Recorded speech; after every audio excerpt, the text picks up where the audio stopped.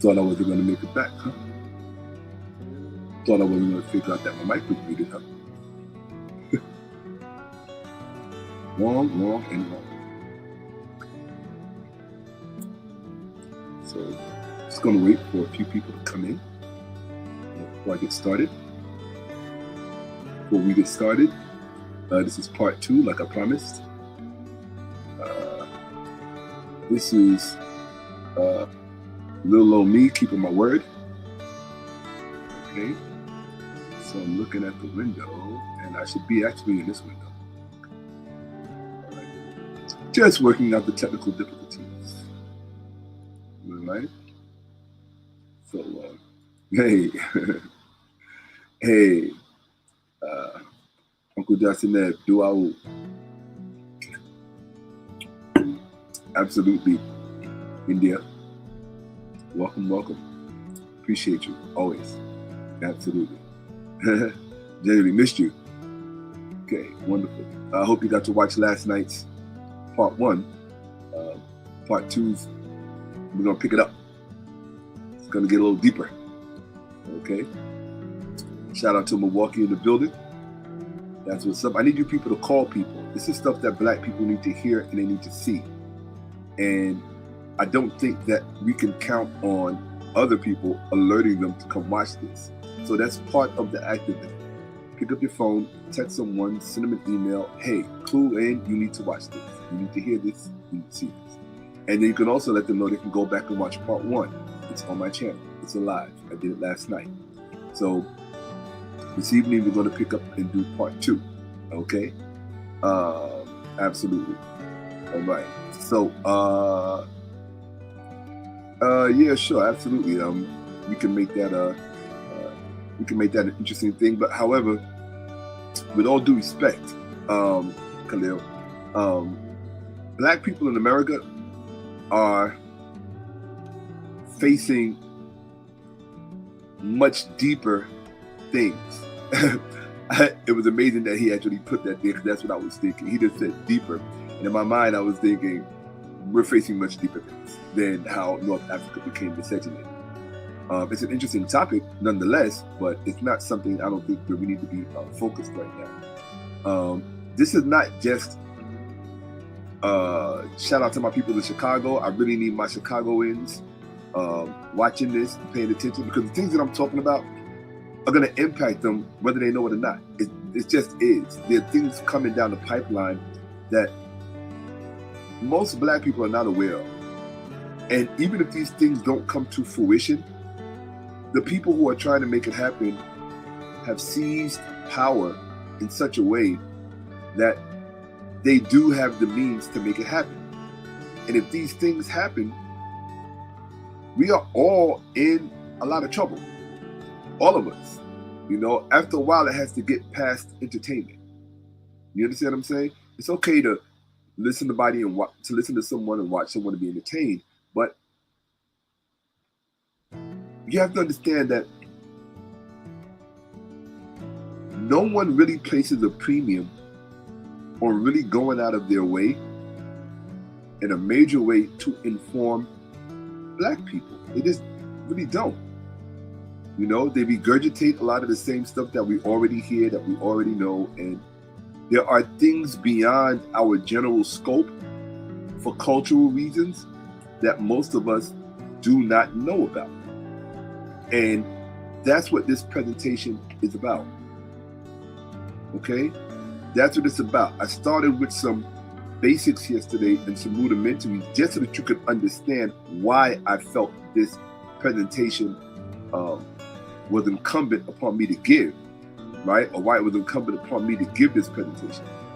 But as we go further in, oh, thank you so much, Conquer 7. That was very thoughtful. I appreciate that very much so. I always have to remind people, I appreciate you.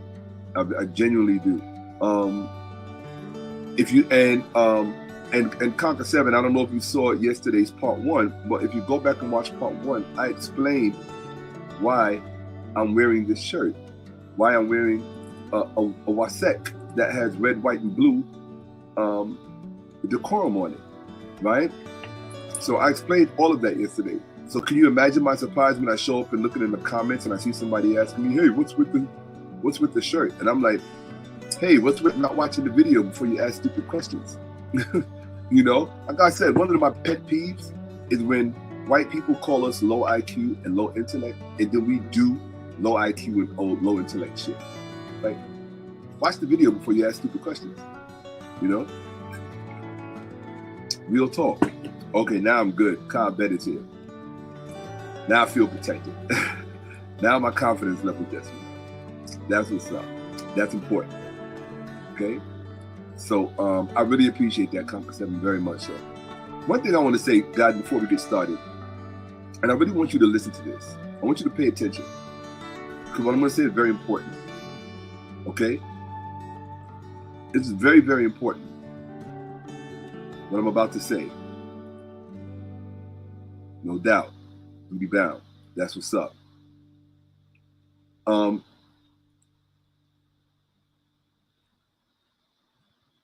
I said this before, actually. Actually, should have been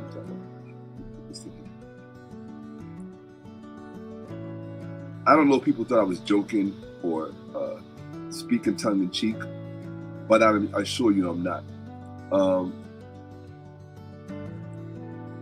For the most part, even though I did monetize yesterday's video, for the most part, I normally don't monetize my videos, because to monetize your videos, you have to monitor what you say so that the advertisers want to advertise with you. You already know that any real narrative that is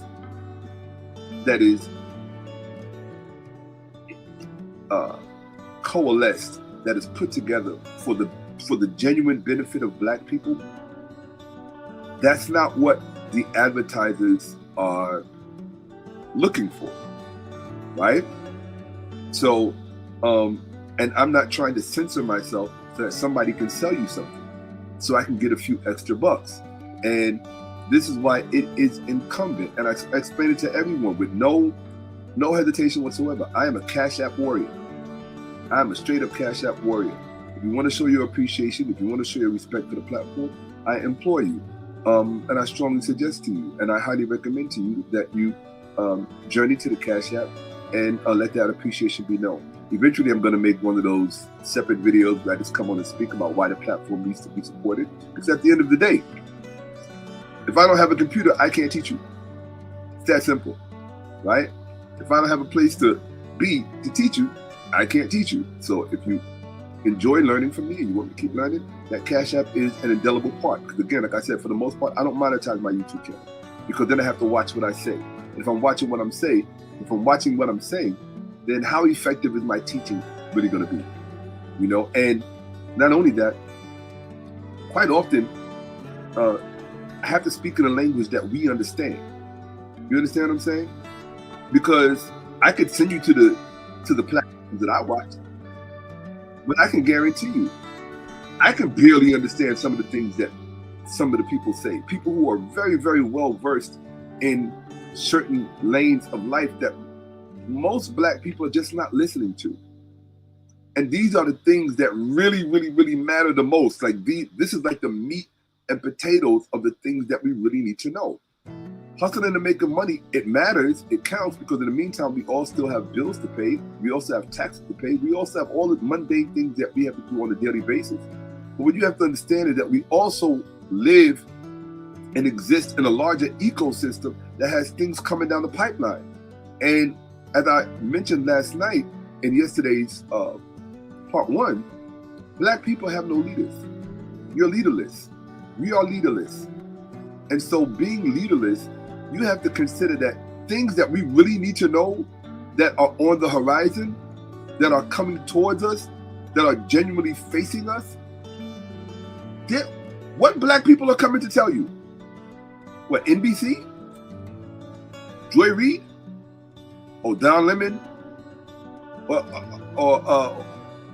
are they coming to tell you? They're not telling you jack. They're not telling you who's who, what their intentions are, and how those things can impact all of us. It matters. But one of the reasons that I've really come to understand why black folks are always behind the curve as far as getting requisite information that's current, and actually that is, you really don't want current information. You want to be ahead of the curve. If you're getting current information, by the time you get it, it's too late. It's too late. You want to be as ahead of the curve as you possibly can. In order to do that, you know the old saying, you got to follow the money, right? So when you follow the money, you have to look at people who are having the greatest impact on the stock market, people who are having the greatest impact on the economy, and particularly those aspects of the economy that are really going to morph our very near future. Even the people are losing their jobs because they didn't know what was going on. They literally did not know what was going on.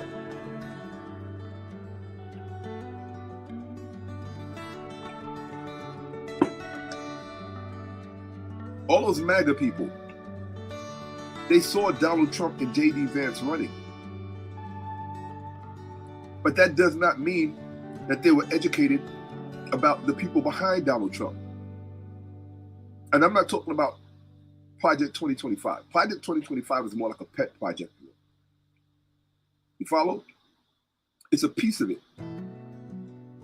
But there's a much larger picture that is looming, and no black podcasts are talking about it. If they are, I'm unaware of it. Bring it to my attention if they are. Right? Maybe I can go participate in the discourse and the dialogue. But to the best of my knowledge, see, what I try to do is this.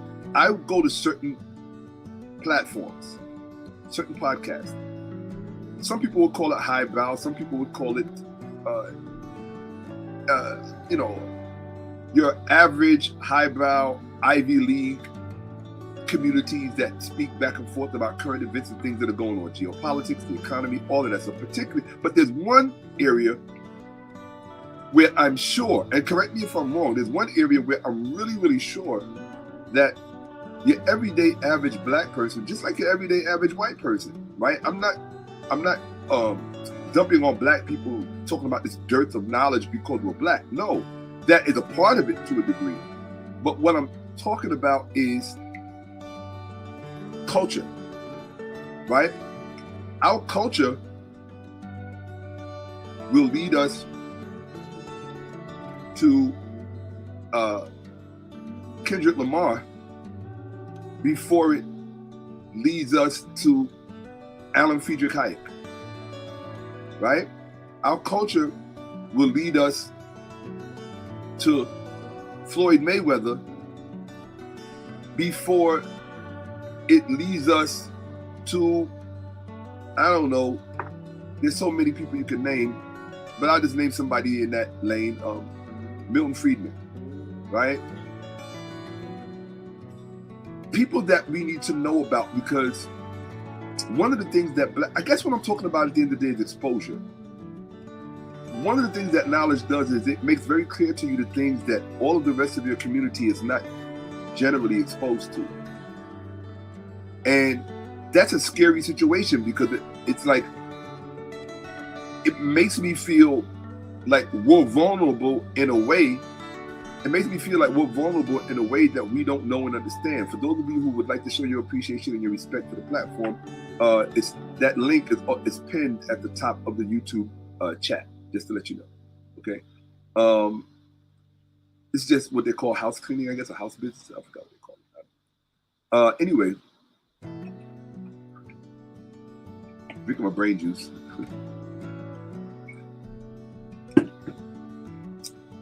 It's cocoa, so it browns my teeth, that's why. So, hot cocoa. Duo, send duo. Absolutely. Yeah, absolutely. You can go to the website, Shakka-Ahmose.com. You can grab t-shirts, you can grab books, courses, and you can, most importantly, my favorite, you can set up a one-on-one 30-minute session with yours truly on Zoom, where you book it. You can go to Calendly or go to my website where it says book a session, and you get me for 30 minutes. And everybody that books a session with me will tell you it goes a lot longer than 30 minutes. You pay for 30 minutes, but you probably end up getting an hour or two, right, or more. It depends on how good the conversations go.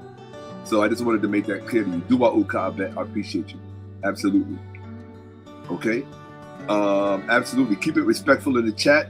I appreciate that, RPM. 𝓈𝐿𝅅𝑎𝑘. Yeah, if you guys get into debates in the chat, I don't mind that. Keep it respectful and keep it insightful. If you don't know what you're talking about, try to keep it out of the chat. I don't like YouTube conspiracy theories that don't have any real substance or any real documentation to it. I don't particularly care for those things in the chat, because then you're just becoming a distraction and you're leading people away from what the discussion is about, okay? So that's very important. This is very true. Let me see, what did he say here? I've heard Gerald Horne say black people need to have a more international scope on world history, because a lot of people are spoon-fed their politics by media. Bless everybody. Yeah, I mean, well, Malcolm said that. Malcolm said there's two kind of black people. There's the person that knows what's going on their block, and then there's the person that knows what's going on in the world. The average black person, for the most part, just knows what's on their block. And when it comes to, and the truth of the matter is, they don't even really know what's going on their block. They don't. Ask them who actually owns their block. Ask them who actually makes the rules on their block. Who's going to live there and who's not going to live there. Ask them, what is the direct course from A to B to the person that has the most impact with the decision making on your block? They probably don't know. And the reason why we don't know is because it's the way we were socialized. It's a culture thing, right?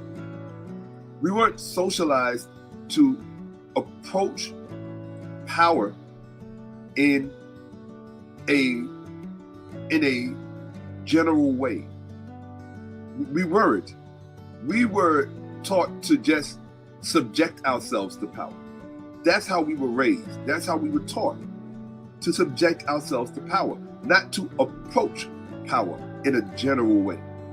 We weren't taught that. And so because we weren't taught that, because we weren't socialized that way, our scope of thinking, our scope of concerns is very circumscribed. It's very limited. And this is something that people who would like to oppress us, this is something that they are counting on. They're counting on this. They're the reason why we were excluded from so much, and still are excluded from so much in this culture, in this society, right? So when you get those few black people who are, I don't know, courageous enough, or whatever you want to, curious enough is a better term. When you find those people who are curious enough or fortunate enough to reach outside of those scopes and try to bring you with them, they have a choice, three choices.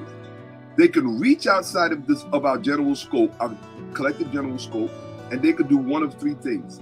They can bring the information back. They can bring you to the information. Or number three, they can just say, you. Go ahead and do you. Everything else is more important to you. Why should I worry about you? Why should I worry about you when you don't care about you? Real talk. Guaranteed there's going to be some stupid person in the comment at some point making some stupid comment about my appearance and did not focus on anything of value that I had to say that could literally impact their life, or at least their decision making. One of the things I can tell you is that we are nowhere near politically active. We are not. We are not. As a race, we're not. We think we are, but we're not. We're not. And so I just want to clue you guys in to what's going on. And then we're going to get started with part 2. So for those of you who are watching, thank you. You can always just fast forward ahead to get to, if you just want to get into the meat and potatoes. All right. So let me come here. All right. Absolutely. All right. We're going to come here. Yes, we are. And let's get ready to ride. Yeah, don't say anything.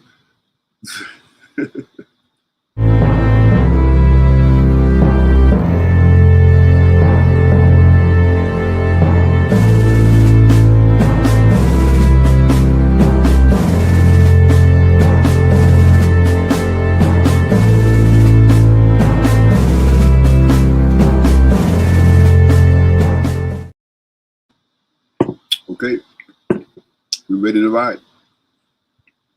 For those of you who are watching part 2,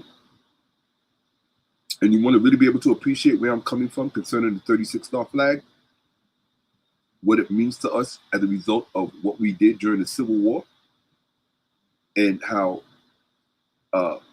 malevolent white racist forces succumbed to us, yielded to us.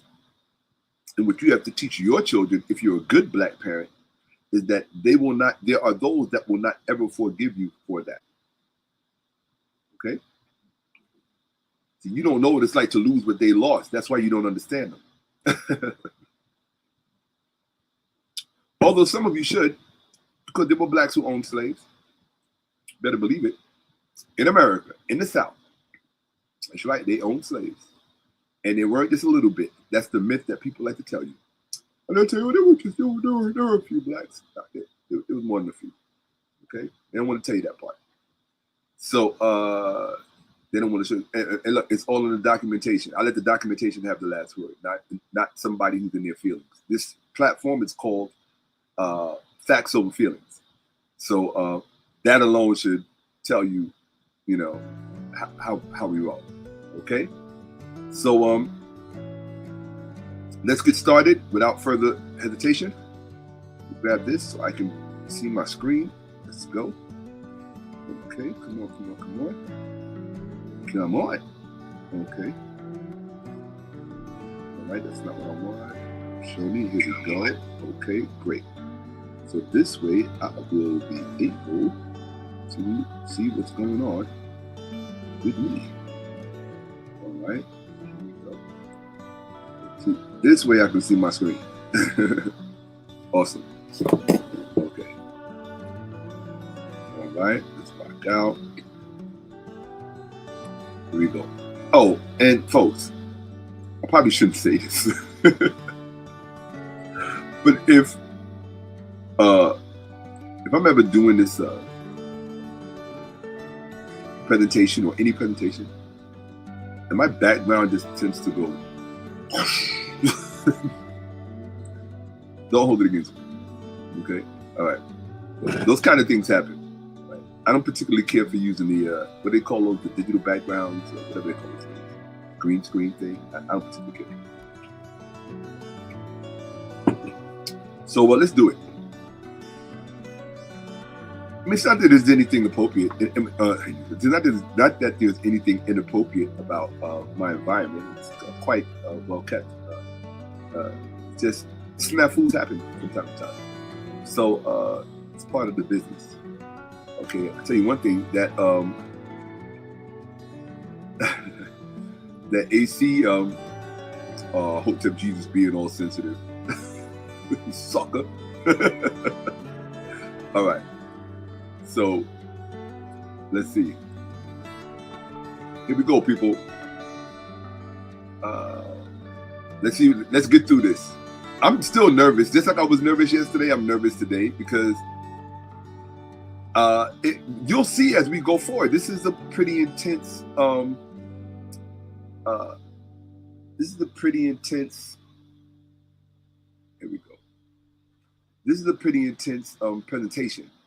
So it's taking a lot from me to be able to do this. And I'm nervous, you know, it's like, oh my God, am I going to get through this? And Kemetville is still in the works. Like I said in part 1, when I saw everything going on in the country with all the politics, and a lot of black people were actually very, very scared. A lot of families were scared, and people were contacting me and asking me to speak about it. Oh, which reminds me of what I was going to say a moment ago, which I forgot to say. This is what I want you guys to remember. When I'm giving a presentation like this, in the kind of environment that we're living now, it's white aggression is at racist white aggression. Institutional racist white aggression is at an all-time high. They are attempting to, how can I put this?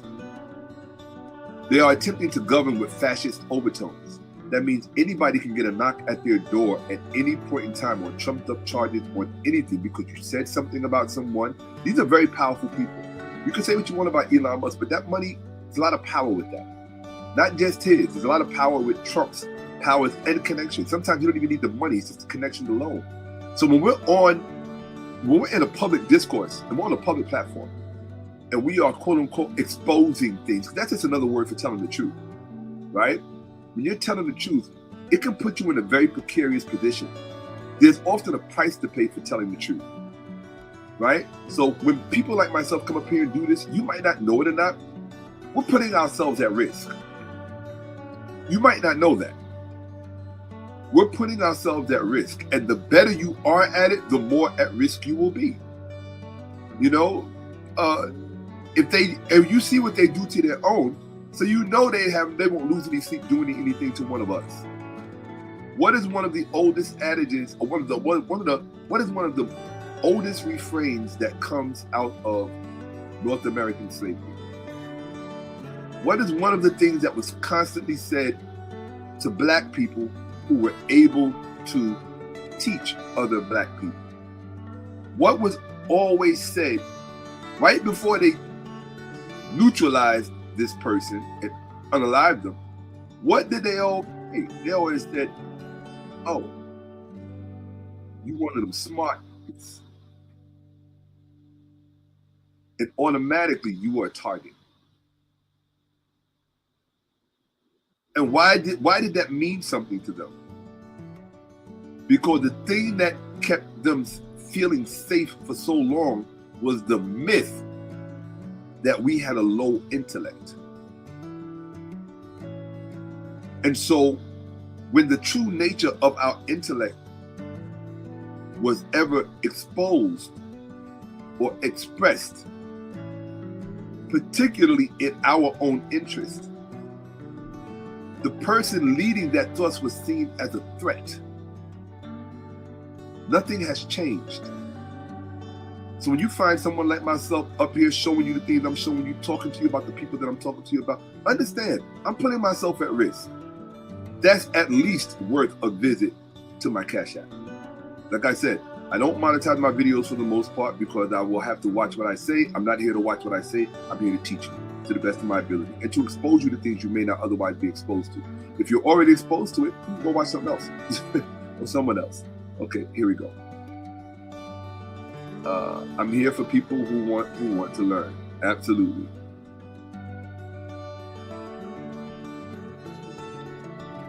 Okay.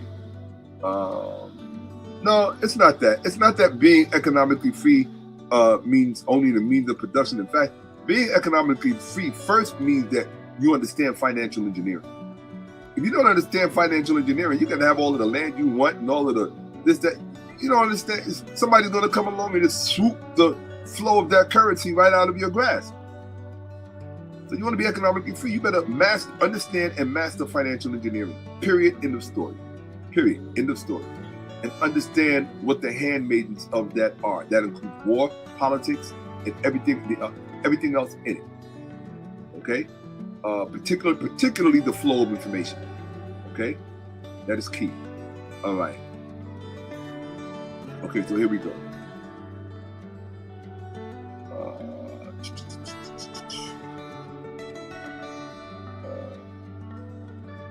That's my, anytime you see me like shut down a little bit, that's just my nervousness kicking in, right? So I'm going to present. I hope I'm still here. Am I still with you guys? Yeah, I seem to be.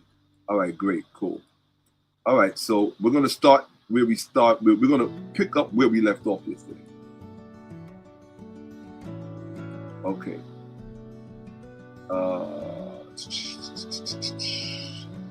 Here we go. No, I got to pick the right window first. Right. So, what's the window that I want?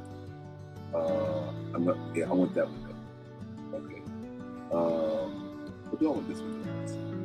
Yeah, let's take this window.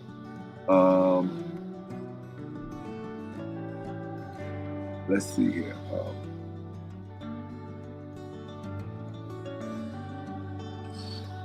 Go to begin. Okay.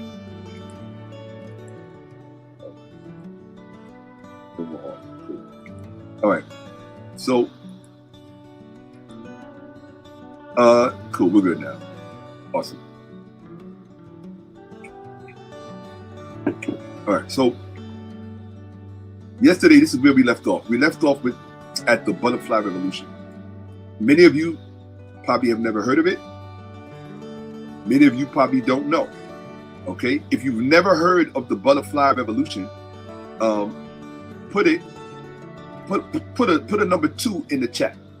If you've never heard of the butterfly revolution, put a number 2 in the chat. Okay, do that for me right now. Right? Because if you all know about it, then I don't have to talk about it. But if you don't know about it, then you need to know about it. You should know about it. Put a 2 in the chat if you've never heard of it. If you know what the butterfly revolution is, put a 1 in the chat. If you don't know what it is, put a 2 in the chat. Let me see, people. Let's go. Okay, I'm seeing it. All right. I'm seeing 2. Okay, I'm seeing 2. Okay, I figured as much. Yeah, I figured. Yeah, most of you don't know. It looks like none of you know. All right. If you know what the butterfly revolution is, put number 1 in. Okay. So I'm not seeing any number 1s. So anybody who has a number 1, you might as well keep it to yourself because you had every chance to put it in. So it's no. All right. Yesterday, I showed you in part 1. I showed you the people who were behind Trump's presidency. One of the persons that I showed you was the political philosophical guru behind those persons who are surrounding President Trump. I showed you him and I showed you his name. Okay? We're going to go back to him and we're going to look at it. But right now, you need to see something that he wrote. All right? And the reason why you need to see what he wrote is because what he wrote provided the plan for the way the 2025 election unfolded. All right? It was the plan that brought you Project 2025. It was the plan that brought you the end of DEI. It was the plan that brought President Trump his insane level of immunity, where he's basically a de facto king, right? A monarch, to use the term, right? What you need to know is you need to know out of whose mind, or minds, plural, you need to know where these plans come from. Because if you don't know where these plans come from, are you talking about Lewis Powell? Lewis Powell plays a role in it. Lewis Powell plays a role in it. Very good. Yeah, the Powell Papers definitely play a role in it. There's no question about it. The Powell Papers laid the foundation. But there are other, how can I put it, other agents and agencies that are more urgently effective, right? They're more, when I say urgently effective, meaning they are instrumental in architecting what is going on right now. But like I said yesterday, there's a big difference between designing something and conceiving something, right? And what you will find really is that what's going on is really not people conceiving of something. Exactly. Dark enlightenment. Absolutely. Dark enlightenment. Absolutely. Okay, so we're going to talk about the dark enlightenment. Probably not in today's episode, but eventually at some point, if somebody's interested in talking about it, we can talk about it. But we're going to talk about the person who architected the so-called dark enlightenment. And his name is Curtis Yarvin. I mentioned his name yesterday, and we're going to talk about him today. This video primarily for me is a response to an interview that Curtis Yarvin did for the New York Times. He said some things in there that I really took issue with. And I was really bothered that I saw nobody on a black podcast responding to him. And it just makes me look at black people like there's something wrong. How do you let someone with this kind of influence, who is literally influencing damn near the entire election, go on a tour saying all of this shit about black people that's having real life consequences? saying and teaching the kind of stuff that can get a 4-star general fired because he's black. If they can fire a 4-star general, the chairman of the Joint Chief of Staff, what do you think they can do to your little sorry black ass? I had to put it like that. Because for some reason, I don't know who's been educating you, and I don't know who's been socializing us, but nobody is socializing us to engage conceptually with people who base their whole framework on conceptualization. That's not cool. I showed you yesterday that the language of white supremacist ideology is psychological warfare. It's psychological warfare. And none of you it doesn't appear to me that our community is in any way revving up to do battle. Like where are, let me put it like, where are the heroes from our community or within our community? Where are they? I don't see them.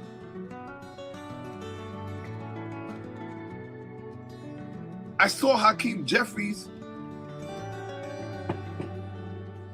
It was, I don't even want to say how I feel about what he did. To stand up in front of the world and show them what a helpless black man looks like. He's not even a shadow of his uncle, Leonard Jeffries. Dr. Leonard Jeffries. He's not half the man his uncle is. And his uncle is at the point of losing his faculties. He's that old, Dr. Leonard Jeffries. Or Dr. J, as we affectionately refer to him as. But Hakeem Jeffries, speaker for the Democratic Party, the exhibition he put on to say, oh, we don't have any leverage.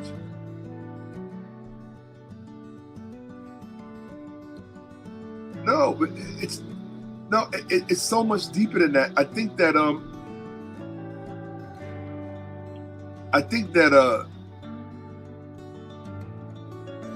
you honestly want me to tell you, I think that it's not that we're stupid, it's not that we're dumb. We've just been socialized to be intellectually lazy. That's all. And you need to admit it. You need to confront it and embrace it so that you can change it. Because if you don't change it, there's a price tag attached to it. And that price tag is too expensive for any one of us to pay, or it's too expensive for all of us to pay as a collective. And if you think that well-meaning, good-intentioned white people are going to come save you, how are they going to save you when they're going to be catching their ass? What do you think was used to make them turn on you in the first place? Those wealthy white planters say you're either with us or you're on a plantation with them. Where would you rather be? They made them an offer they couldn't refuse. White folks said, oh yeah, we white folks got to stick together. Even though I ain't got shit, I might be poor white trash.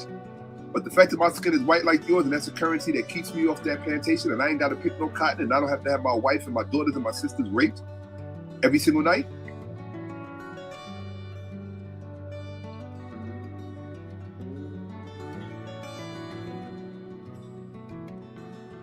Facts. Facts. That part right there. It's a shit show. But here's the problem.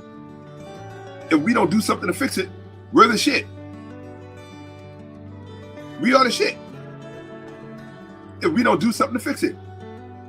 Facts. Shout out to Rex. Facts. So let's get with it and let me show you what's going on. And you're not going to see this anyplace else. I can guarantee you that. Okay? Let's do this. Let me get back. Let me see. Hold on a second.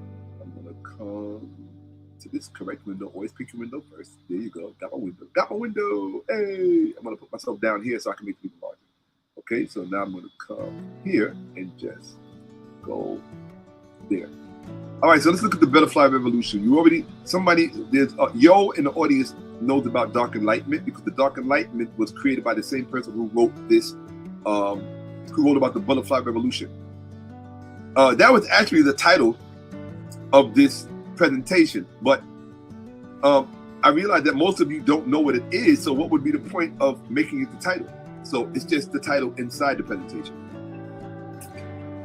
But before we get into the butterfly revolution, I want to share something with you. As I was going along this journey, I was coming across different things. One of the things that caught my attention was this. You see this? This is from a website called Montana Women's History. Okay? Montana Woman of the Ku Klux Klan. A little article down here about this woman, right? Oh, you're going to find out who she is in a second. But the article says, the Ku Klux Klan is out of politics henceforth and will carry on work of an invisible nature hereafter. According to Miss Roby Hill, that's her name, Roby Hill, or Roby Hill Comer. Okay, according to Mrs. Roby Hill Comer, she was the imperial commander of the Women of the Klan. This picture of her was taken in Indianapolis, where 25,000 Klanswomen gathered for a Jubilee convention. 25,000 Klanwomen gathered. Now, I got to ask you a question. I have to ask this.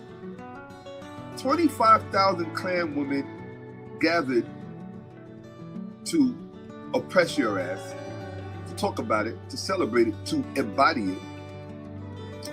When was the last time 25,000 black women got together in America on some how can I put it? On some power dynamic kind of thing? I'm just curious. I know they had the Million Man March, and women love to parrot what men do, so whatever happened to the Million Woman March? I don't know. I think they wasn't going to have bathrooms at the bus station or the airport or something. Or it wasn't one of those getaways girls like to go to when me and my girl were going on a girl trip. Whatever happened to the Million Woman March? We did the Million Men March. Well, I didn't do it. But what happened to it?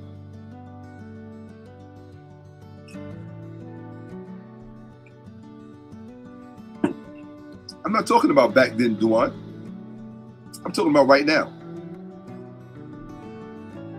Right now. Okay, so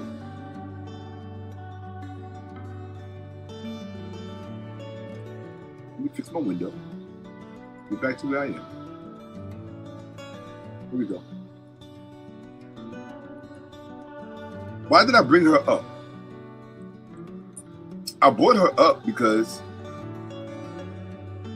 I just thought it was really fascinating to see that woman standing there dressed like that and talking about doing things of an invisible nature hereafter, that they're out, making an announcement that they are out of politics. That should be the first thing to let you know that the exact opposite is true. We are going to get deeper into politics and we will not be seen. That's what that statement meant. The invisibility of it all. I was just fascinated with it. How many of you have ever heard of the Holy Kloran? You ever heard of the Holy Kloran? Well, this is the Kloran.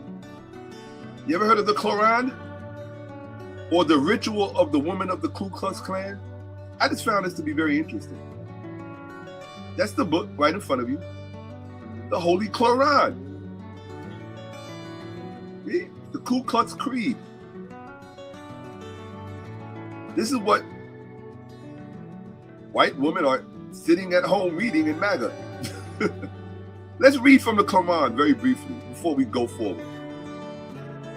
And the reason I'm bringing this up is when we think about white supremacist ideology, we so often think of white men and white males, and we ignore the role that their females play, that their women play. All you gotta do is look at MAGA and look at the women around Trump, and you know that they're devoted and committed. But let's read this very quickly. The Quran is the ritualistic work of the invisible empire. That's the name that they call the KKK. And its contents must be rigidly safeguarded and its teachings respected and held inviolate by our citizens.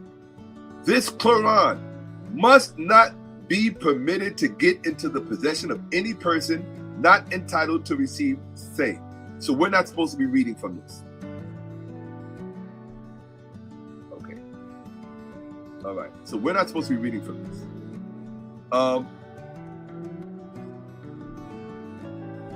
Its creed must be held sacredly secret by all. Well, the secret's out.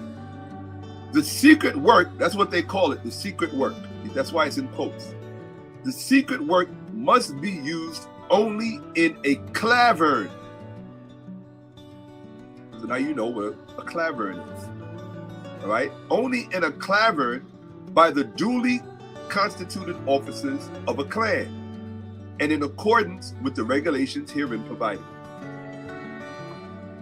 The Kloran was created by the Empress and Imperial Commander, and same cannot be abolished or modified except by her or by her authority. All excellent commanders and their official cabinets should study the Kloran carefully and commit to memory their respective parts in order that our sacred principles may be fully enunciated and intelligently interpreted. Warning: any citizen of the invisible empire who disregards these instructions will subject herself to penalties prescribed in Article 19, Sections 2 and 3 of the Constitution of the Women of the Ku Klux Klan, Incorporated. So, the women of the Ku Klux Klan have a corporate status. They have a constitution, and they have this is their Bible. Okay? We, the Order of the Women of the Ku Klux Klan, reverentially acknowledge the majesty and supremacy of Almighty God and recognize His goodness and providence through Jesus Christ our Lord. Okay. Recognizing our relation to the government of the United States of America, the supremacy of its Constitution, the Union of States thereof. You heard she said the Union of States. Okay? Most of you don't know the difference between the Union of States and the United States. They're not the same thing. The Union of States thereof and the constitutional laws thereof, we shall ever be devoted to the sublime principles of a pure Americanism and valiant in the defense of its ideals and institutions. We avow the distinction between the races of mankind as decreed by the Creator, and we shall ever be true to the maintenance of white supremacy and strenuously oppose any compromise thereof. That means take no prisoners. We appreciate the value of practical fraternal relationship among people of kindred thought, purpose, and ideals, and the benefits accruing therefrom. We shall faithfully devote ourselves to the practice of an honorable clannishness, that the life of each may be a constant blessing to others. Not for self, but for others. So that is their declaration. I just wanted to share that with you. That is the Holy Kloran. The Kloran, or the ritual of women of the Ku Klux Klan. Now, hold on one second, because it's about to get good. Which means, hold on one second. Hold on. It's about to get good, so y'all gonna have to just give me 1 second. I have to prepare for this. I will be right back. Give me 1 second.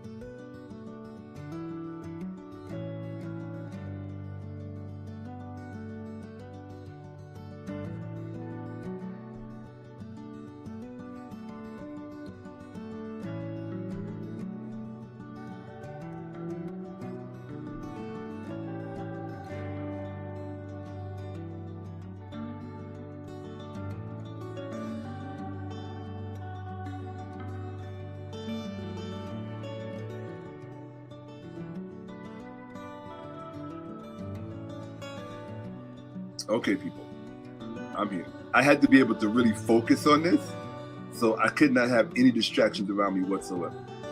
Okay? Here we go.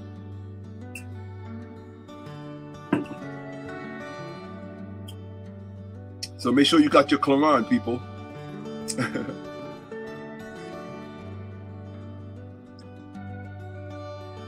Here we go.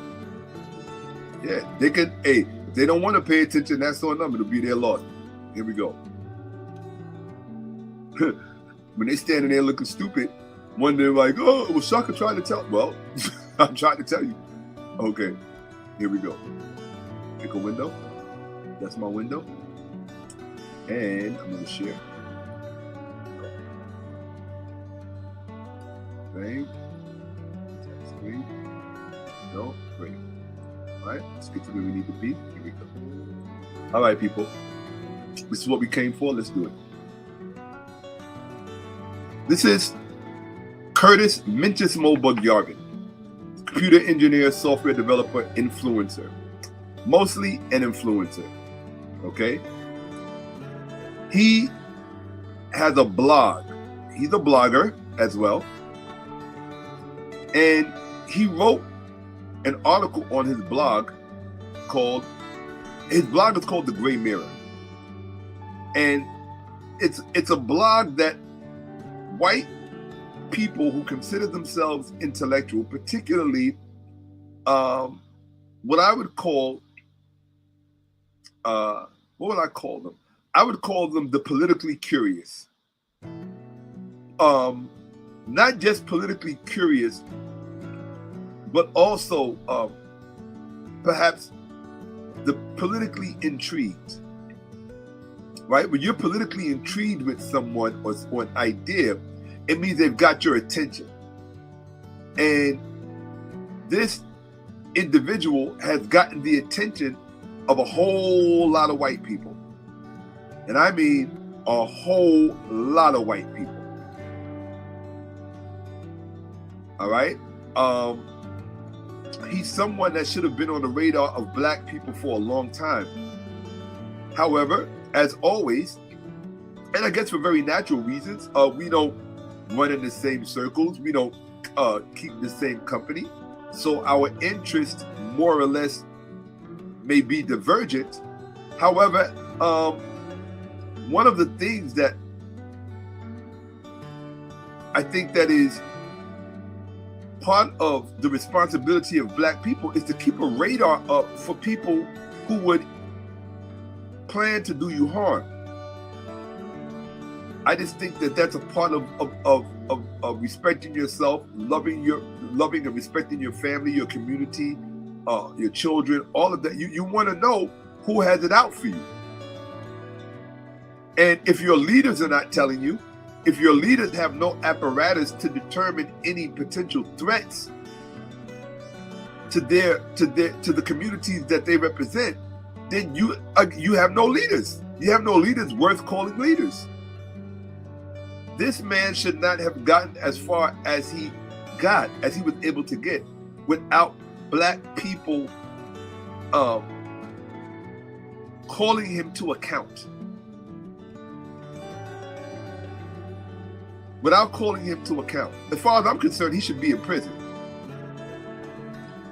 This man is, as far as I'm concerned, he is the ultimate symbol of white privilege in America. Why?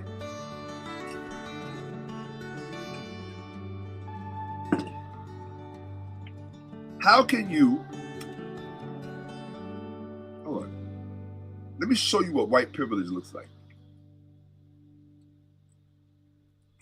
How can you, in fact, you know what? Let me put that back on. Okay.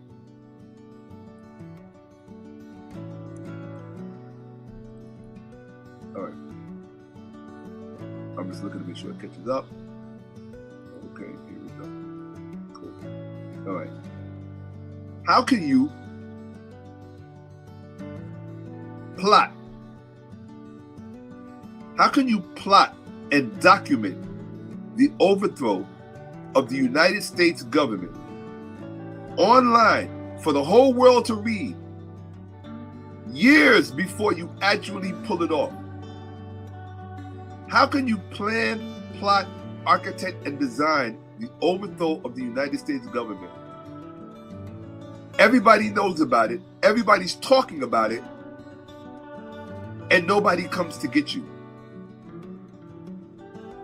Nobody comes to... That's white privilege.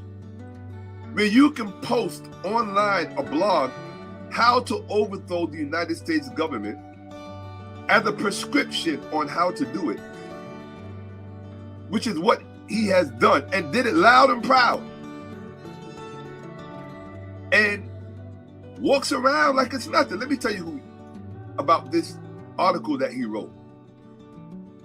It's called The Butterfly Revolution. In this article, he lays out how the government can be overthrown. I'm helping you to understand why you saw everything you saw right after the election. Why you saw Elon Musk and Donald Trump doing everything that they've been doing. It was planned, the conceptual framework, the raison d'etre, the rationale behind what they did was laid out in this blog. Word for word, but more like a dog whistle. But it was the kind of dog whistle in any other country that would have got you killed or put in prison. He did it, no problem. Right? Now watch this. In The Butterfly Revolution, Curtis Yarvin argues that modern democracy has devolved into a dysfunctional system where power is dispersed and controlled by a bureaucratic elite. He contrasts this with the idea of butterfly revolutions, small decentralized movements that can lead to radical change. Yarvin suggests that true political change will come not through traditional means, but through more subversive, unconventional methods that dismantle the current system from within. All right, that's from ChatGPT. Now, I don't know if you know what subversive means. Okay, let's see. Let's take a quick look. You know me, I like to have my definition on deck, right? So here we go. I'm gonna open this up. Let's just look it up. Here we go. That's a very important word. Subversive, right? Seeking or intended to subvert an established system or institution. Okay, hold on. Well, what does it mean to subvert? I know it.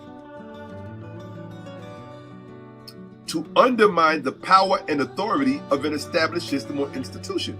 Well, that sounds like something Russians would want to do, or China would want to do.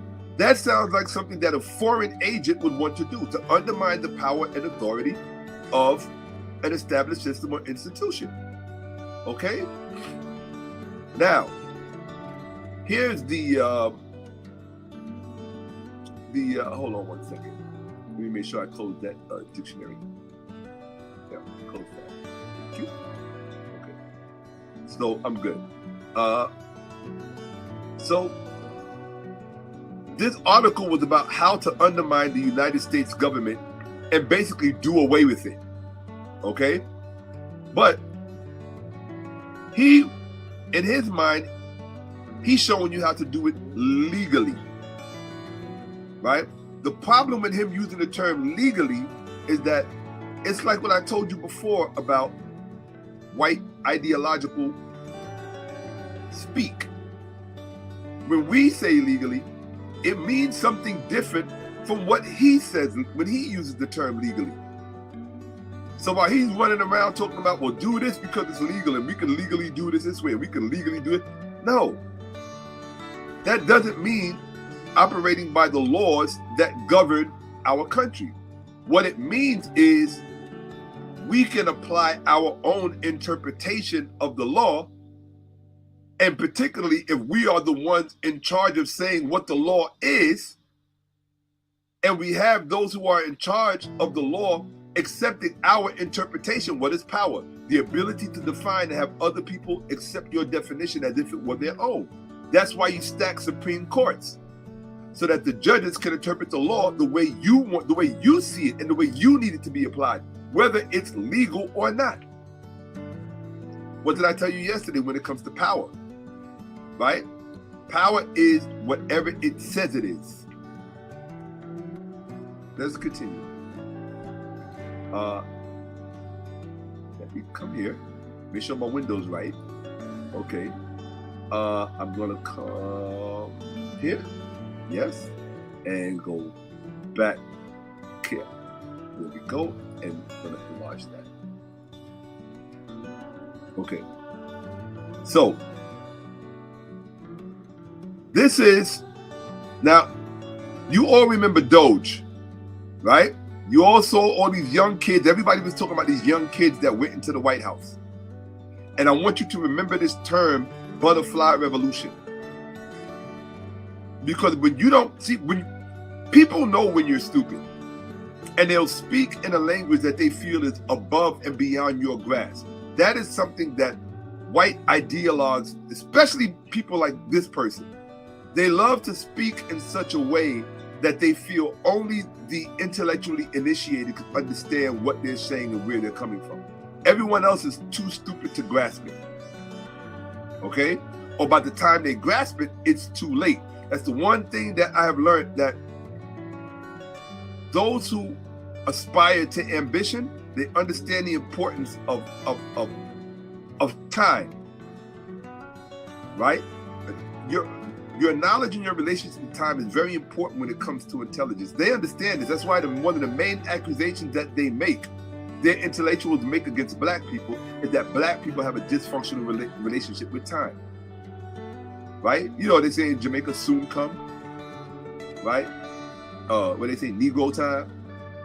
Right? I mean on black time. I didn't show up on time, but you know, color folk time, or whatever they call it. Right? So, and our inability to understand delayed gratification, which is, you know, a rumor they spread amongst themselves about us, right? This is the reason why they feel we can't plan, plot, or do whatever it is, that we're incompetent. They feel like, or they express the views that neurologically, because of our genetics, we are not capable of thinking, forget beyond their level, even at their level. Okay, so. Let's move forward. So this is on X, right? I call it Twitter. I don't call it X. I call it Twitter. On Twitter, I'll tell you, there's a reason. Look, for me, there's only one X that matters. That's Malcolm X. If that's not the X you're talking about, I'm calling it Twitter. Now, this was somebody talking about Doge, and they were talking to the vice president. They asked him, they said, so you agree that Doge is made up of literal children? The department, what is it? Department of Governmental Efficiency, right? So he said, you agree that Doge is made up of literal children. Keep that in mind. Keep that term children in mind. J.D. Vance says, the vice president says, here's my view. Your vice president said, here's my view. He said, I obviously disagree with some of Alez's posts, but I don't think stupid social media activity should ruin what? A kid's life. So they're referring to them as children and kids. Do you see that? Children and kids. I'm going to show you something, but you have to keep that in mind. They're referring to these young people that went into the Treasury Department and are firing all these federal workers. They're referring to them as children and kids. Remember that. Okay? If you go to this Le Monde, I think it's a French newspaper, right? The title is, who are Elon Musk Doge kids tasked with hacking the US federal government? Okay? These cohort of engineers. So they're kids and they're children, but they're engineers. Pay attention. Rolling Stone, right? In this Rolling Stone article, Doge's nerd army is breaking the government by threatening to snitch to Elon. I mean, if you didn't do what they told you to do, they said, we're going to tell Elon. Now read the article. It says, it has become a cruel punchline within the federal bureaucracy 4 sources familiar with the matter tell Rolling Stone that, listen, some child. You see how they're referring to them as kids, children, and child? Those of you who are slow in the back are not going to be able to keep up. But for those of you who have brain power, you see what I'm talking about. There's this constant refrain referring to them as kids and children, right? So, 4 sources familiar with the matter tell Rolling Stone that some child from the Doge team will threaten to call Elon Musk if you don't do what the child wants, as one federal career official describes it. So the people who are working there are literally referring to them as children, child, kids. Now here they're referred to as teens. So far it's working. The Doge teens, no matter how ridiculous their backstories or racist their posts, because one of them made a very racist post about how he was racist before it was cool to be racist, and that Indian hate should be normalized. So, you know, they fired him, then they gave him their job, they gave him his job back. But all of these they're being referred to as children, child, and kids, and teens. No matter how ridiculous their backstories, have swiftly been granted sweeping access to sensitive data and systems, including the Treasury system that handle trillions of dollars in payments. Long-standing federal laws be damned. A Doge spokesperson did not respond to Rolling Stone's request for comment. Now, this is very important. I'm going to stop sharing. I have to make sure everybody's with me, because when I get to the next few slides, don't start, because you know you like to get in the comments and ask stupid questions because you weren't paying attention, right? I always stay away from people that don't pay attention, because those are the people that make everybody else, they slow us down. Black people do not need to be slowed down right now. We're already moving too slow. We need to step it up. So for those of you who are interested in paying attention, keep watching, make sure you're paying attention, and show me in the chat that you're actually following. Okay? So when I look in the chat, the comments that I need to see in the chat is better be about something I just said a moment ago or a few moments back. It lets me know you're paying attention. Okay? For those of you who notice that they're being referred to as children, kids, and teens, put a 5 in the chat. Show me you're paying attention. I'm not going to move any further. I want to see that you're paying attention. There's a reason why they're calling them kids, children, and teens, and child. That's 4. Those are 4 epithets that were used. Documented. Children, child, teens, and kids. Put a 5 in the chat.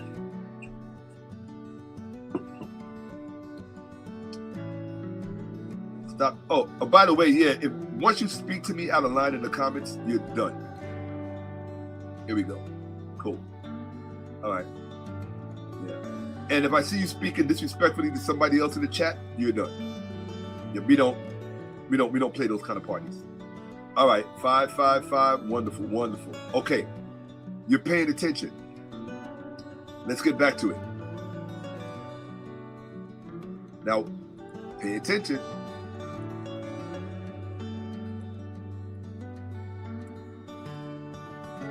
What I'm about to show you, nobody else is showing you. Nobody.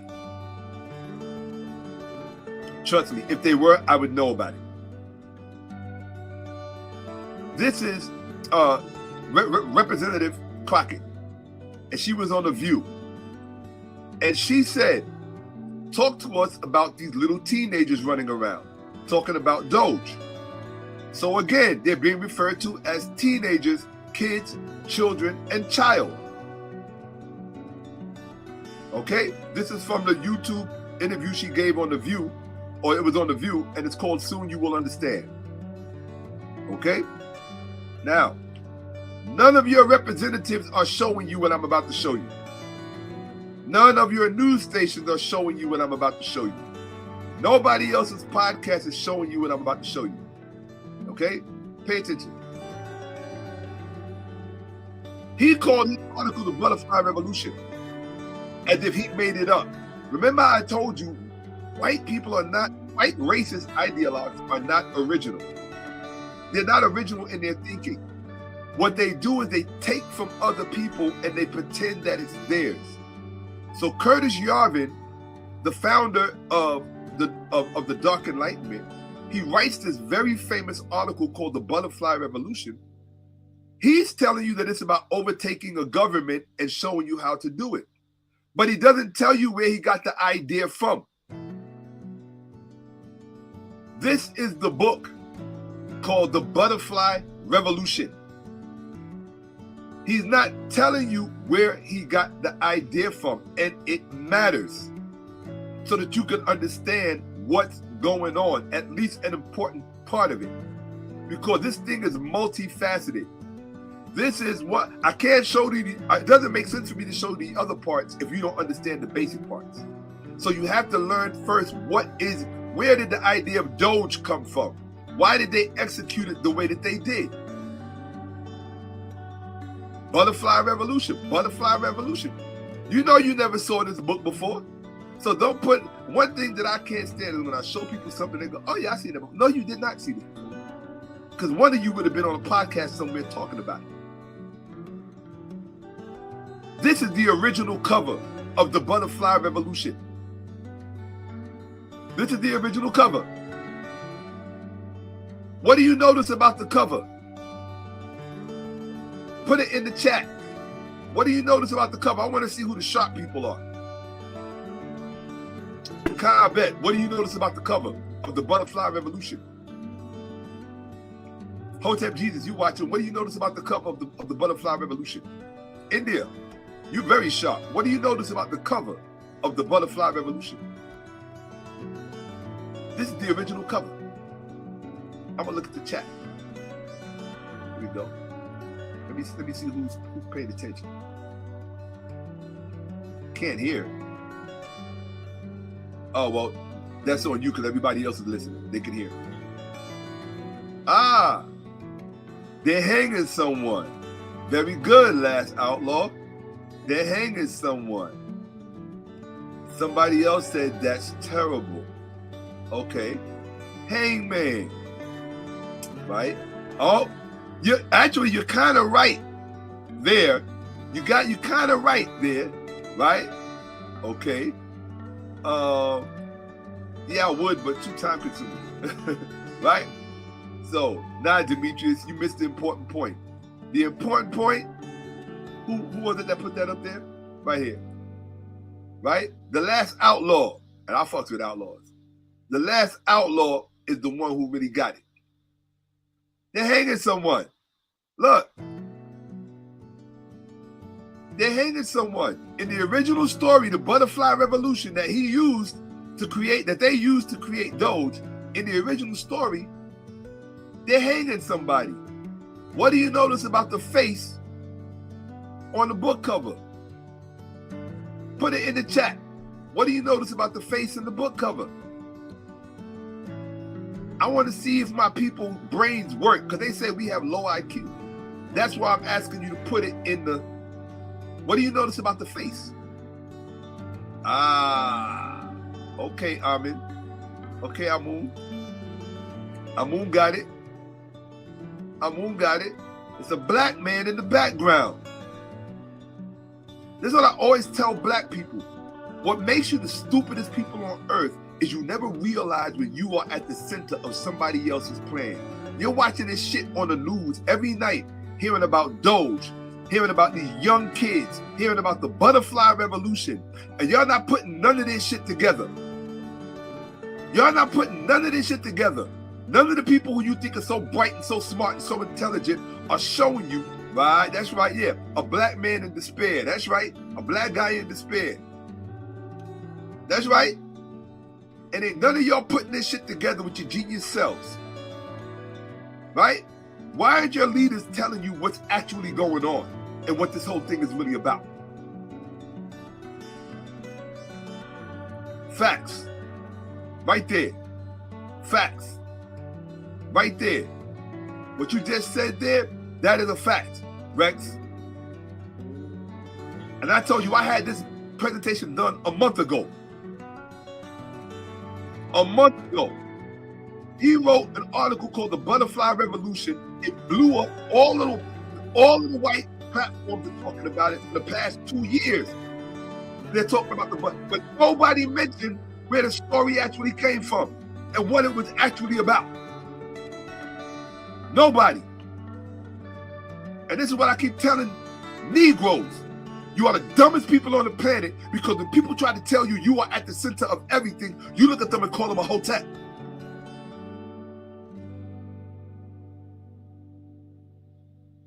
Damn right. I'm telling you what it is. Because I'm pissed off that I had to figure this out for myself, and our leaders, nobody out there is telling us nothing. I had to figure this out for myself.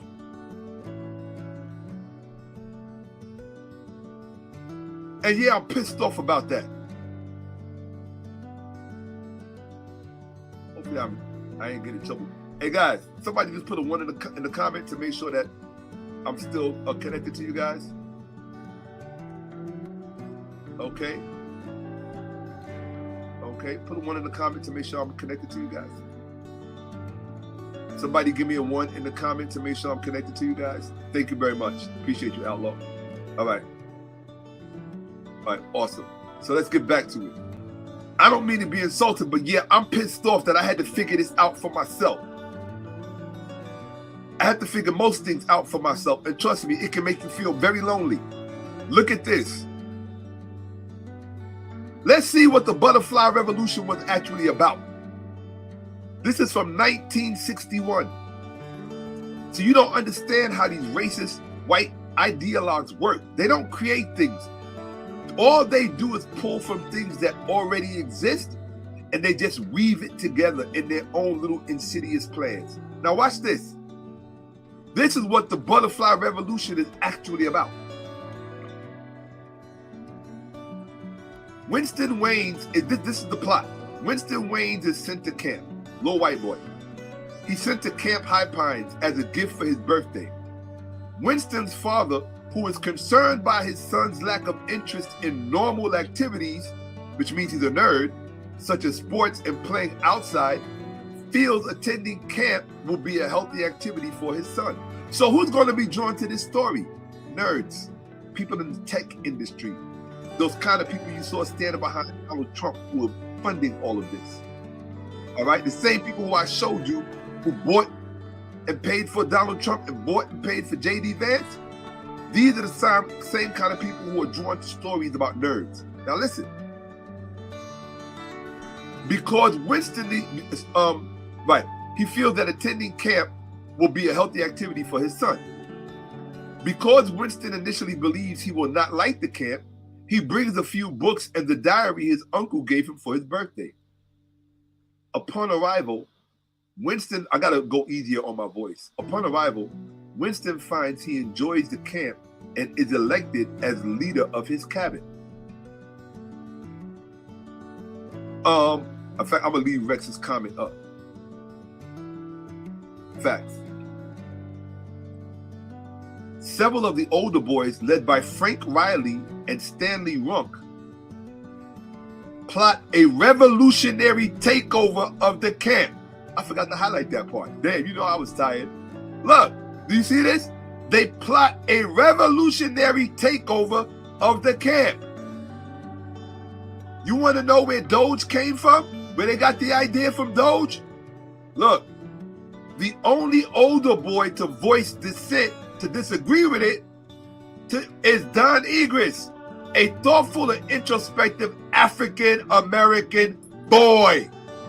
Y'all have no idea of the kind of shit that is going on right now. Y'all have no idea where they get it from.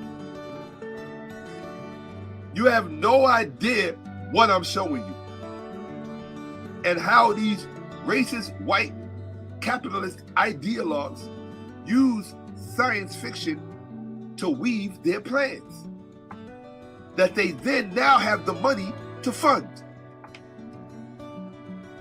Do you see what I just showed you? Because I'm looking in the chat and it seems like you're talking about some BS. I like to keep the IQ of my chat at a higher level. So I better see comments about what I'm showing you here. And in fact, if I start seeing people commenting about things other than what I'm showing you, I'm just going to block you or put you on timeout. I don't want to see crap in my comment that has nothing to do with what I'm teaching you right now. This is class. Class is in. Pay attention. Or I just won't do these lives anymore. I just record them and then just put them out and just let y'all think it's live. The reason I do this live is so that it's an organic experience for the person teaching and for the people who are being taught. I hope you'll see what I'm showing you. I don't know, maybe I need a well, let me not say that because y'all be offended. Put a number 2 in the chat. No, put a number 3 in the chat to show me that you understand what I just showed you. Put a number 3 in the chat to show me that you understand what I just showed you. If you even understand the significance of it.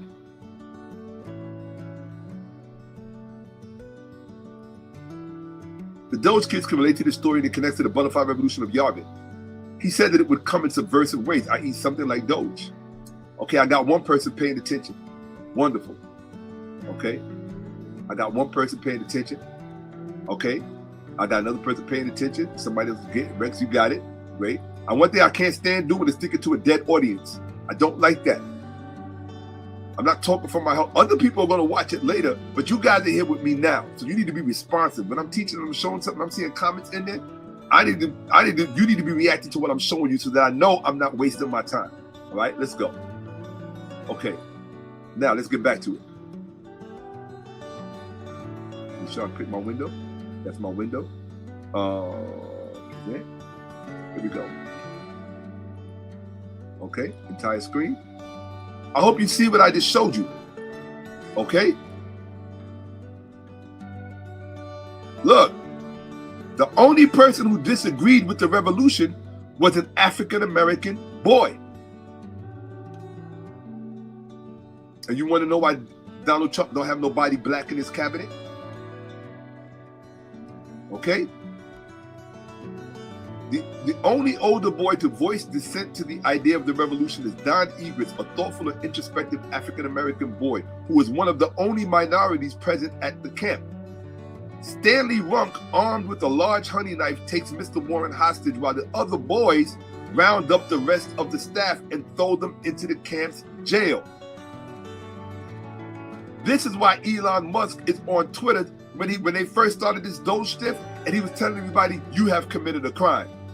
This judge should go to jail. Because they're all speaking from this work. The boys proceed to Low Pines, the sister camp for girls nearby. Now, look at the picture again. You got a person being hung. You got a black man in despair. Look at the hands. Whose hands do you think those are? The boys proceed to Low Pines, a sister camp for girls nearby, and capture the adults there as well. Various teenage, what do they call Doge? Teens. Various teenage, they call them children, and preteen boys and girls are made officers and given charge over various aspects of the revolution. This is where the idea for Doge came from, people. A Supreme Revolutionary Committee, or SRC, consisting of Frank Riley and some of his more trusted cohorts, makes all important decisions. Winston, and so the main leader, the biggest kid in Doge is Elon Musk. Elon Musk is playing the role of the kid, the oldest kid, because when you see the actual story, the kid that started all of this was an older kid. He was a young adult. He was the one that ran around and rounded up the other young kids in the camp so they could flip on the counselors and lock them up. That's what the whole Doge thing was about. It came out of this book. Winston, as chairman of the propaganda committee, soon becomes a part of the SRC. Winston becomes uneasy at the level of totalitarian control becoming evident in the camp's operations. When he voices these concerns, a boy named George Meredith denounces him as a communist. At the same time, this is what you call political fiction. At the same time, or actually it's called political theory, poli-sci theory 101, right? At the same time, the revolution faces internal conflicts as Riley and Ruck get into a power struggle. Winston learns that Riley has in his possession a gun that belonged to Mr. Warren. Now pay attention. Mr. Warren was the head counselor, right? Riley is the older kid that got all of the other ones rounded up. Okay? Let's see.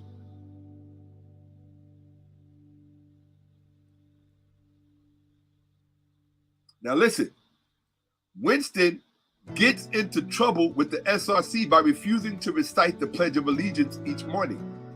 So this is political loyalty. Don Egris, the African-American, tries to escape the camp, but he's captured. Winston is placed under the control of his enemy, Bob Daly. When he hits Bob Daly with a wooden lance, he's jailed temporarily.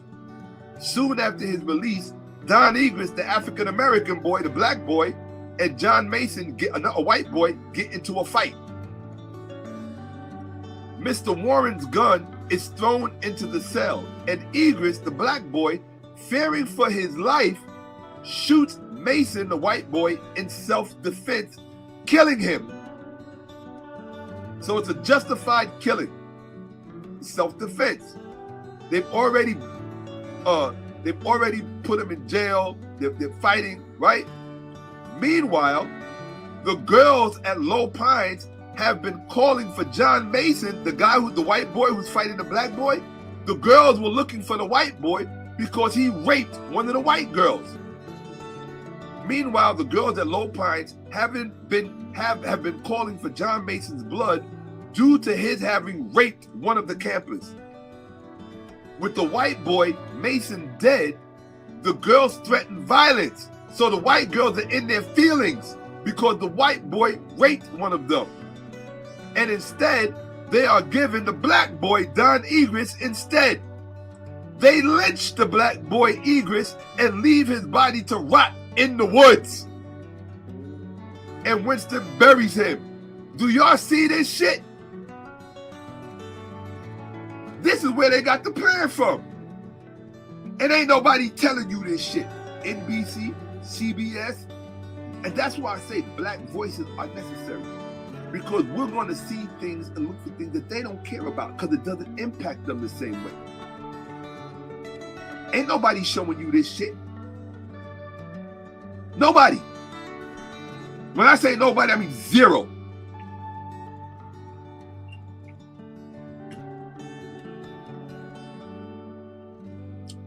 It is.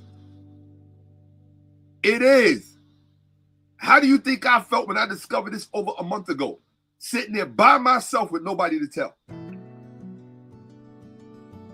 Can you imagine what that felt like as I'm watching this unfold on the news and I'm seeing where they got the blueprint from and what the actual story in the blueprint is? It's about us getting lynched. That's what this whole election is. It's a lynching by election. Yes.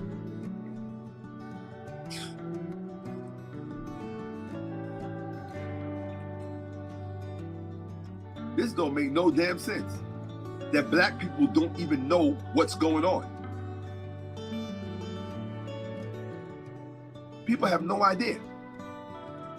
They have no idea. They have no idea what's going on. Exactly. That's why he was jumping like a kid. Yes. He actually embodied this whole story. You people have no idea. You people really have no idea. 100%, Rex. 100%.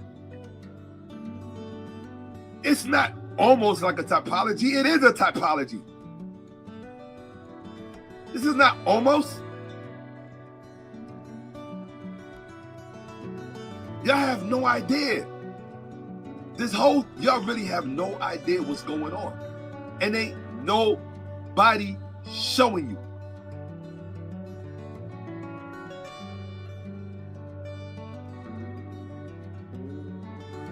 Y'all have no idea what's going on. Y'all really don't know what's going on. I'm looking and I'm reading the comments and I see you understanding it. That's what's up. That's what I need to see. That lets me know that I'm not by myself seeing what the hell I'm seeing. It's not in the newspapers. There's no, all of these progressive white podcasts. How come they haven't told you? And I listen to the best ones.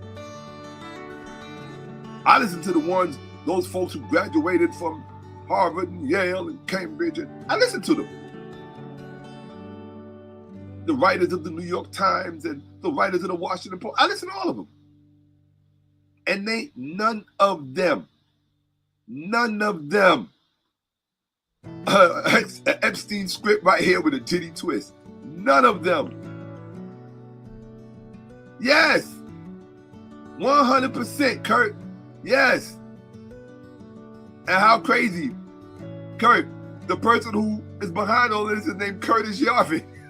How crazy is that? Huh? That's wild. This is, yes, yeah, you see that face right there that you made? Exactly. Yes. Curtis Shetta, I see you. Facts. 100%, Rex. 100%. And what did they use? They used Haitians eating cats. They used blacks. They lynched the character and reputation of blacks in order to stoke the anger of white females. The whole playbook and strategy came out of this book, and nobody's telling you. You want to know what podcast you're at right now? You better recognize, and you better see my Cash App. I earned that tonight. Yes, and I'm not shy about saying it. Because nobody's telling you this. Nobody is showing you what's actually going on. This is literally their playbook. Yes, so the black kid represents us. Yes. That's how political science fiction works. Yes. I'm telling you. I appreciate you back. 100%. 100%. And I bought receipts. I'm not doing this. When you go to these black podcasters who do these little shorts on YouTube talking about, Nebraska, we don't care about what happened to you. We don't care if you go bankrupt and MAGA, but now you about to fuck around and find out. Y'all need to find out. Stop talking shit about these white people. You got your own bag of problems. The first problem is you're too stupid to know what's going on with you, about you. That's your first problem. So stop talking about these stupid white people or what they call low information voters. Stop talking about them. You got your own bag of problems you have to solve. And they're not over. You got bigger ones coming. And you're not serious about solving them. The brain only has one function and one function only, and that is to solve problems. If you are not socialized to solve your problems, then you have invited the outcome. Period. It's true for me. Why you think I'm on here? I put my foot in my own butt and said, I know how much you hate being on camera. I know how much you hate giving presentations. You are going to get on camera every single night, and you are going to be giving these presentations. Because how do you think I would feel if I knew what was going on and I didn't tell you? Because Lamont Hill didn't show you this. Mr. Genius, CNN's best and brightest. Joy Reid didn't show you this. MSNBC's best and brightest. None of them white platforms showed you this. Where the idea for Doge came from. Doge is the #1 thing in the news right now. And they have been for a month. And nobody's showing you where the idea for Doge came from. This is the kind of stuff you usually learn about 10 years later from some university classroom. I brought it to you. I brought it to you. But you ever forget that. I brought it to you.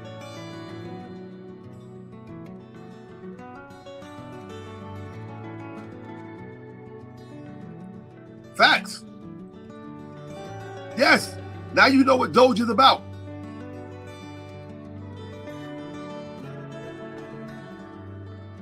Facts. Nah, it's not that they want us in the dark. See, that's a lie. I keep telling people, stop picking on white people. Stop doing that. It's not that they want us in the dark. We just don't give a fuck about the light. There's a difference. Stop putting it on them. I found it. Why didn't you find it? Why didn't you find it? Or you. Or you. I found it. Am I special? I'm just Shakka-Ahmose. Sometimes I don't want to have to be the one to find it. I want somebody else to find it, so I can sit back and be informed like everybody else. But because my people ain't teaching me nothing and ain't trying to do nothing for me, I gotta go get it. Now I could have got it and kept it to myself. What's the point? That's what my mother would prefer me to do. My mood. She always telling me, keep your knowledge to yourself, keep your knowledge to yourself. But she knows why. Because they're going to come get you at some point. You know, oh, so you one of them smart niggas. You know what I'm saying? Yes. Was it? Yes. Bingo. Was it their white privilege that allowed them to get away with treasonous activities such as this? Finally. I told you I have a smart crowd. I told you I have the brightest followers. I told you my chat is dope. You cannot tell me that my followers are not hot. Look, you guys are worth showing up for. That's why I show up. You are worth showing up for, period. Do I feel a certain kind of way when I don't see my Cash App looking like it's supposed to look? Of course. You'll spend money with all these fakers and phonies. Somebody come and bring you the real. Come on, you gotta step up. However,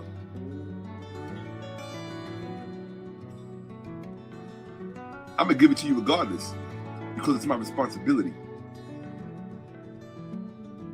To whom much is given, much is required. Period. I have study skills that are uniquely my own.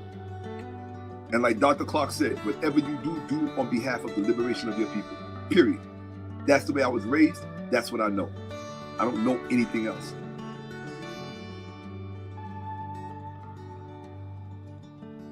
I don't. I don't know anything else.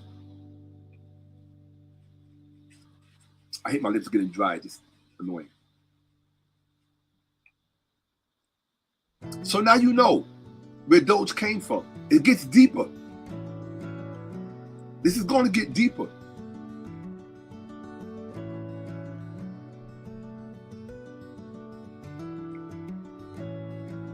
Oh no, they didn't mention all of this. Because they didn't know. They didn't know. I love democracy now, but they don't know anything about what I'm showing you. White people are very surface. White racist ideologues are very surface people. And the saddest part, believe it or not, is that those well-educated, well-meaning white people who are liberals and stuff, in their own way, they're just as racist as the other whites. How do you know? When you look at that, I watch The Bulwark. I watch all of these other progressive, academically elite, independent media outlets. Midas Touch, all of them. How many black people do you see them interview? How many black people do you see them co-host? None. Because they think we're stupid and we have nothing to contribute of value to the discourse and the narrative. I watch them, I look at them, and I know that they think we're stupid.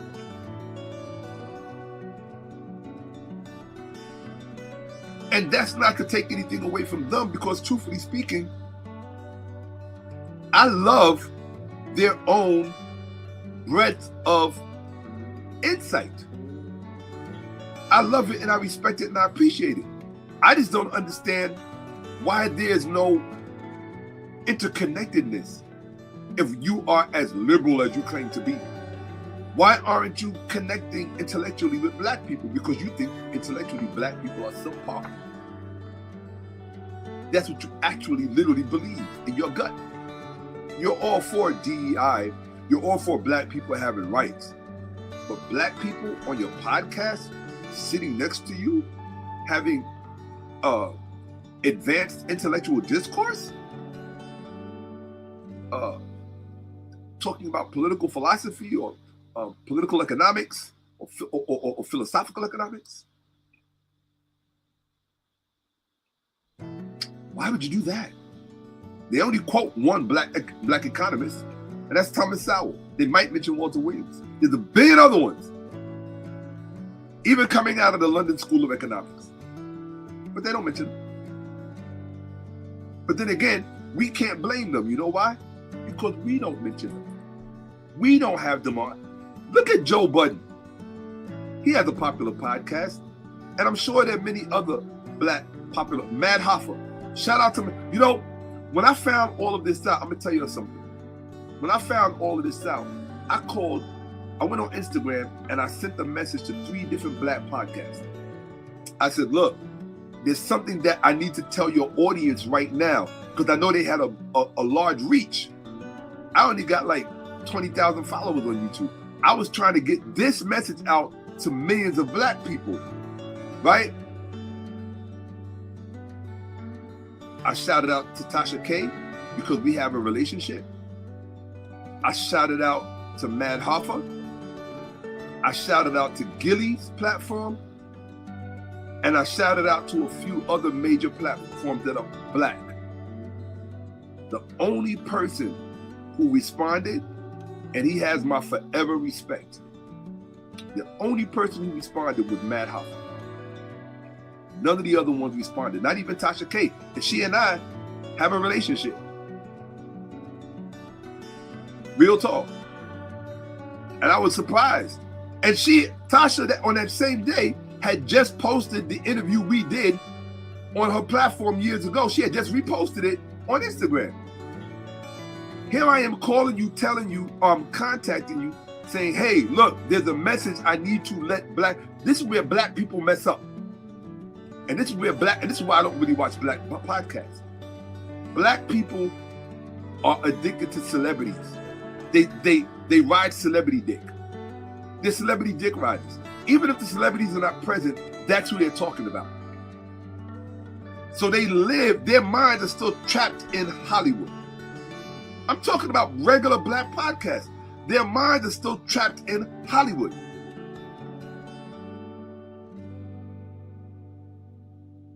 They're your biggest enemies.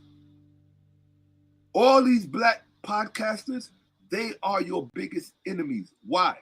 Because the information that should be flowing to you from people like myself, they do not invite on their platforms. If you don't have a brand, or if you don't marketing yourself as part of the commercial, like Umar Johnson is a commercial personality. Umar Johnson is all about Umar Johnson. I'm sorry, that's just the truth. Umar Johnson is about his fame, that's what he's about. It doesn't mean he doesn't care about black people. I think he does the best he can, but he has his priorities in order. I don't have my priorities in order. Unfortunately, I put black people way up there too much. I need to be like Umar, focus on the green. Sorry. But they are your biggest enemies because they're there to distract you. They don't bring on any black person that really knows about economics, only if it's a side hustle. They'll bring on somebody to show you how to make money. Because black people worship money. They don't worship power. There's a difference. There's a difference. Let me put it to you like this, my Negro people. Do you know why those of you who believe in God, and why that matters to you so much? If God was powerless, you wouldn't care about God. So what you're actually worshiping is power. You just call it God. And because you think God is far off someplace and far away, you think so too is power.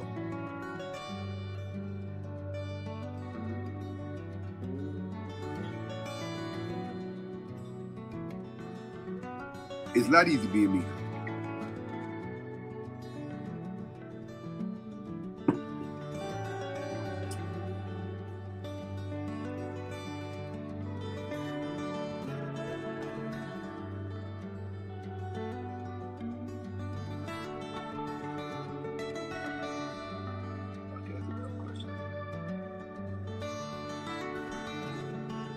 Let me see who's paying attention.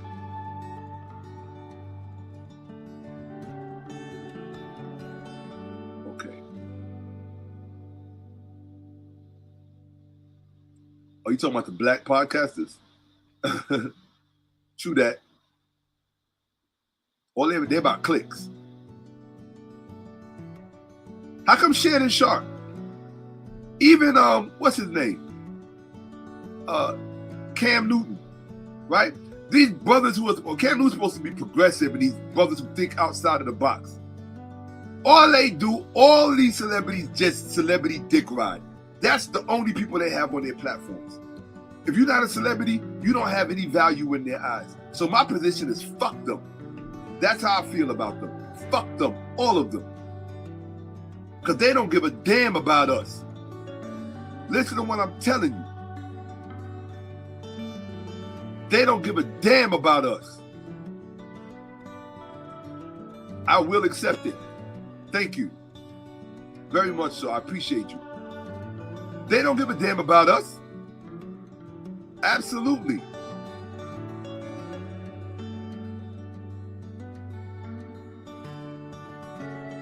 For anybody who wants to go to, hold on one second, because I'm getting questions.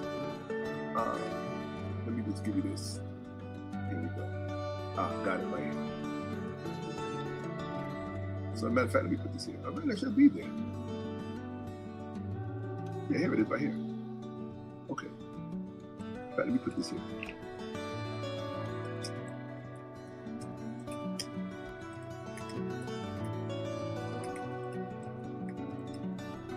Yeah, guys, I'm sorry. I get a little pissed off. Actually, a lot of pissed off.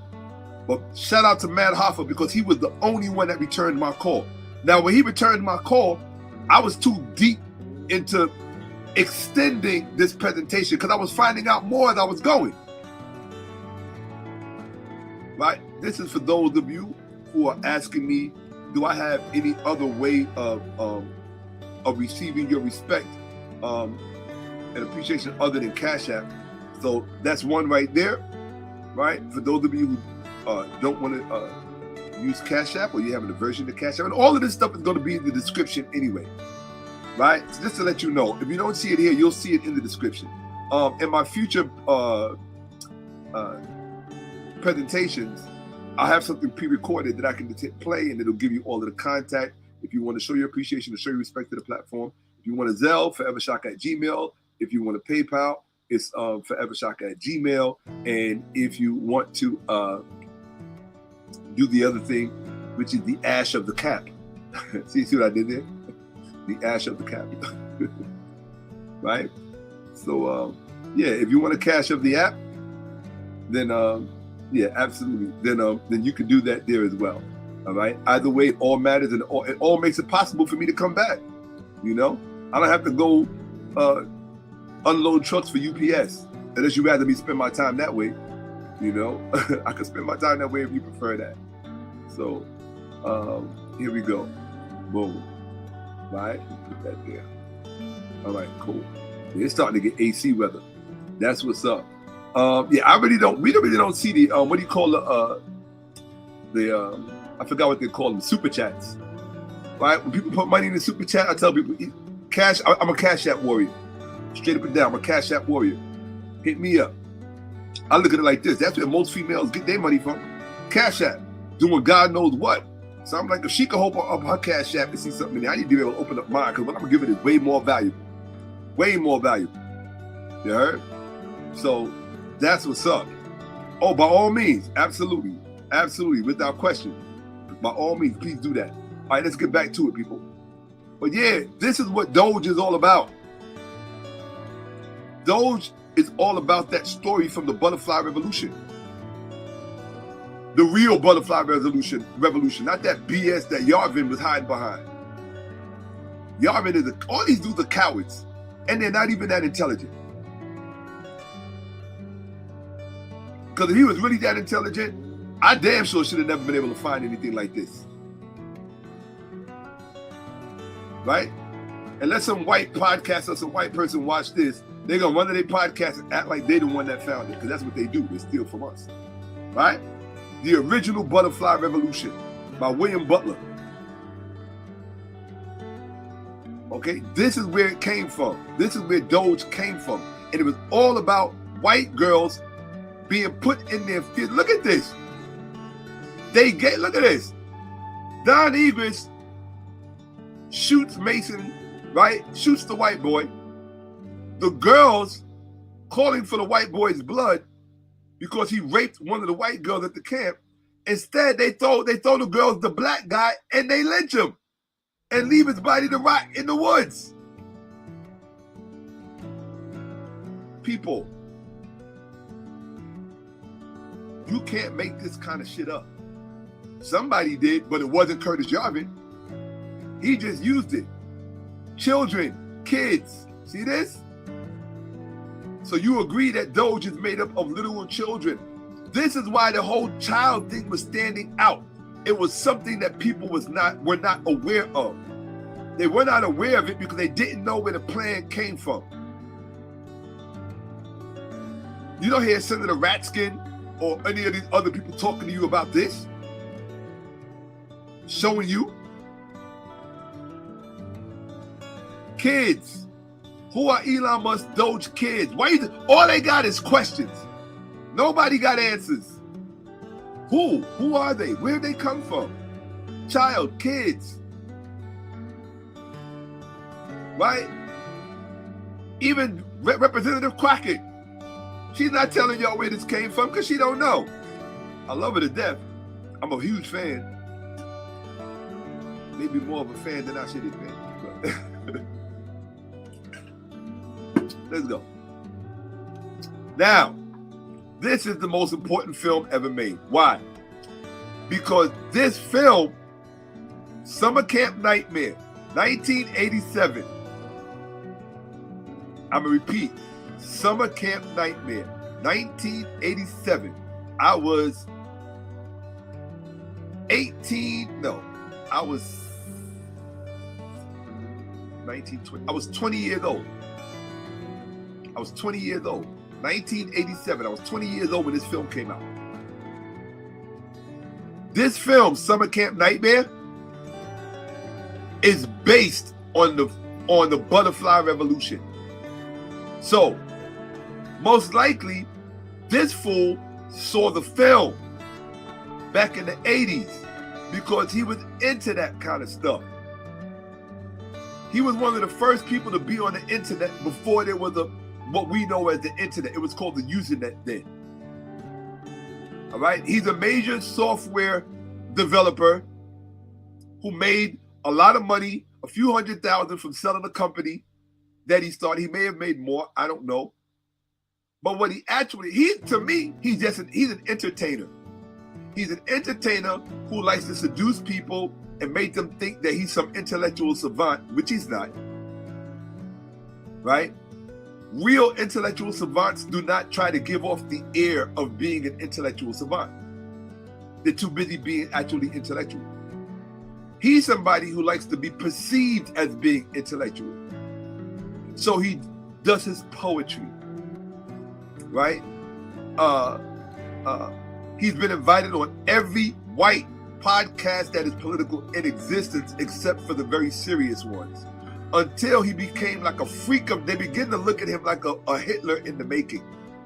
And so more serious podcasts begin to have him on. That's how he ended up on the New York Times podcast. Plus, on top of that, his backer and financer is the same person who's backing the vice president, which is Peter Thiel of Palantir. Folks, this is what the election was all about. You see those white hands? Those are all white female hands. The same hands you see there are the same hands you see there.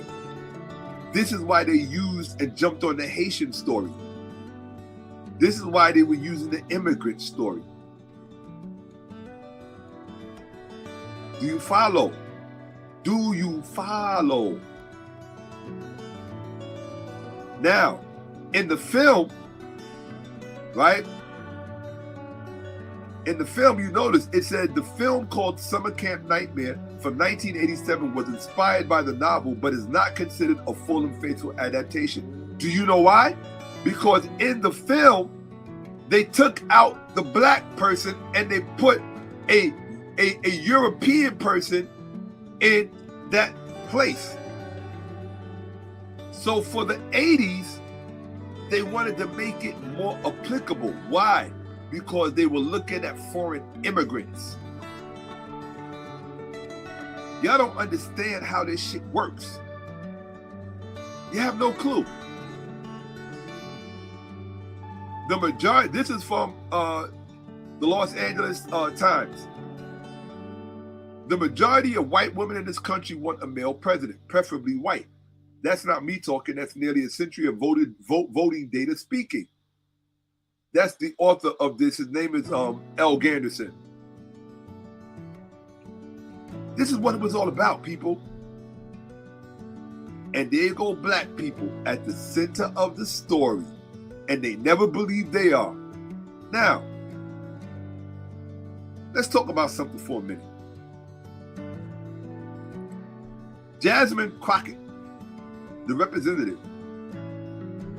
the House representative, state representative for her state in the House. She was accused of calling MAGA women dumb. Let's look at it. Watch. Let's see. Let's see.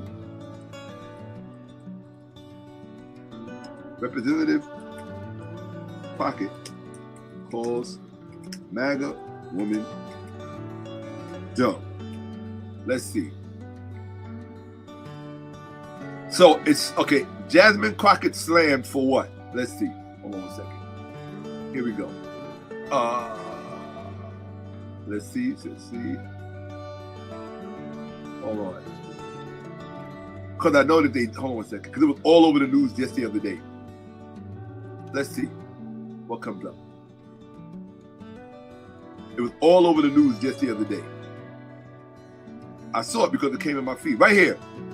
Jasmine Crockett slammed for dumb, illegal immigration remarks. Right? But when she was talking about dumb, she was talking about MAGA. Hold on one second. No. Hold on one second. Representative Crockett calls MAGA voters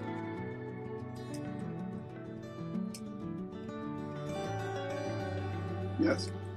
No.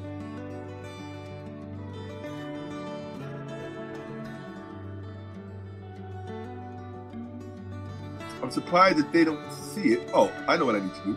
I'm in the wrong place. Let's see. Let's see if we can find it. I'm gonna go here. No, I don't want to use that.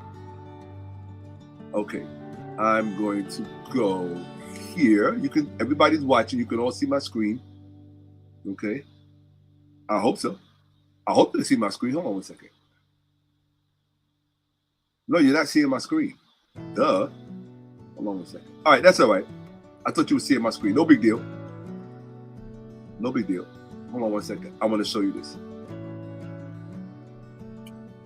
Yeah, it didn't matter anyway because I couldn't find what I was looking for, but I wanted you to be able to see it.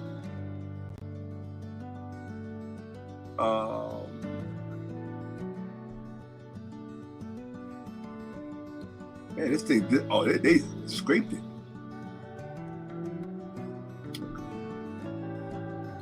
Let's see. One last place I'm gonna look. Come on. Oh.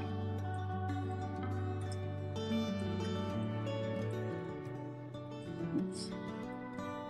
That is Crockett. I hope I spelled the name right. Here we go. Okay. Oh, that's Crockett. Here we go.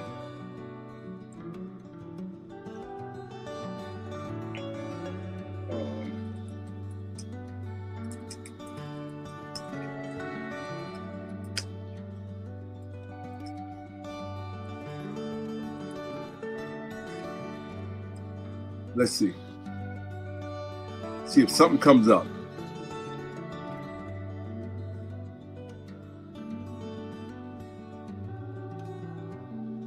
She said they have a slave mentality. Hold on.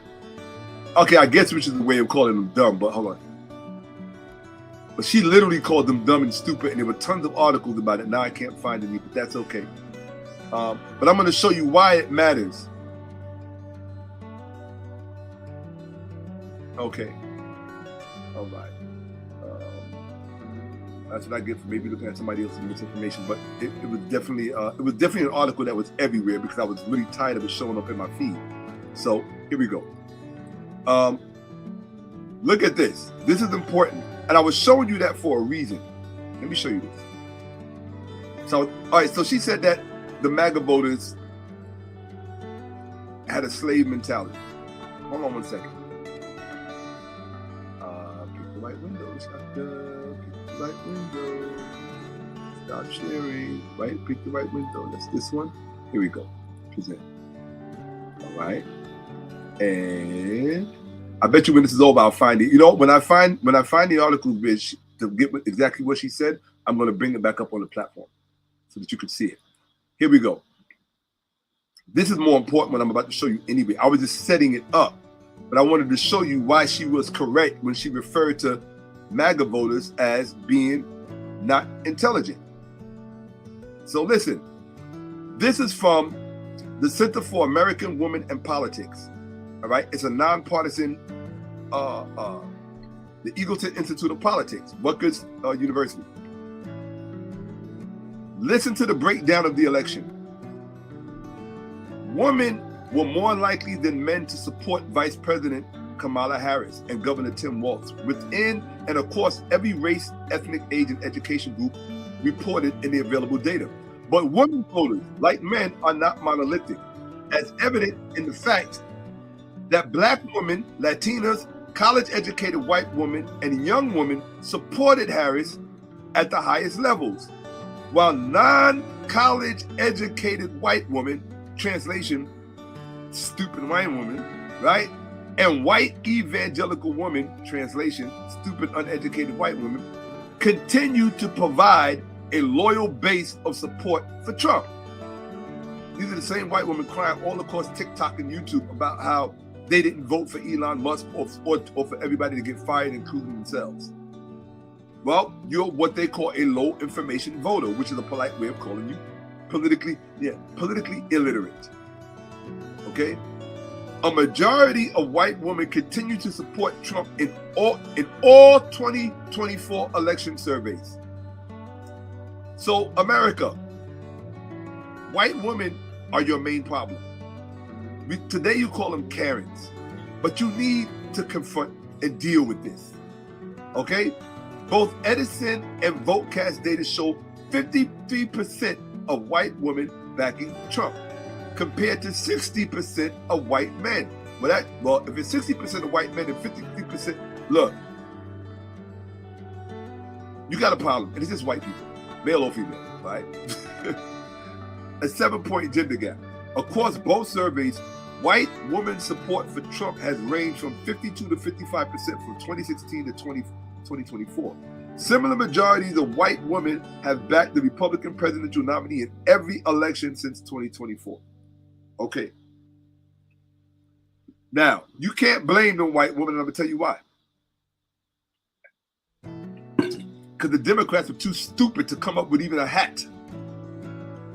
Trump had a hat for his people. What did the Democrats have? You couldn't make a t-shirt, couldn't make a slogan, couldn't come up with a hat. You didn't deserve to win the election. Dumbasses. Look, you gonna tell me Kamala couldn't design a hat? She got them 2 or 3 white stepchildren. They're supposed to be so brilliant, right? The vice president who was running with her, you gonna tell me between all of them white folks around the Kamala Harris, none of them had the idea to come up with a hat, a blue hat? Saying they should have came up with a blue hat saying "Stop the steal," because he did steal the election, but that's another story.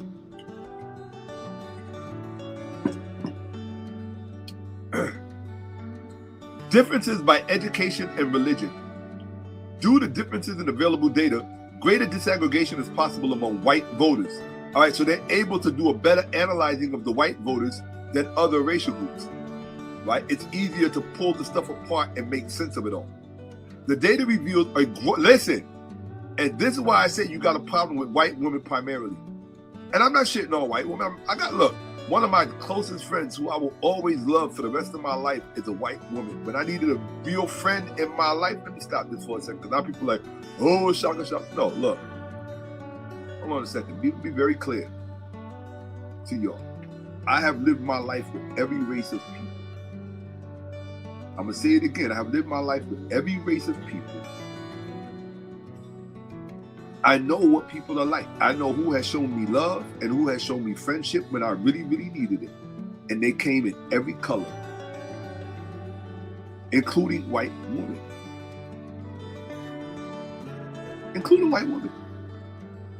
So I'm not one of these people. I woke up this morning and I hate white women. No, what I'm saying to you is that in America, if we're standing if we're on a team, and if I look at America wrong or right as a team, if we're on a team, you got to be able to highlight the weakest link on the team. And the weakest link on the team is non-college educated white women. Yes, non-college educated white women and their counterparts, evangelical white women, which is pretty much the same as being a non-college educated white woman. Because the higher you go in academia, the odds of you being an evangelist are very slim. The odds of you being religious are very slim, next to none. That's the way education works, and I'm going to show you the study. There's a very simple reason for it. Knowledge always supplants belief. Knowledge and belief are not the same thing. You can believe something what you want, but when you have knowledge of something, it's a different value of knowing. It's a different epistemological value. So I just didn't want anyone to be watching this thinking, oh, Shakka just dumping on white. No, I'm not dumping. You see, it was non-college educated white women that put the country in this trick bag because they were the easiest ones, and the evangelicals, white women, they were the easiest ones to manipulate. The one thing I never understood about poor, unintelligent people, you should be smart enough to know that somebody who has way, way, way more money than you is probably on average a lot smarter than you. That's how they got the money. Well, if they're smart enough to get the kind of money that is nowhere within your grasp, don't you think they're smart enough to exploit you in other ways? It's common sense. In other words, you're at their mercy by virtue of their intelligence. Intelligence has a nature, okay? It can be predatory or it can be prey. It can be both depending on the environment and who they are juxtaposed against. the first thing a stupid person should know, the first thing an illiterate person should know, you should know, if you can't read, even if you don't tell anybody else, you should know that you can't read. And if you can't read, anytime you are walking outside and you come across a sign and nobody else is around you, if you can't read, common sense says walk the other way, because you don't know what you're walking towards. Walk the other way. I can't read the sign, I'm gonna walk the other way. I know if I was out walking in the woods and I came across a sign that I couldn't read and didn't understand, I'm walking the other way. Because that sign might say, stop, or you'll be eaten alive if you cross the sign. It could say anything. So just because you may not be as smart as someone else doesn't mean you should not be smart in terms of your own interest. So for whatever reason, non-college educated white women are not intelligent enough to know that they could be manipulated and used by people who are far more intelligent than them against their own interests. But I don't blame them. And you know why I don't blame those white women? Even though it's in a major way, it's their fault. And here's the thing, it's not a problem that's going away. They're not going to change overnight. They're all across social media right now wanting sympathy from everybody. They're not going to change overnight. They're not. It's just not, like, I'm not going to change overnight. You know, maybe I don't think so. For you to change overnight, something really traumatic has to happen. I'm not looking for something traumatic to happen. So chances are I won't change overnight. So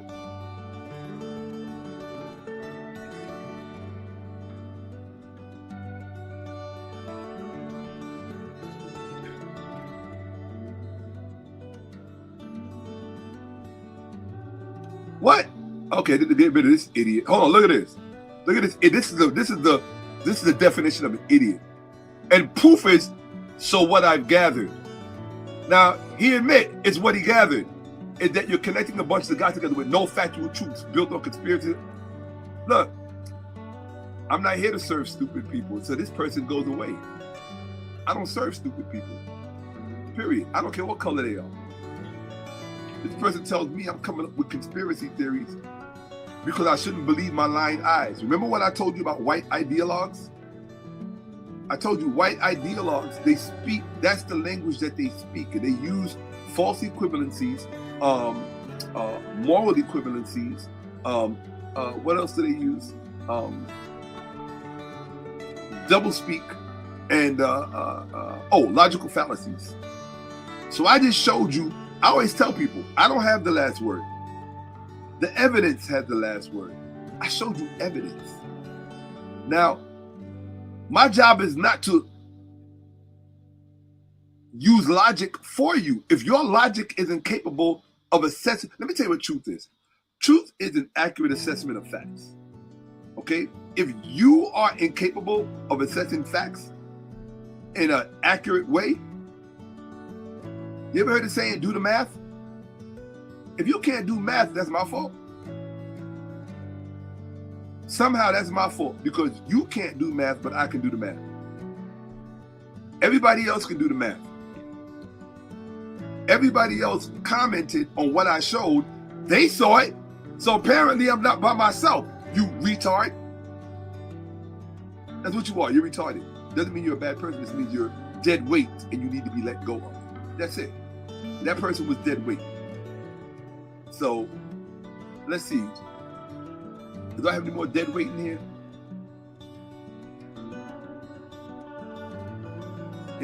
Any more dead weight in here? Let's see. I'm just looking for dead weight to get rid of. Okay.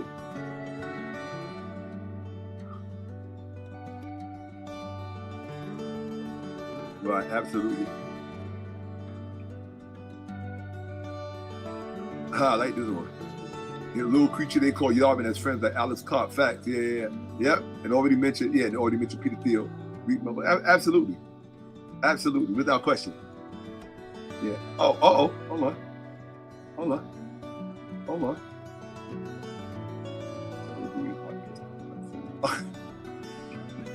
taunts Marjorie Taylor Greene and hard-pressed to find someone dumber. But it wasn't just her calling Marjorie Taylor Greene dumber. She called all of them dumb, right? And I appreciate that. Thank you, Rex. She called all of them dumb. But yeah, oh, Marjorie Taylor Greene. Okay, so everybody's agreeing it's Marjorie Taylor Greene. All right, so, well, you know how they like to blow stuff up? I must have saw something that they blew up. So, I got you, Rex. I see you on that Zelle thing. I appreciate you. So, here's the thing. Yeah, that's the correct. If you go to my Zelle and you see another alias that I use, it's okay. It's the correct Zelle, right? It's a DBA, doing business as, right? I don't always do business as Shakka-Ahmose. Sometimes you do business as something else, you know? It's just, oh, no question. No question. Shout out to you, Boss Trucker, 100%, absolutely. Shout out, shout out. So, let's rock on. Here we go. Let's get back to it.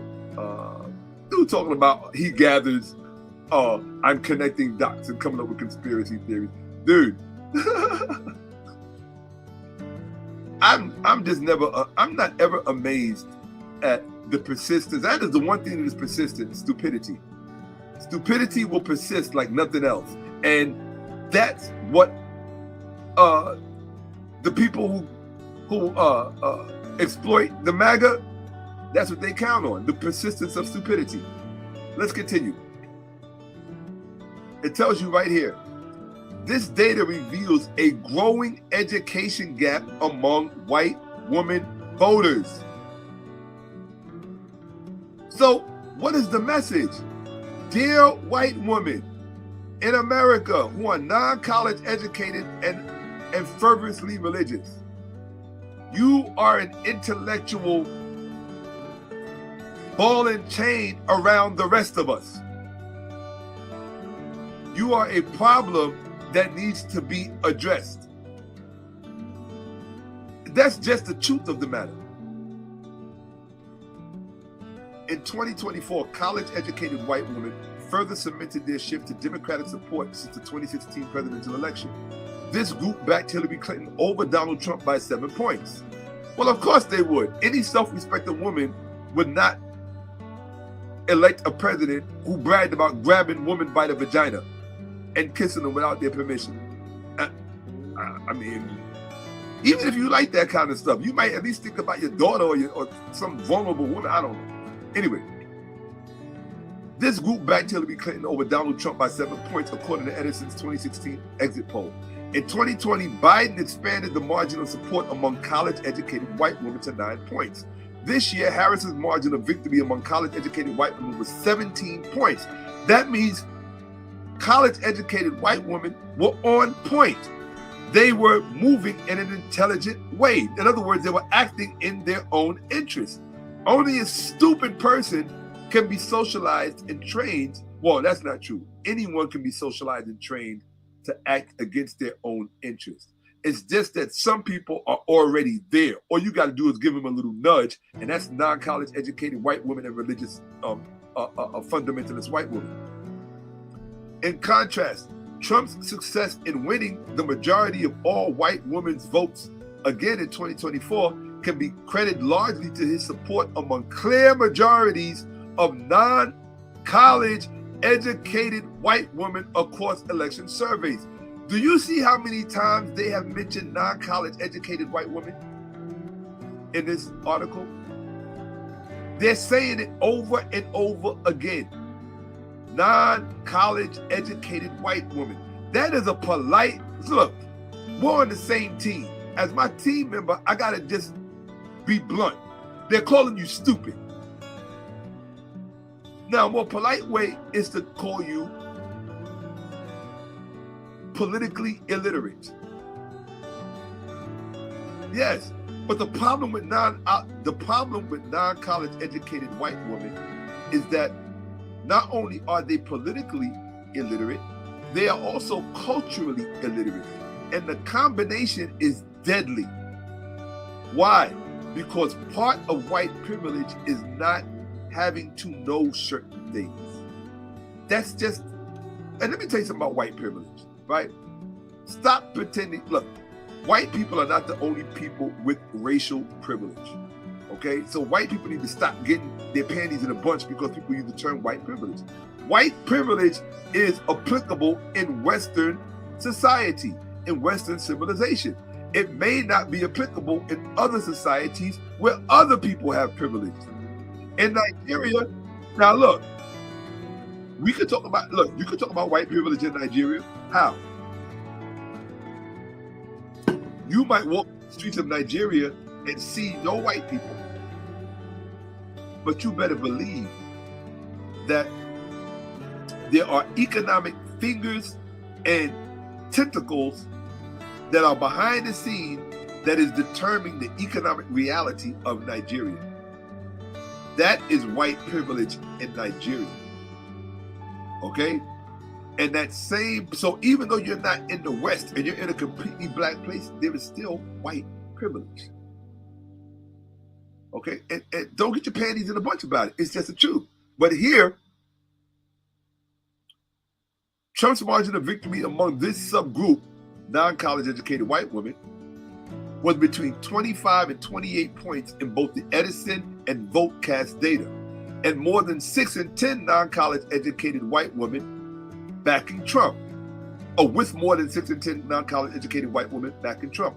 This level of support is nearly identical to Trump's support among these voters in 2020, while non-college educated white men remain more likely than their women counterparts to back the Trump Vance ticket. Both groups. This means uneducated, non-educated, low IQ, stupid white people is what gave Trump the election. If we are to believe he won the election fair and square, which I do not believe he did. I've seen the documentary Vigilante Incorporated. And there's some other good documentaries you should watch that document how Trump actually stole the election. Something to do with algorithms from Russia and all this other stuff. So I do not believe he won the election. But this is the problem.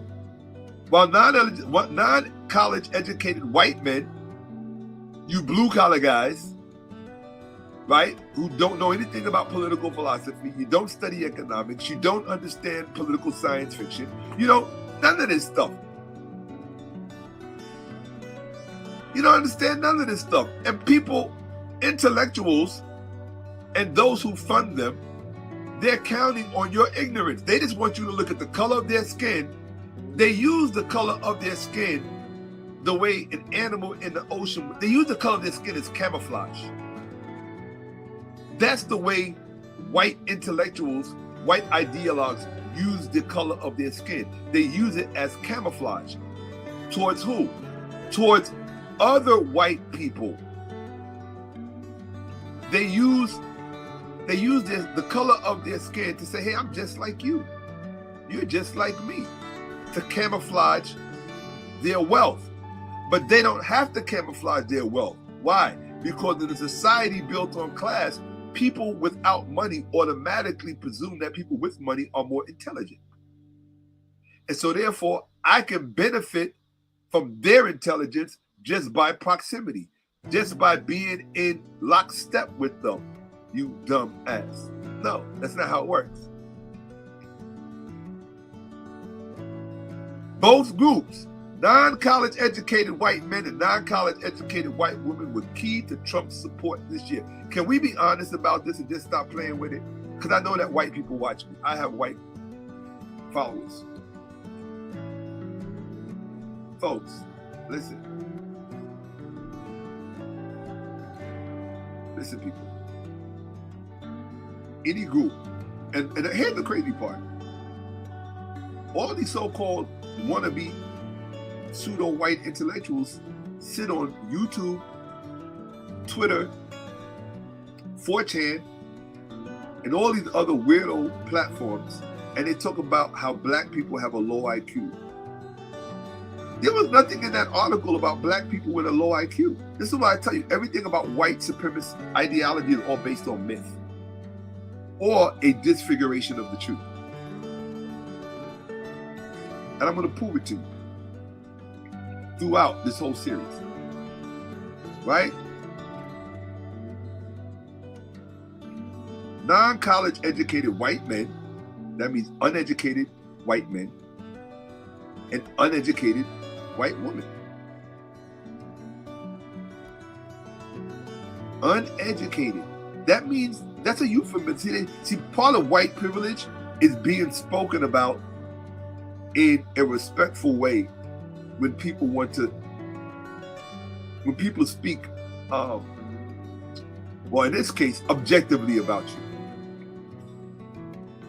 See, when you speak objectively, in quotes, about black people, anything is liable to come out your mouth. Because as far as you're concerned, we're not entitled or worthy of supreme respect. Uh-oh. Oh. I saw my screen go dark. Oh, what am I on now? I'm at 2 hours and a half. Oh, okay. Okay, I think I can hang in there a bit longer. Okay. If it goes dead, it's not my fault. Okay. So, elaborate on what? Let me see. Tall guy here. Let me see. Oh, Sanetta.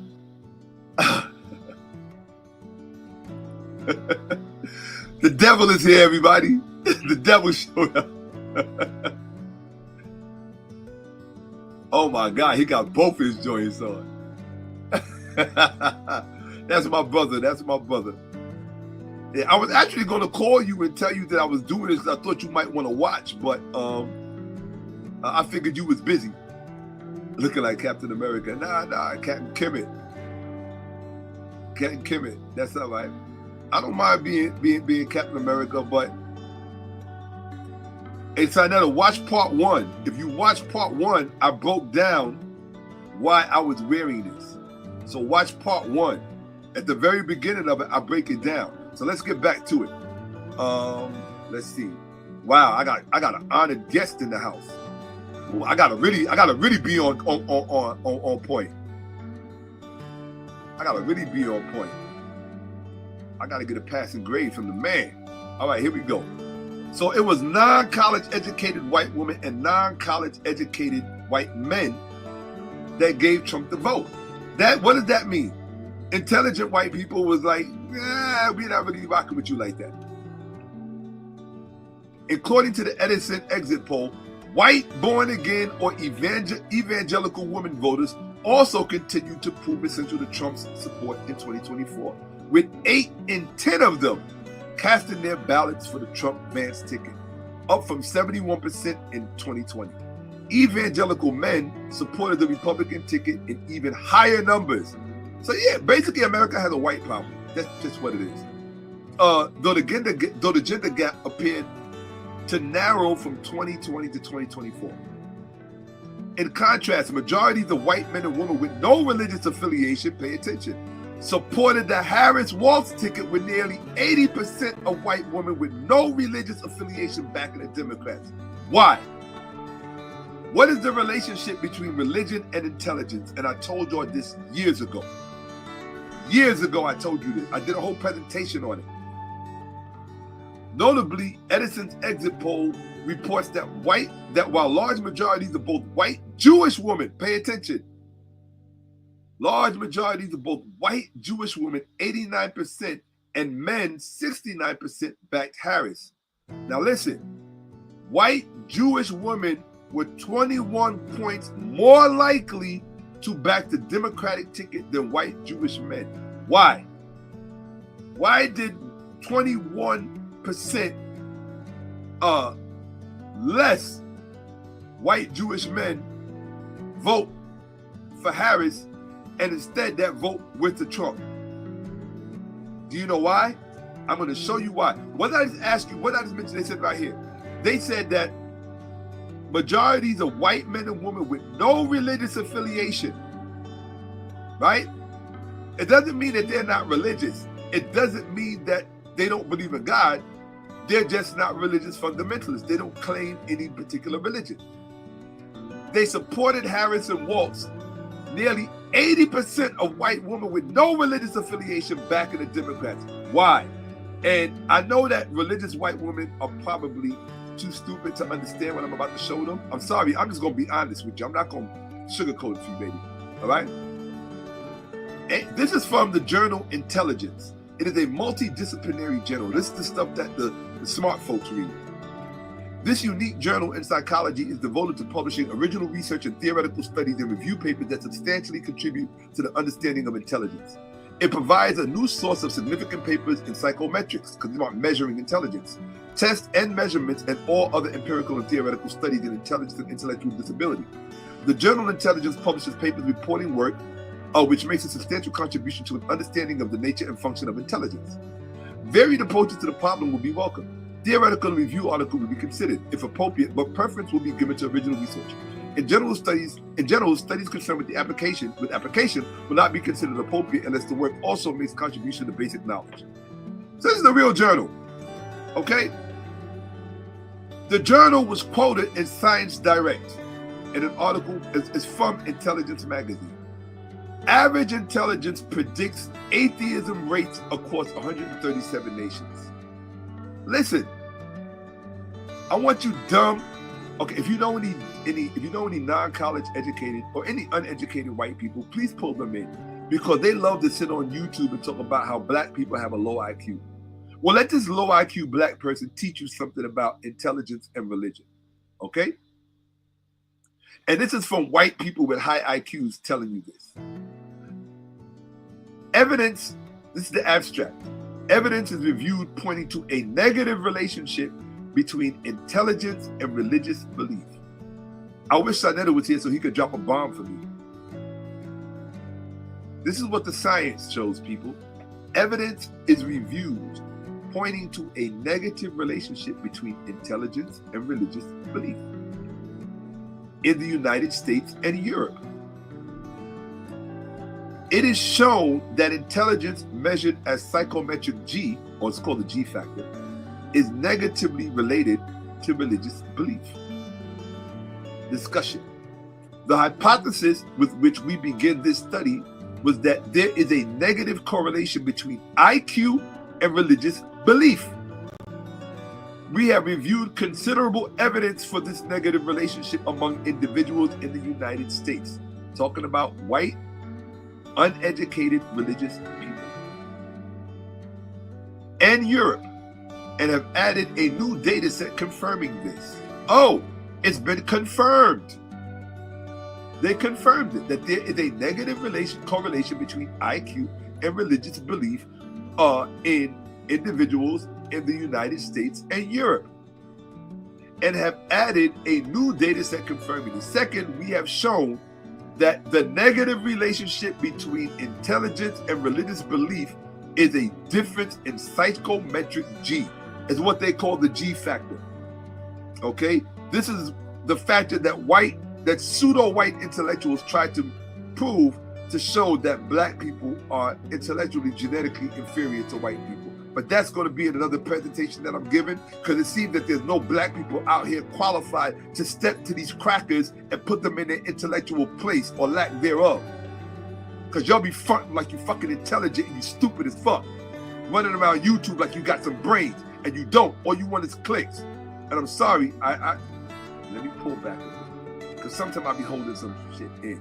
And I'm trying to watch my language, because there might be young black people watching this. So I apologize. I'm going to pull back. No, let me not apologize. If profanity comes out, it's because I was having an honest moment. I just ask you to excuse me and pardon me, and I'll keep that to a minimum. Okay, I will do my best to keep it to a minimum, because I get pissed off that no black people address this intelligence question, because your children are suffering from it, and y'all are too busy and too intellectually lazy to address it, because you're too busy in church. Need to close all them churches down, keeping you stupid generation after generation. National Library of Medicine. The relationship between religiousness, spirituality, and psychometric intelligence in the United States. So this is what Charlie Kirk and them are not telling you. This is what Ben Shapiro is not telling you. Okay? He's religious. So what did that tell you about him? Okay? And Martin Lamont Hill hugging Ben Shapiro's balls, calling him a talented speaker. I would not ever call that retard a talented speaker. All these dudes think, they want you to think they're all Rain Man. Yeah, the only thing raining on them is ignorance. That's it. And they all have been caught up. Same thing with this, what's this guy's name, Friedman, Lex Friedman? Wannabe intellectual, another pseudo-intellectual. Jordan Peterson, another pseudo-intellectual. All these white boys, let me tell you what all these white people have in common real fast. This whole white intellectual enclave, right? Let me tell you what they all have in common. What they all have in common is that they all worship white intellect. The edge that they think they have over you is that they see themselves as the recipients of white intellectual pedigree, particularly starting in Europe. Kant, Spinoza, the list goes on and on, right? Locke, Montesquieu, the list goes on and on. They feel like they are the recipients of this intelligentsia that gave intelligence to the world, not realizing that the Renaissance that gave birth to these individuals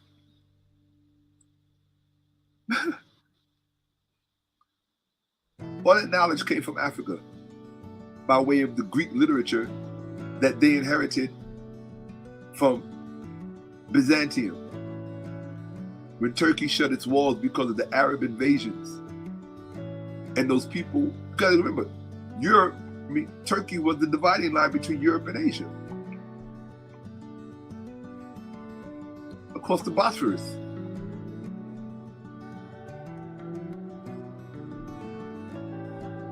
And when Byzantium fell, all that knowledge that was in the Hagia Sophia and in their repositories, Aristotle, Plato, this one, that one. That's how Europe got that stuff. That stuff don't come from Europe. Then you get these later thinkers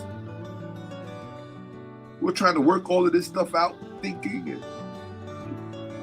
still basing it on the Greeks and the Romans. And you know where the Greeks and the Romans got it from, unless you're one of these non-college educated white people out here. If you don't know where the Greeks and the Romans got it from, then you might want to read Black Athena, volume 1 and 2,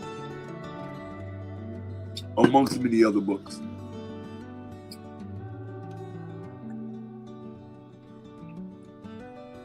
Or let them tell you the Dark Ages.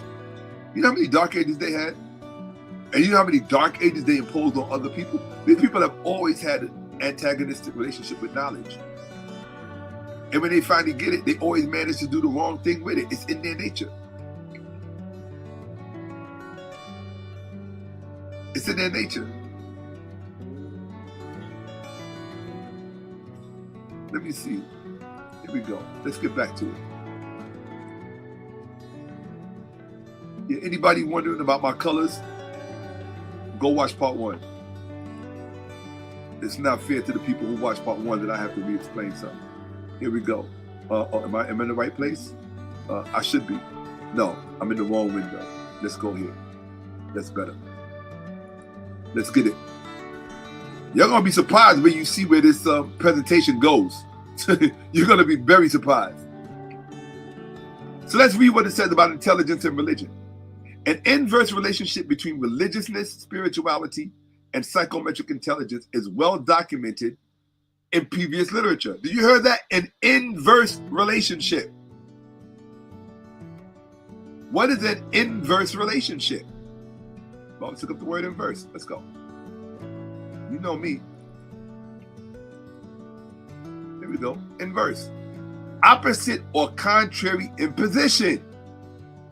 direction, order, or effect. Something that is the opposite or reverse of something else. What does that mean? That means measurable intelligence and religiousness or spirituality have opposing relationships one to the other. Now, that in and of itself might not say a lot, but it says something, depending on which way you're leaning. It's well documented in previous literature. Let's get to this real fast. Let's see here. Let's get through it. However, the studies that have examined group differences on IQ regarding religious and spirituality have limited generalizability. The present study contributed to the, boom. Here we go. All right, I'm right here. The present study contributed to the literature by evaluating IQ among participants, identifying as differentially religious and spiritual, i.e. religious only, spiritual only, both religious and spiritual, or neither religious or spiritual, and among those classified as either Christian or Catholic, atheist or agnostic. 432 participants, male aged 37.9, 36% men, participated online via Amazon's Mechanical Turk as part of a larger study and completed a brief measure of IQ, a scale of religiousness and spirituality, and a demographics questionnaire. Correlation between IQ and self-reported religiousness and spirituality was small and negative, consistent with previous literature. Multivariate analysis of covariance, controlling for age, gender, education, and socioeconomic status, operationalized by estimated annual household income, indicated that IQ scores tended to be lowest for religious-only participants, meaning the more religious you are, the less intelligent you are. That's what the data says. Now, if you don't like data and you don't like science, go read your Bible. And highest for neither religious nor spiritual participants. And we're talking about measurable intelligence. Now, measurable intelligence is not the only intelligence that there is. It's just that in our society, it is the predominant intelligence that has the highest value. And that matters. All right, for all you women looking for a high value man, that matters. Furthermore, IQ scores, especially those of you who want to propagate good genes in your family, if you want to have children, better stay away from these religious men. And stay away from the religious woman, man, or you're going to end up with stupid kids. Furthermore, IQ scores were significantly lower for Christian or Catholic participants compared to both atheist and agnostic participants. So I did a whole presentation on side of this channel about how Christians in ancient times had a reputation for being stupid. And they're still stupid. And they think I'm being insulted. That's the science and the data that says it. You got history that says it. You got science and data that says it. Everybody's telling you you're stupid. Your own book says my people are destroyed for lack of knowledge. And you think everybody's making it up. Everybody's just picking on the poor Christians because we're jealous of something. Or we're jealous because you're going to be saved and we're not. Well, you need somebody to save you from yourself. No, we all need that, but we need it for different, y'all need it for different reasons. The negative relationship, this is from Frontiers in Psychology. The negative relationship between reasoning and religiosity is underpinned by a bias for intuitive responses, specifically when intuition and logic are in conflict. So they're showing you the functionality of certain types of thinking or lack thereof. And this is the problem that you have with non-college educated religious white people participating in the voting apparatus. And they think black people are the problem. That's the crazy part. They think DEI is the problem. No, it's STUPID. YOU. It's stupid you. The negative relationship between reasoning and religiosity is underpinned by a bias for intuitive responses, specifically when intuition and logic are in conflict. Richard E. Dawes, Adam Hampshire, the Computational Cognitive and Clinical Neuroimaging Laboratory, Imperial College London, London, United Kingdom. This is written by white folks with high IQs, since we dumb black people don't know anything. So maybe you believe the more intelligent of your race. This is what they say. The relationship between religiosity and intelligence has been an important topic among science and the public for some time. Early evidence from the 20th century suggested that religiosity and intelligence negatively correlated amongst college students, same thing that the other study said. Subsequently concluded that intelligent students are less likely to be religious. More recently, scientists have shown a striking paucity of religious belief. That means the majority of scientists are not religious, particularly within the elites of the National Academy of Sciences and the Royal Society. Psychometric population studies have now firmly established that, pay attention, religiosity influences cognitive style, and that religiosity and intelligence negatively correlate. So they negatively correlate because of the way religiosity stylizes the way you think. So the style that religion forces your cognitive abilities to take on, it impedes you. What am I doing? I'm talking intelligence to fucking idiot people. All right, anyway, this is for the white people right now, because it's about them. I believe in talking to people, not at them. And I don't want my white people to be insulted, because I talk this like this to black people when I'm admonishing them. So don't feel like your white privilege is going to carry you over here, and I'm going to cuddle you and speak nicely to you, because that's not how I do. Anybody that's been watching me for years will tell you I'm an equal opportunity hater. I dump on black people with a snap of my fingers. If they fall short of the mark, I'm going to dump on them. Period. On us. The cognitive sciences are establishing a mechanistic understanding of the religiosity effect.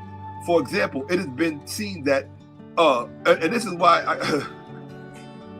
I think this is why Sandetta likes those Hebrew Israelites. They're very easy marks, right? Okay.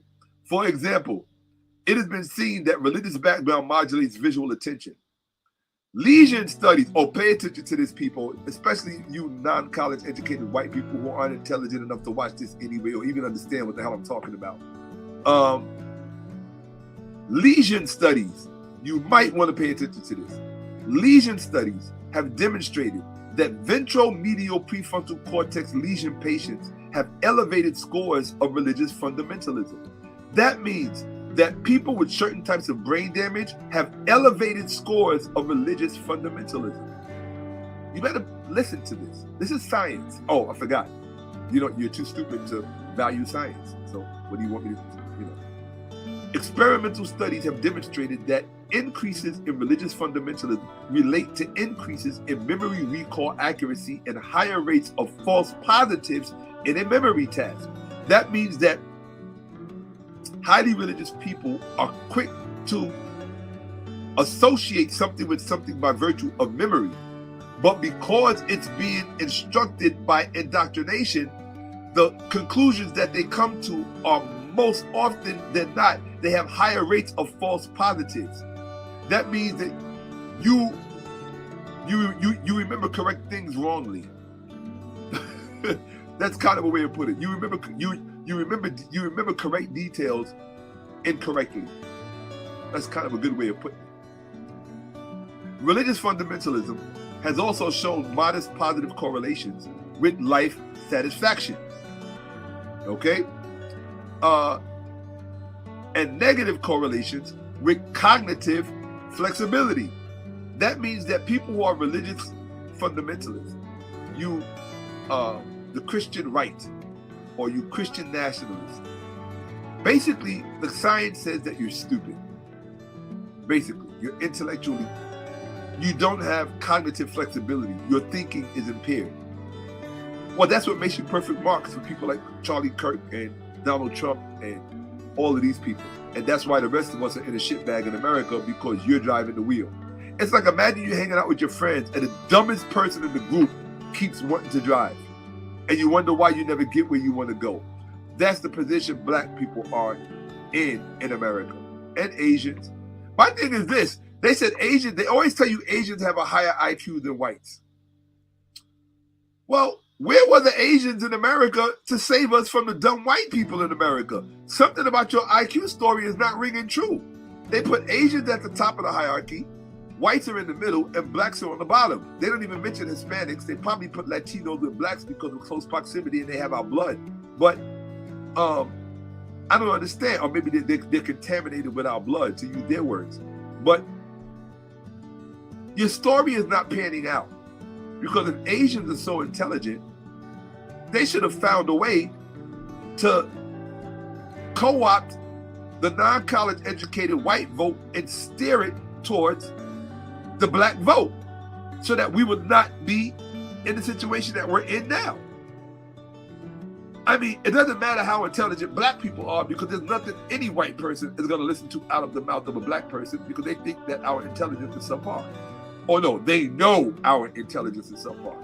Let's continue. Where are we? Dual process models assert that cognition is composed of intuitive and logical information processing. So that's what the first thing you got to remember. Your cognition or your thinking process is composed of intuitive and logical information processing. Individual differences in cognitive style have been related to the propensity to engage logical processes during problem solving. What was the election about? Problem solving. This is for the stupid people in the back.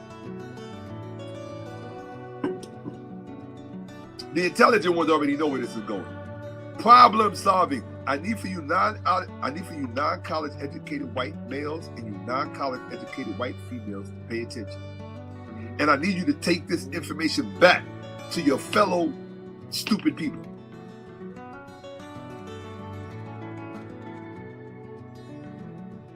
This is about problem solving. Elections are about solving our problems as individuals and as a country. Which means, if you are leading with religion, you are going to be a problem for everybody else, because it curtails your ability to solve problems. Black people know that better than anybody else. How? We have more churches than anybody else in our communities, and our children are the ones that are shot down. Black on black violence. You know the whole stereotype that we are more than willing to live up to. Go to Mississippi. Go to Chicago. Drill rap. Look how black people in California kill other black people that come out there just because they got a chain, or you know that. And we got more churches than anybody. We got mega churches. So do you think religion helps you solve problems? No. What religion does is it makes your numbers available to somebody who's not religious. If I'm an irreligious person and I need great numbers to back up what I'm doing, first stop, go get religious people and just use their religious thinking and they will back you. It's that simple. It's exploitation. Meanwhile, pay attention now. This is for the white folks who can actually read big words. Meanwhile, recent experimental evidence has demonstrated a link between religiosity and cognitive style. I know you don't know what that means, so let the low IQ black person continue. From this, a prominent hypothesis has emerged which suggests that the religiosity effect is underpinned by cognitive behavioral biases that cause poorer detection of situations in which intuition and logic are in conflict. So to put it simply, you dumb white folk, you voted with your gut. You should have voted with your brains. That's just you voted with your gut. Your gut is no good. It's all that beer. You guys love beer. Only people I ever seen like beer as much as white people is Mexicans. That's it. Okay. So your gut. Then stop using your gut. Stop using your intuition. You gotta use your brain. But then again, you guys are supposed to be the high IQ people. Put simply, religious individuals like the white religious Christian nationalist right who are supposed to be these high IQ people because they're white, of their white genetics. Put simply, religious individuals are less likely to engage logical processes and be less efficient at detecting reasoning conflicts. Therefore, they are more likely to take intuitive answers at face value, and this impairs performance on intelligence tests. What all of this means is that you're incapable of analyzing your own thinking. You're incapable of scrutinizing your own thinking objectively. That's just it. That's just it. You know, you will always remain the subject in your thinking, and that's the problem. You're the subject in your thinking. Right? More broadly, from the perspective of this dual process, more broadly from the perspective, you know what religious fundamentalists are? Not just, people need to stop picking on white Christian nationalists on the right like they're the only ones who are religious fundamentalists. Right? These people in Israel, they're the worst kind of religious fundamentalists. These Arabs all over, they're just as bad with Islam. They're just as bad. Right? Religious cognition is for, look, more broadly, from the perspective of this dual process hypothesis, religious cognition is facilitated and hallmarked by intuitive decision making. That's bad. That's bad because you cannot solve a math problem from your gut. You cannot solve a math problem with your intuition. Okay? The cognitive sciences are establishing a mechanistic understanding of the religious. Hold on a second. Oops. Here we go. Now this is important. The ventromedial prefrontal cortex. Remember they spoke about that before, the VMPFC? The lesion, the ventromedial prefrontal cortex lesion refers to damage to a specific area of the brain responsible for integrating cognitive and emotional processes, leading to significant impairments in social behavior and decision making and emotional regulation, often characterized by a lack of empathy, that's MAGA, poor judgment, that's MAGA, an inability to learn from past mistakes. These fools saw what Trump did in the last election, right? Attacking the White House, or killing cops, all of this stuff, and they voted for him again. That's how stupid these people are. I want you to look at them. This is the poster children for stupid in America. SIA, that's what we should call them, SIA. Stupid in America. Not MAGA, SIA. Look at it, look. Thank you, Jesus. Thank you, Lord Jesus, President Trump. They have the brains of first graders. Literally, I'm not even kidding you. Evangelical woman for Trump. This is who they are. Key points about VMPFC. I want you to see all of these. And this is the most dangerous one. This is a dangerous group, people. They can run us all into starvation. You think that this is something to not pay attention to? You think that it's more important to talk about whether the Bible is true or all of the dumb shit? Well, no, it is important because that's why they're in that mess to begin with, because nobody educated them on the true facts about the Bible. But that's not the point. Individuals with this brain condition, ventromedial prefrontal cortex lesion, right? Individuals with VMPFC damage may exhibit impulsive behavior, poor social decision-making, difficulty understanding social issues, and a diminished ability to feel emotions like guilt, shame, or remorse. That's MAGA. That's Trump. Decision-making deficits. Due to their impaired ability to consider future consequences, that's why you're in the mess you're in now. This right here. Impaired ability to consider future consequences. They make poor choices that lead to negative outcomes. That's what's going on in the country right now. This is MAGA. They're brain damaged. You are literally looking at brain damaged people. You think I'm joking. You think I'm being mean-spirited. These people are brain damaged. They literally are brain damaged.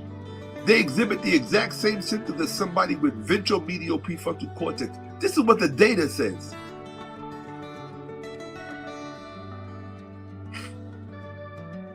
Inability to learn from mistakes. These are examples sharing of the behavior affected by, and they used to come up with these fake mental diseases for black people during slavery. They said that we had a mental disease that caused us to want to run away and be free. Tryptophagia or dryptomania. The desire that a slave has to be free is a mental disorder. That's how sick these people are. And they want you and they want you to think that the genetics of these people is greater than yours and that they therefore have a higher IQ. That's deep. White people suffer from what's called racial narcissism, and they are the biggest victims of it. Those are the good white people and the bad white people. You need to know that. Making inappropriate decisions in social situations, like maybe grabbing a woman by the vagina or, I don't know if you can say that on YouTube. Making inappropriate decisions in social, kissing them without their permission, sexually assaulting them. I mean, I don't know. I mean, look, that's bad. Why? Let me show you how stupid they are.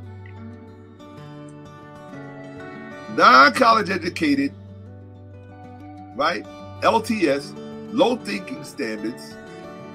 So non-college educated is a polite way of saying low thinking standards. Evangelicals is so non-college educated evangelicals equals low thinking standards, which equals impaired thinking. Now, that's why this is up here. But let me show you how stupid these people are. We gotta be honest. I'm not being disrespectful, I'm being honest. I'm not calling them low information voters. There's a difference between low information and being stupid. They're stupid and they're brain damaged. And you can't tell them that because the color of their skin is white. Therefore, they must be genetically superior to you and therefore more intelligent. This is what your people like Yarvin, Peter Thiel, and Elon Musk want you to think. This is what they want you to think. But let me show you how stupid they are. They are so stupid, they voted for a man who literally named his son Barron. Think about that. Why would you name your son Barron? Maybe it's because you see yourself as part of the Barron robber class who robs from the poor to give to the rich. That's why they're called robber barons. And you voted for someone who literally named his son Barron. You're a special kind of stupid. Like, it's hard to even think. Oh man, you ever see somebody who's hyper attractive but they're stupid so it turns you off? Can you imagine? I mean, not many of them are too attractive, or any of them really, to be honest. But can you imagine having to be with one of them? Oh my God. It's the low IQ thing for me that I couldn't do. Now, let's see if you think that since MAGA is so Make America Great Again, since they are so in touch with the founding fathers, let's see what the founding fathers said about religiosity versus intelligence, education. I want the stupid white MAGA people, that's what you are, SMP, you earned the name. Listen to what one of your founding fathers said. This is Thomas Jefferson. And you should read him, because most white people don't read Thomas Jefferson. They don't read the founding fathers at all. Most of them have never read the Constitution or the Bill of Rights or the Articles of Confederation. They have not. But that's okay, because most black people have never read the Emancipation Proclamation. They've never read the 13th and 14th Amendment. They've never read the Bill of Rights or the Constitution or the Articles of Confederation. So America is just one big bowl of stupid, whether you're black, white, blue, or yellow. It doesn't matter. Now, let's see what he said. But right now, we're addressing our white team members, the non-college educated religious white America. He said, I think by far the most important bill in our whole code is that for the diffusion of knowledge among the people.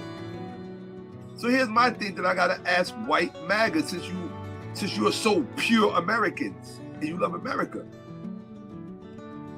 What knowledge did Trump and J.D. Vance diffuse amongst the people? I've seen your rallies. I don't see them diffusing knowledge. Because Jefferson was talking about a certain kind of knowledge, a certain lane of knowledge. He was a certain specific kind of knowledge. He said no other foundation can be devised for the preservation of freedom and happiness. So when you're going into election, before you get to the election, who are the people in the community that are diffusing the knowledge amongst you? And is it knowledge? Is it knowledge or is it propaganda? All right. That's George Jefferson. That's Thomas Jefferson to George Wynn. Isn't that funny? George and Jefferson in the same sentence. That's why I did that. To show you how fast my eyes move. Experience. This is what Jefferson said. And you need to pay attention. This is for the dummies who claim to believe in their founding fathers but don't listen to them. He said, experience has shown that even under the best forms, those entrusted with power have, in time and by slow operations, perverted it into tyranny. That's why you got the Second Amendment, those guns. And it is believed that the most effectual means of preventing this would be what? To illuminate as far as practicable or practicable the minds of the people at large. And more especially what? To give them knowledge, what? Of those facts. What facts? The facts of the experience about people who have been entrusted with power, who over time perverted to tyranny. In other words, you are supposed to be shown stories like the one that I showed you from the Butterfly Revolution, so that you can be exposed to political science fiction to understand that that's where strategy is explored in brain exercises. You stupid mother.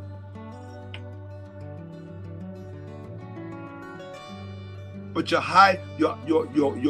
IQ is so high because of the color of your skin that you don't even listen to the words of your own founding fathers, so that you know what to look for going into election.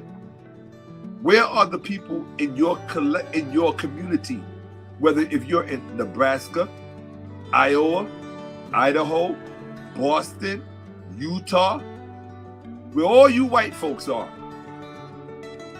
Where are the people in your community that are teaching you about political science theory, and political science fiction, so that you can understand political strategy, and so that way you can keep an eye out for people who are trying to screw the country over. But y'all don't give a damn about the country. You dummies. You don't care about the country. That's why the rest of us have to suffer with you. So you can run around on YouTube and talk about how much you don't like black people and how country music belongs to white people. Dumbasses. Let me tell you what I've learned in my time. I'm pushing 60 years old. And this is straight up. I'll be straight up with you. And I don't say this as an insult. Many of the dumbest people I ever met in my life were white. I mean, special kind of stupid. Not a normal kind of stupid. And many of them were conventionally intelligent. But the further you swim them out in conversation, you spend enough time, you realize, oh, wait a minute. You graduated from this university, you got this kind of knowledge, but you just said, what? Oh, you stupid. Okay. And guess what? Many of the dumbest people I've met have been black. I know a lot of dumb black people. Some of them watching me right now. I can guarantee you that. Got all the wrong stuff going through their mind. I'm not just here to badmouth white people, just for badmouthing them. I'm here to tell, I'm specifically speaking to the problem. Dear non-college educated white women, dear non-college educated white men, you are the biggest problem in the country. It is not people who are working on, it's not Mexicans working on the farm. Okay? It's not Venezuelans who getting a job at a meat packing district or picking fruit from trees that you don't want to pick. They're not the problem in the country. You ever heard the saying, I have seen the enemy and it is us? That's what non-college educated white men and non-college educated white women need to do. Remember that show, King of Queens? Those kind of white people. You're the problem. You. Okay, let's say blue collar white people. You're the problem. It doesn't matter if you're in Nashville, Texas, Maine, New York, Queens, New York, Florida, Indiana, New Jersey. It doesn't matter where you are. Non-college educated white people are the problem. Every single problem that you see unfolding right now in the country. You're the problem. Do you think I agree with everything Democrats do? No. They're a problem too. They are a problem. All that woke BS is a problem. And I'm going to do a presentation on that. I'm going to do a presentation on that and show you how black people are at the center of that as well. Because black people never understand how they're at the center of things. They just don't believe their importance. Black people on planet Earth have the same value as the sun in the sky. That's how important and at the center of everything black people are on this planet. That's how important you are. You're like the sun in the sky.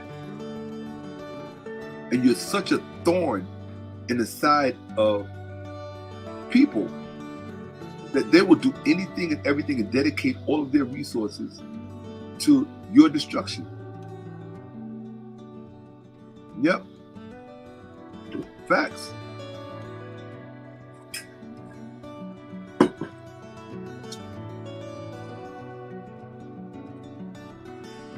You're the problem, white people, non-college educated. I'm not talking to the smart white people. I'm not talking to the intelligent white people, of which unfortunately, we don't have enough of them. But look at this, hold on. And this is not to beat up, you have to be fair to non-college educated white people. There are always going to be less of any group in college.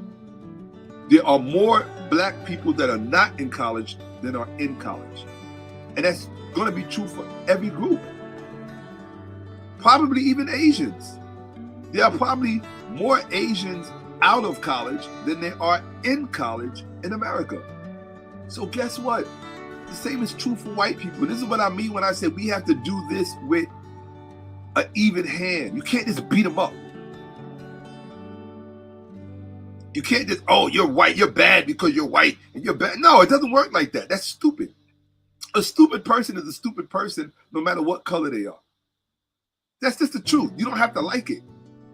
The difference is with white people, because of their certain cultural peculiarities in this country, with the history of this country, with the social fabric and the social history of this country, right?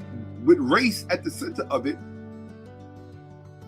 these people are so psychologically damaged that they don't understand how easy it is to manipulate them to operate against their own interests. But let's not act like black people, the same thing doesn't happen to us. Like we have not been manipulated by our own leaders to act against our interests. What did Martin Luther King say? I fear I have integrated my people into a burning building. Which means that you convinced us to do something that was against our own interests. What was that? Integration. Malcolm said separate. Pre-Mecca Malcolm said separate. He was with Elijah. He said separate.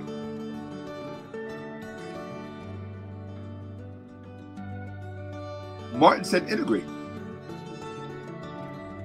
I'm going to do a whole presentation on that either. And I'm going to lose a lot of friends on that one. I'm going to talk about Martin. I'm going to talk about Harry Belafonte. I'm going to talk about James Baldwin. I'm going to talk about all of them people. Baird Weston. I'm going to talk about all of them. Because black people can't see nigga. Stop, black people, stop acting like you're so much better than these non-college educated, non-college educated and evangelical white men and white women. You're just as bad. You're just as bad sitting up there in these churches with these pastors. Jamal Bryant. Who the hell is Jamal Bryant? Somebody telling you a fairy tale about a goddamn story that never took place to the tunes of how much money. And black woman, you are the most guilty of that. Because you feel the rank and file of these churches above everybody else. You are at the source of the lack of intelligence of black people in this country. Why? Because you're the one that raised most of the children. You're the one that indoctrinates them into that damn Bible crap. That Bible has always had one function and one function only, and that was to incarcerate your brain. But Jamal Bryant isn't telling you that. Frederick Price tried to tell you that and almost lost his congregation, if not did lose his congregation.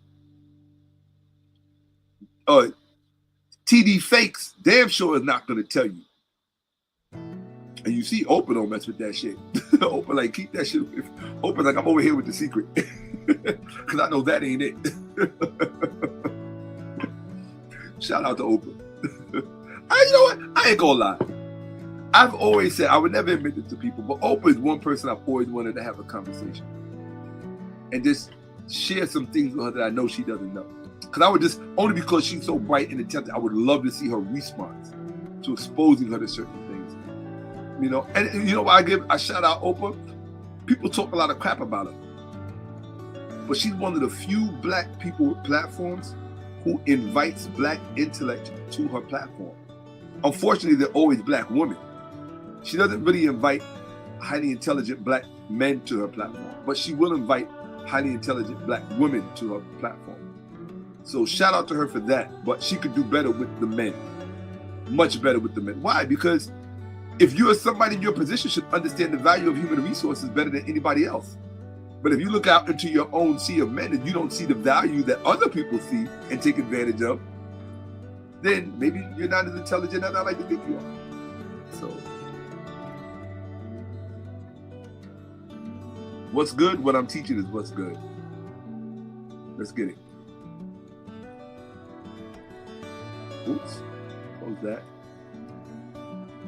Sometimes I get on a soapbox. I wish somebody would come along and snatch me off. Man, Shaka, get back to the presentation. All right. But that's what your founding father said.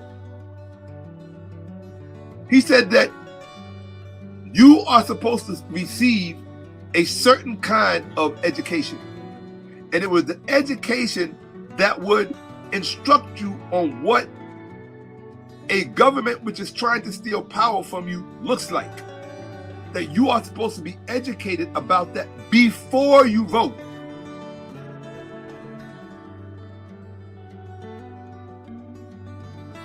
He said right here, it is believed that the most effectual means of preventing this would be to illuminate as far as practicable the minds of the people at large, and more especially to give them knowledge of those facts, which history exhibiteth, that possessed thereby of the experience of other ages and countries, they may be enabled to know ambition under all its shapes. That's what Jefferson said. Why did not your local representatives tell you what the fuck your founding father said you need to know before you vote? Because you are not pure Americans. You don't give a damn about your founding fathers. How do we know that? Because you don't live it out and you don't practice what they say. You worship a fake Bible given to you by fake preachers and high priests, and you don't give a damn about God. You're too stupid to even understand the concept of God, and that's a fact. And somebody should love you and respect you enough to tell you that. Uncle Shaka just did. This is not. I'm not Uncle Tom. I'm Uncle Shaka. Okay? And I'm talking to non-college educated white men and non-college educated white women and evangelical black people, because you're just as bad as they are. You think you're gonna get a pass? No. No. You're just as bad as they are. That's right. Eric Mason, Vince Bantu, Jerome Gay. I call you all by names. That's right. Alfredo Valentine or Valentino, whatever your name. All of y'all. You're all intellectually stunted, and you're responsible for the ignorance throughout the black communities worldwide. Period. I said it. You don't like it, get a refund. This is what Thomas Jefferson said. You should read Jefferson's work. The man could write his ass off. You should read him. You will benefit from him. He was brilliant. Listen to what he said. He said, read this part again. You need to read this and understand what the man is telling you. And this is why I said you got no excuse, MAGA, because it was laid out before you. You have no excuse. You talking about make America great again, but you don't even bother to read what real Americans say. The people who gave you America. You don't even bother to read what they said because you don't care about being American. You're the most unpatriotic scumbags that we have. Well, let me not say that. You are on our team. You are, look, this is a family fight, okay? It's a family argument. And you know when we have a family argument, we're going to say things, okay? We're going to be mean-spirited. We're going to use language we probably shouldn't use, but it's still a family fight. When I say a family, that's about the American family. It is a colorful tapestry. That's just the truth. If you don't like it, get out of America. Leave. I'm with them on that. If you don't like it, get out of America. Go someplace else. But in America, it's one big family. And that's where, let me tell you, that's where Elon messed up. See, and these white South Africans. Let me put y'all on game real fast. I'm going to put y'all on game real fast. I'm going to leave that there. Where Elon messed up, right? And MAGA messed up, but particularly Elon. Elon is not from America. Peter Thiel is not from America. Oh, I just did something I really do. Because every time you watch Yarvin, he's like belching like every 5 minutes. Like the dude is absolutely gross. That's what I just did that. The dude is gross. Like all he does, one thing about Yarvin, Curtis Yarvin, he does two things if you watch the interview. He belches every 3 seconds and he picks his nose. I'm like, this is their romance, dude? Like, this is their romance? No, of course they have not. No. No, they have not read their founding fathers. They don't give a damn about their founding fathers. Oh, thank you. Thank you, Chase. Right? No, they can't read what they say. Oh, that's what it is. Thank you. You got a point. I didn't think about that. They can't read. That's why. And Jasmine Crockett was right about that. They don't read. They don't read their own stuff. She said that. She blamed them for not reading. It's a fact. Shout out to Boss. It's a fact. She blamed. They don't read. Their founding fathers were brilliant.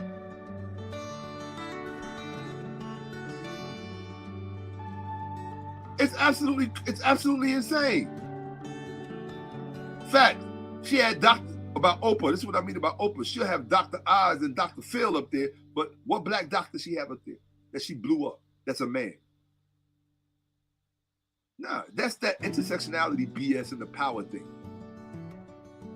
A black man ain't got nothing for her because of where he is in the power structure. You understand? But I don't care. If I ever meet Oprah, I'm gonna give her a hug. She just looks huggable. Oprah look like she give good hugs too. She all thick and everything. So anyway, let's get back to this. So he told me, yeah, Taz, where Taz at? I should give Taz a certain my private cell number, so Taz can call me and be like, get back to the presentation box. Okay. Let me put that up on the screen again. Let me shout out Taze. Taze, I need you in my life. Okay. Here we go. So, present. All right, we got right window. Pick the right window. All right, present. There we go. No. Oh, I was already screaming. Oh shit! Oops, my bad. I was already. Okay, yeah. I got kidding. I was still. All I had to do was yeah. My bad. I peeped it. Relax. Here we go. Boom. Yeah. Here we go. All right. What else did Jefferson say? Because you MAGA people, right? Look at what he said. This is so deep. Experience has shown that even under the best forms, those entrusted with power have in time and by slow operation perverted it to tyranny. And it is believed that the most effectual means of preventing this would be to illuminate as far as practicable the minds of the people at large, and more especially to give them knowledge of those facts which history exhibited, that possessed thereby of the experience of other ages and countries, which means that you are supposed to bit MAGA. Listen, stupid MAGA. Jefferson was telling you that you have to know the histories of older civilizations, not just Roman Greece, but older ones like China, particularly China and Egypt, because that's what they were studying to learn how to do all of this. The two major civilizations they were studying was China and Egypt, later on India. That's what they were studying during the Enlightenment. Okay? During the age of expansion. That is what they were studying in the Prussian universities, because the Prussian universities got it from the French universities. But your dumbasses don't know anything about that because your white high genetics teach you everything. Idiots. And more especially to give them knowledge of those facts which history exhibited, that possessed thereby of those ages and countries, possessed thereby of the experience of other ages and other countries, not just white countries, they may be enabled to know ambition under all its shapes, and prompt to exert their natural powers to defeat its purposes. What are your natural powers? He said that means your natural thinking, not your religious thinking. Jefferson was telling you what part of your fucking brain to use, you dumb ass white people, and I had to say it. Look, we joined at the hip. It's one team. We got different colors. We all wear different jerseys. It's one team. It's America. But we got a part of the team members that refuse to improve, and you messing up, you keeping us out of the championships. I don't even follow sports, but I know enough of y'all do. So enough of you non-college educated white men, I know you're into sports, okay? Your kind, you non-college educated white males, like the Proud Boys, right? And most of you neo-Nazis, and you evangelicals, most of you are non-college educated, right? You do not have a liberal arts education, which was the kind of education that the founding fathers recommended as the highest. You don't have that. You might have a degree in tech, cybersecurity, this, that, whatever. No, that's not what rounds you out as a human being. They prescribed a liberal education, not the type in the modern vernacular of liberal, but liberal which was more akin to libertarian, if you will, in older parlance. Let's continue. And he says, the man is literally telling you, maybe you got to learn how to speak English. You thought because you was white, you know how to speak English? No. He says, and prompt to exert their natural powers to defeat its purposes. I'm white, therefore I understand what he's saying. No, sweetie, it doesn't work like that. You're white, you have a low IQ. You're a white male and you're a white female, you have a low IQ. And it probably hurts you hearing a black person say that.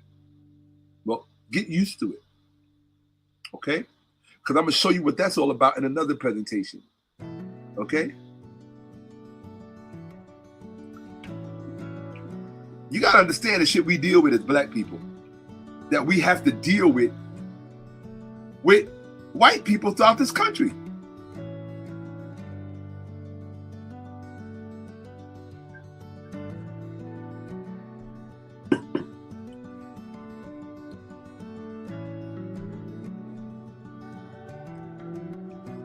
and possess thereby of experience of the experience of other ages and countries that may be enabled to know ambition under all its shapes, and prompt to exert their natural powers to defeat its purposes, whence it becomes expedient for promoting the public happiness that those persons whom nature hath endowed with genius and virtue. Nature. This is what he means by natural powers and genius. He's talking about your brain. He's talking about your brain and your character, not your religious beliefs. I know you're too stupid to understand that. But now they're going to look at each other. Well, without religion, where we going to get virtue and character? Oh, you didn't know that virtue and character preceded religion? You didn't know that? Are you really that non-college educated? Yeah. See, virtue and character preceded religion. Oh, you don't know what preceded means. Virtue and character came before religion, which means that you can have virtue, great virtue. You can be a virtuous person, and you can have a great character. Religion is not necessary. Religion is for those people who need help with that. That's the best way to put it. Some people need less help. Be not stupid you look judging people who need less help than you when it comes to virtue and character. You look stupid. You literally look stupid.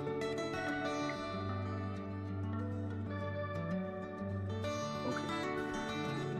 That those persons whom nature hath endowed with genius and virtue should be rendered by what? Liberal education. This is what Jefferson said.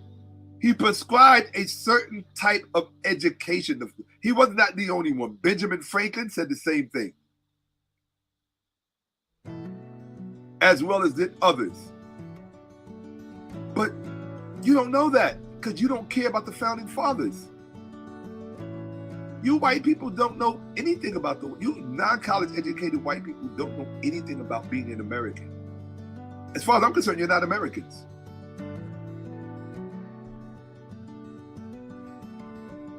You're not Americans, as far as I'm concerned. Let me stop this for a minute, because I want you to understand where I'm coming from.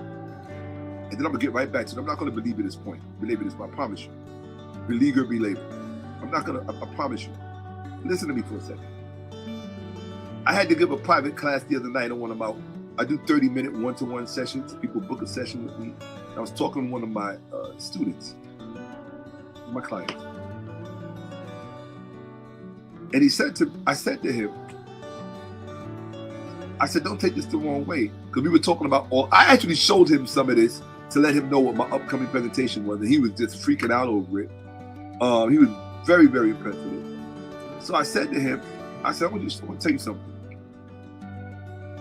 I said, in my eyes, you are not an American. Now, he's a brother, born and raised in Detroit, to the best of my knowledge. I told him, I said, you're not an American. I don't see you as an American. He said, well, why not? For the same reason I don't see most people, black or white, as Americans. Do you know how I know I'm in the house of an American? I'm going to tell you. And I don't care what color your skin is in this country. This is how I know you're American.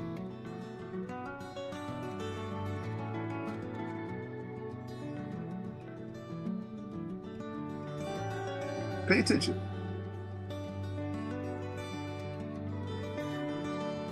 I just want to look halfway decent when I say this.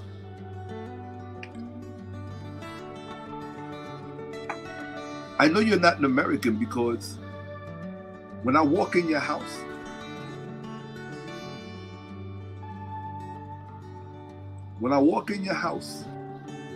and this goes for every one of you watching, because you know what I'm about to say is true.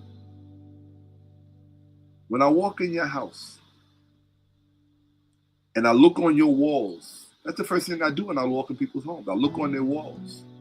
Well, first I take a whiff. Every house has an aroma. It tells you a lot about the people that live there. So when I walk in, the first thing I do is now I look on the walls. And I sense the energy.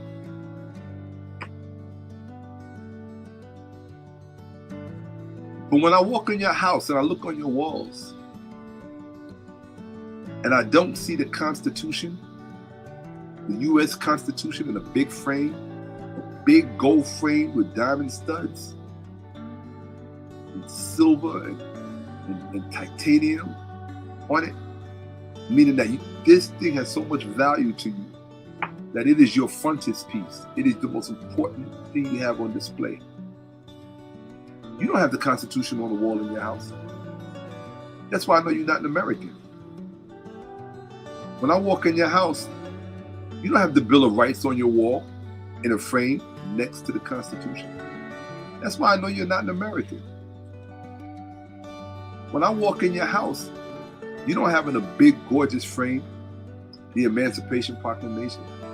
That's why I know you're not an American. You just fronting. You think just being here makes you an American, just existing. Let me tell you something. Let me give you an idea so you can understand what it means to be an American. I want you to imagine in your mind a 40-year-old man that wants to come to this country, but he doesn't have the money to get here. And he might live in a foreign country like Nepal or, I don't know, some country, some Kazakhstan or wherever, right? Mozambique, Africa, he might live anywhere. China. Let me explain to you what an American is. If you walk in that man's house in that foreign country and he doesn't have shit, he's poor, he ain't got nothing. But when you go in his house and he has on his walls the U.S. Constitution, the Bill of Rights, the Emancipation Proclamation, the Declaration of Independence, when you walk in his home and you see those on the walls, he is more American than you will ever be. Ever. Because he understands what it means to be an American.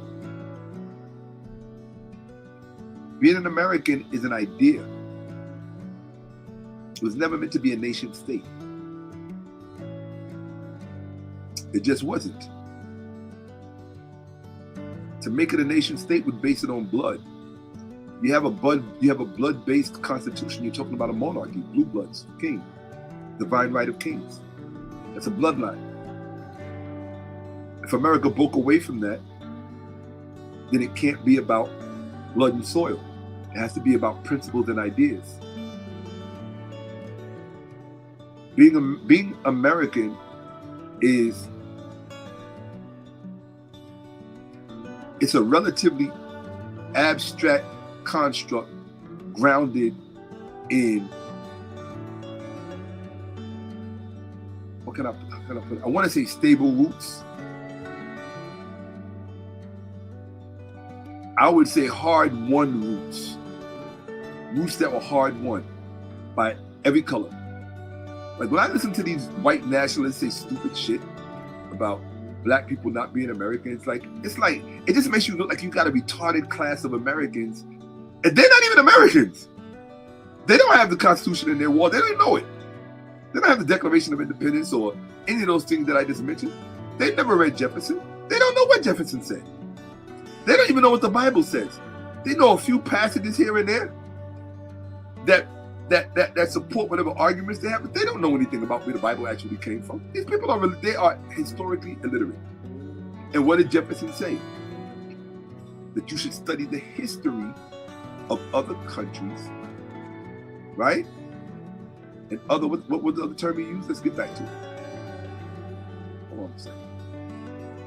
I hope I said what it was that I can't even say. I don't know. All right. Taves, where you at? All right. Right with it. There you go. Stop getting over here. 3 hours? Okay. Allow. Yeah, no, I do this. Okay. Yeah, I have no idea where this presentation is going. You just really don't know. Okay. So, exert their natural, it says, okay, all the way here, let's continue finishing on. and prompt to exert their natural powers to defeat its purposes. Whence it becomes expedient for promoting the public happiness that those persons whom nature hath endowed with genius and virtue should be rendered by liberal education worthy to receive, or able to guard the sacred deposit of the rights and liberties of their fellow citizens. So here's my question.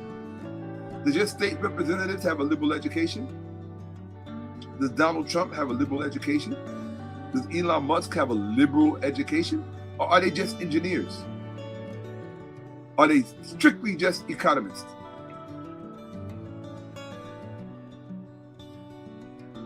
And that they should be called to that charge without regard to, listen, and this is what I want MAGA, listen, without regard to wealth, birth, or other accidental condition or circumstance.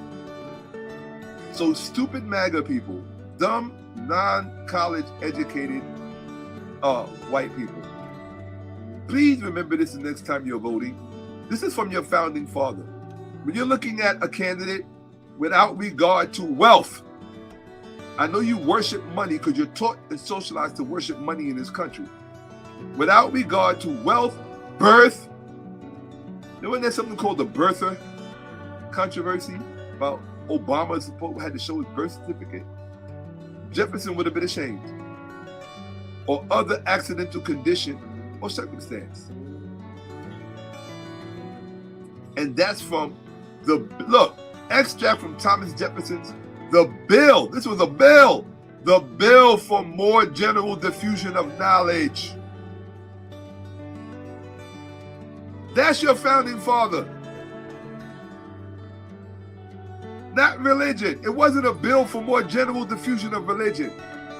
You dummies. And now you got the rest of us in a messed up situation because of your low IQs. In fact, I'm gonna change it. It's no longer low IQ. You got a low white Q. Y'all like that, right? I know. I just made that up. You got a low white Q. Thomas Jefferson. He says, life is life is of no value, but as it brings gratifications. Among the most valuable of these is rational society. It informs the mind, sweetens the temper, cheers our spirits, and promotes health. He didn't invoke religion for even cheering your spirits. He said rationality. That means reason. It informs the mind. What is rational? With reason or logic. The very thing that has an inverse relationship to religion. You dumb white people in America are pursuing a backwards political hustle, and you're dragging the rest of us with you in a boat that's going over Niagara Falls. No, thank you. We will educate you. Since your own people won't, we will. Who do you think educated you to begin with? But you don't know that because you have no education. You came to Africa to learn everything. How to read, how to write, how to do math, how to learn philosophy, how to learn theology, but you don't know that because you got too much whiteness to protect. So you gotta use a white supremacy, not even, what do you call that salute? One of you can remind me, right? The 𝓈𝓔𓄿𓅓𓏭𓀢𓀁 salute. Right? The confession, where you confess to selling white people into slavery. You illiterate bastard. That's what you are. You are the dumbest people, man. Now remember, we family though, so I can say this. Oh, that's what I wanted to say before, when I was talking about Elon Musk. Let me tell you how I see America. You can disagree with me or not. I look at America like one big family. And just like any family, families fight. If you're from the hood, you know some of the biggest fights you've ever seen been between siblings. Spilled out into the street, people thumping. You know that. Me and my brother, my big brother is he's like a bear. And he's 5 years older than I am. But one of the things that made me the way I am was he used to pick on me, so I had to fight back. And I had to learn how to handle big guys, like really big guys. I had to learn how to put it on them, like quick. hard, like finish it with one, because I knew I wasn't getting a second chance, right? So families fight. And in America, we're joined at the hip, black, white, everything in between. But what people don't know, and I know I'm almost 60 years old. I've lived in America long enough to know we might fight each other because it's just the nature of where we come up. America's the Wild West. It's a country that, it's the most lawless country in the world that is governed by rule of law. Right? The most lawless country in the world that's governed by rule of law. We fight each other. But just like a family fighting in the street, if you see a family fighting at a barbecue, what happens if you butt in? What happens if you interject yourself, if you jump in? They all gonna turn on you. That's what's happening to Elon right now. You thought that you were gonna get blacks and whites to really just go in hard and hating each other. You were gonna try to divide and conquer. It's the oldest, look, the reason why it's the oldest trick in the book is because it's the one that always works. So you use the religion, you use the racism, the DEI, all of this stuff, the immigrants, you used all of that to turn people against people, right? You fucked up. Because now those people that are attacking Tesla and Tesla owners, see, you can't stop attacks on Tesla owners. You ain't got your drones everywhere. You're going to use Starlink to identify every person that is accosting Tesla owners, harassing them and deriding them. You can't do it. You ain't that qualified. Not even you with all your billions. Right? You can't stop that. And it's affecting your stock prices. But you didn't think that they were all going to turn and look at you, Elon?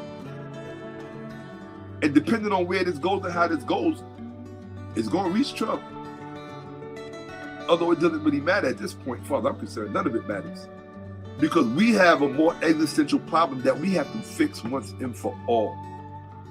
We need to get our white population that is non-college educated, and whether they're male or female, and just educate them. How hard is that? How hard is that? I'll volunteer. I'll give a, well, I ain't volunteer, but I mean, it'll pay me a few bucks, right? I'll give a class, Political Science 101 for non-college educated white people, male and female. Nobody will speak down to you. You'll just be taught and educated and brought up the way Jefferson wanted you to be. If not, stop pretending that you are somehow this special American, because you're not. If I walk in your home, dear white people, you think just waving that flag out in front of the house makes you an American? Is that what you think? Is that what you think? You think because you waving a flag or you got a flagpole in front of your house or on your lawn, that makes you an American? Where's the Constitution in your house? Is it on the wall, in the frame? You're not American if it's not. Is the Declaration of Independence in there on the wall, in the frame? You're not American if it's not. Are the Bill of Rights on your wall? You're not American if it's not. Pete Hegseth? I don't even know what to say about that dude. Like, for you guys to go through with what you did to that 4-star general because you thought he was woke or was capitulating to DEI, and mentioned in your book that you felt he became a general probably because of DEI, because he was black. Well, I mean, that's a nice rationale. It's a nice reason for which you had no evidence of, but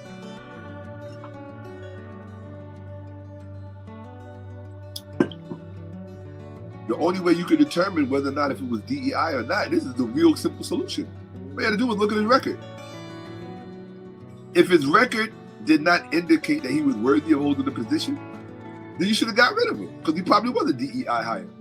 But if his record showed that he was worthy of being there, he should have been a real man. But most of the males in that administration are not real men. They're not. Or maybe they are real men, they're just not good men. That's all. Good men don't take Social Security away from old ass people.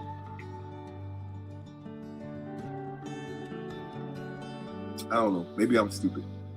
Let me continue. Get off my soapbox. But that's where Elon messed up. That's what I wanted to say before. When you tried to get people to turn against each other, oh, don't get me wrong, it works. That's how they got to what you call it. Right? I'm not saying it didn't work. It worked. And I'm not on some kumbaya shit saying, oh yeah, now we're all together. No, it ain't like that. It ain't that at all. Because the one thing I know about virulent racists, they don't change overnight. These are this right here. This is what you are up against. This is what Doge was all about. This is where you put it all together. The butterfly revolution was about using children. It was about using young people to undermine and usurp the authority of the established rulers. And to do that by offering the white females a scapegoat, which was a person of color. This is the whole thing came out of this book. And that's why 𝓈𝓔𓄿𓅓𓏭𓀢𓀢 entitled his article, The Butterfly Revolution, but never told you where he got it from. That book, where they lynched one of us symbolically for them to appease their anger. Look at them. They went to an obscure book that they thought nobody would ever discover and nobody would ever find out about. Or definitely not one of us dumb monkey, one of us dumb monkeys, that's what they call us. Right? I'd rather be a smart monkey than a stupid man. That's for sure. I'd much rather be a smart monkey than a stupid man. I bet you ain't never heard nobody say some shit like that. But that's Shakka-Ahmose. Right? In the Butterfly Revolution, Curtis Yarvin, I read this already. Yarvin suggests that true political change will not come through traditional means, but through more subversive, unconventional methods that dismantle the current system from within. What does subversive mean? What does it mean? This is what subversive is. So this is a chart that I'm working on. This DWA stands for Decent White America. RWA stands for Racist White America. To understand racist, I haven't done the profile yet for Decent White America, but for Racist White America, because you talk about subversion, this is the intelligence profile of Racist White America, and you always have to be on the lookout for it because they're so into this high IQ and intellect thing. But what they don't realize is that intelligence has different contexts. The kind of context that they embody when it comes to intelligence, I'm talking Racist White America, not Decent White America. Racist White America, they embody what's called cunning. They're cunning. In order to pull this off, they had to be cunning, crafty, right? Artful, like the Artful Dodger from the movie Oliver, the thief. He was called the Artful Dodger. Guileful, that means you're able to fool people. Devious, these are all forms of intelligence. Sly, scheming, designing, calculating, Machiavellian, shrewd, clever, deceitful, deceptive, duplicitous. Why are you bragging about having a high IQ when this is what you produce and this is what you are? Because you are underdeveloped. You see, these white intellectual males are underdeveloped. They have all of this, but they have no character. They have no virtue, right? They have no virtue. That's why they divide virtue signaling. There's no room for virtue when it comes to power and absolute power. Virtue has to take a back seat. In fact, don't even let it in the building. Let's grab some more women by the coochie and kiss them without permission. That's what Donald Trump would say, right? Hell, that's what Melania would say. Can you imagine somebody grabbing Melania by the coochie without her permission and kissing her about, hey, I know you want to come beat me up now. What's your name? Baron. Hey, bro, you in the public eye. This is what it is, man. I'm not trying to be disrespectful, but your whole family disrespected the whole country, not to mention your family been disrespecting black people since forever. So with all due respect. You know what would be crazy? Can you imagine if Barron actually turned out to be a good man? I don't see it happening. But weird things like that happen in life. They really do. That would be mind-blowing. So, look at this. What is the opposite of cunning? Honest. Political cunning. The opposite of cunning is honest. So J.D. Vance is not this. Donald Trump is not this.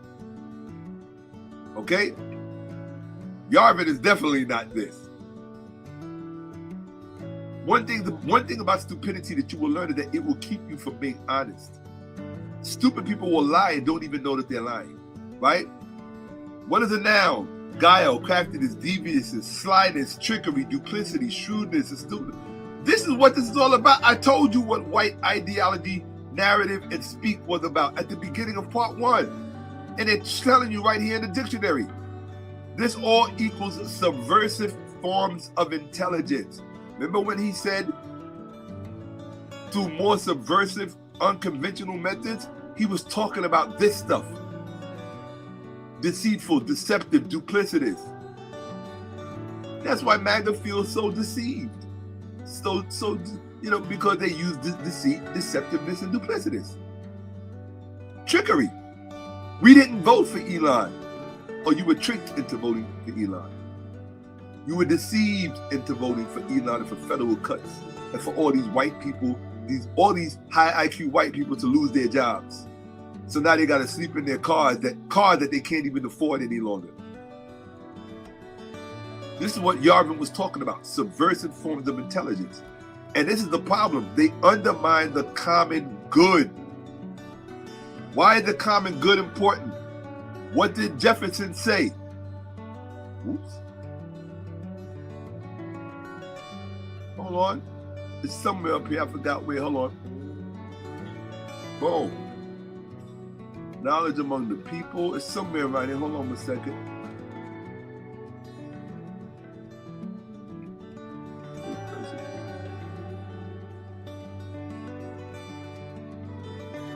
Able to guard the sacred deposit of the rights and liberties of their fellow citizens, i.e. the common good. Could have sworn he said it someplace else too, but okay, not good. Let's go. Okay.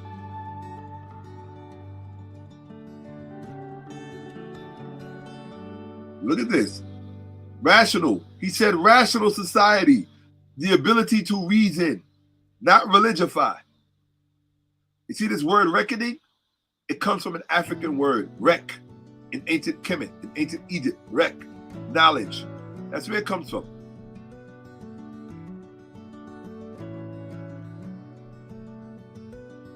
This was the interview right here that I had to respond to, because the New York Times, can you imagine? You're a scumbag piece of shit like this guy here.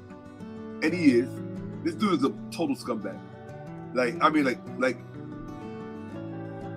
he's the kind of person, normally, like, if I'm in the street and I see somebody being attacked or something, like, I would go help. I don't care what color they are or whatever. But if I saw somebody like him getting a beat down, I would just pull up and just watch. I would. I wouldn't care what they broke. I wouldn't care how much blood was coming out. I would just watch. That's how much of an evil person he is. And he's evil. Straight up. Dude is an evil person. Like, there's no other way to describe him. So he was interviewed by the New York Times. The interview, Curtis Yarvin says, democracy is done. Oh, it's called The Interview. Curtis Yarvin says democracy is done. And the subtitle says, powerful conservatives are listening. That's how you got your vice president. That's how you got Trump. Trump is listening. Trump knows who he is. That's the interview. That's the interview. Curtis Yarvin on the end of American democracy. This guy has been going around. Now let me say this. I was gonna stop before I got to this part, but after I get to this part, I'm gonna stop. In fact, I should stop now and come back tomorrow with the rest, because that's gonna be the good part. In fact, hold on one second. See if I'm up here doing this for nothing. Let's take a look. Okay, that's what's up. Okay. So, since you guys showed respect to the Cash App, I'm gonna finish this out. I'm gonna hit you up. Watch.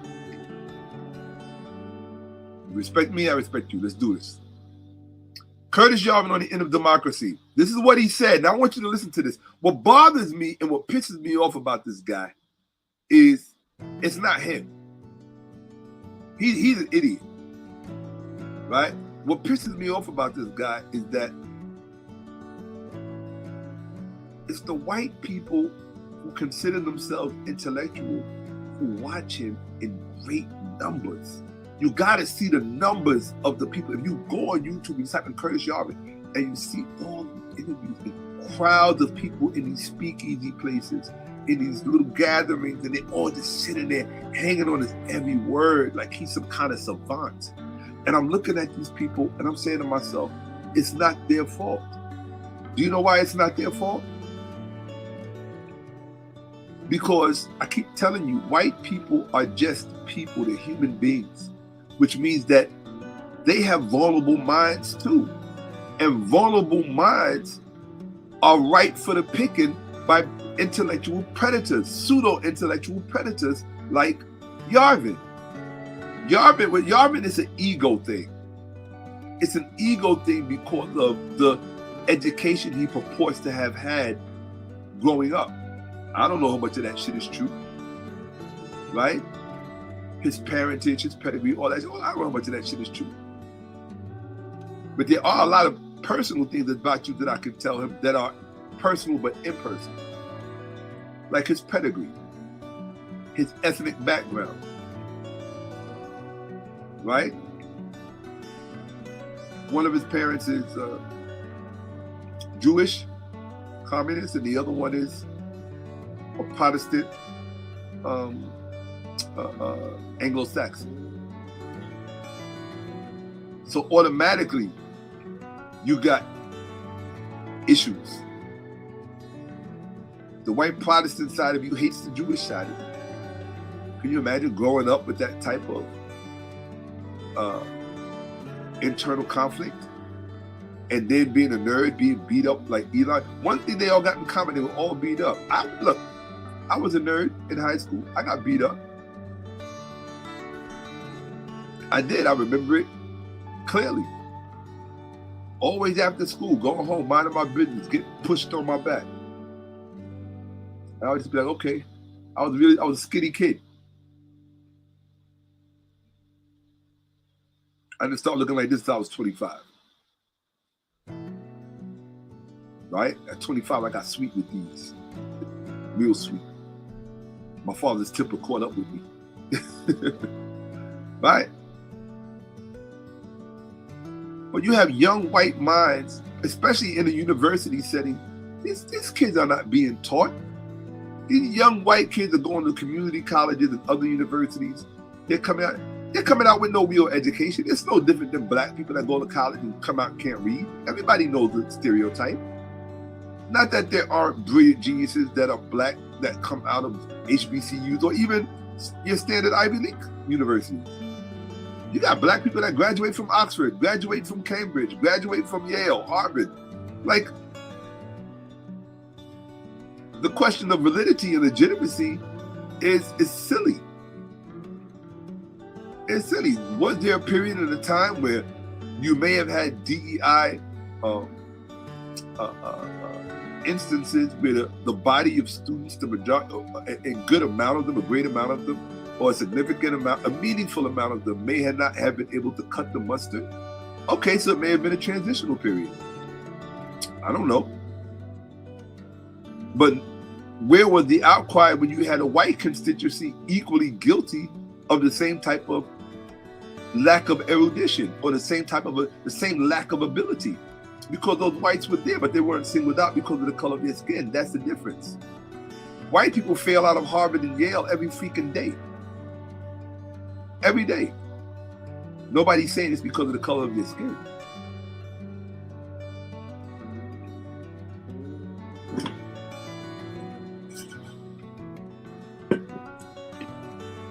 What disturbs me is when I watch these young white people, and it's always the same setup. It's Yarvin sitting there with the host. The host is stupid, can't challenge him, and just sits there like they're enthralled. They're just, oh my God, you're so intelligent. Teach us something. We just want to hear you. And then he talks like this, like the way he talks, and he has this stare where he goes like this while he's talking to you. It's almost as if to hypnotize you. So he's talking like this, and this is why this happened. It's an act, and it's a form of me hypnotizing you, so that as I'm doing, it's all cadence, it's tonation. The guy's a fucking idiot. He's the king with no clothes. That's what Yarvin is. He's an idiot. That's it. He's a powerfully connected idiot. He's not the first one. The worst part is, though, you would think that the white public, well, I don't know why you would think that. Maybe I'm extending too much credit. I don't know why I'm thinking the white public should be any more intelligent than any other public, because they shouldn't be. No, they're just a public. So they meet somebody like Yarvin, who is younger than I am. So Yarvin, I was on this planet before you showed up. I know a little bit more about it than you do, perhaps. About certain things, I'm sure. Not about everything. I haven't started a software company. Tech is not my forte. It's not where I shine. I shine in other areas. Okay? So, what I would say, are you kidding me? I'm still wondering why my camera doesn't look as good as it should. I got a great camera. Man, I think I need to upgrade my computer. Maybe I should contact Yarvin. He can help me out. Hey, yo, Yarvin! Hey, Yarv! Let me tell you how much I despise this individual, because he's a sack of scum. Let me not say that. Scum is too good. Scum has life. Sperming. You probably can't say that on YouTube. But why do they call it YouTube if you can't do you? So that's stupid. They should call it almost YouTube. But here's the thing.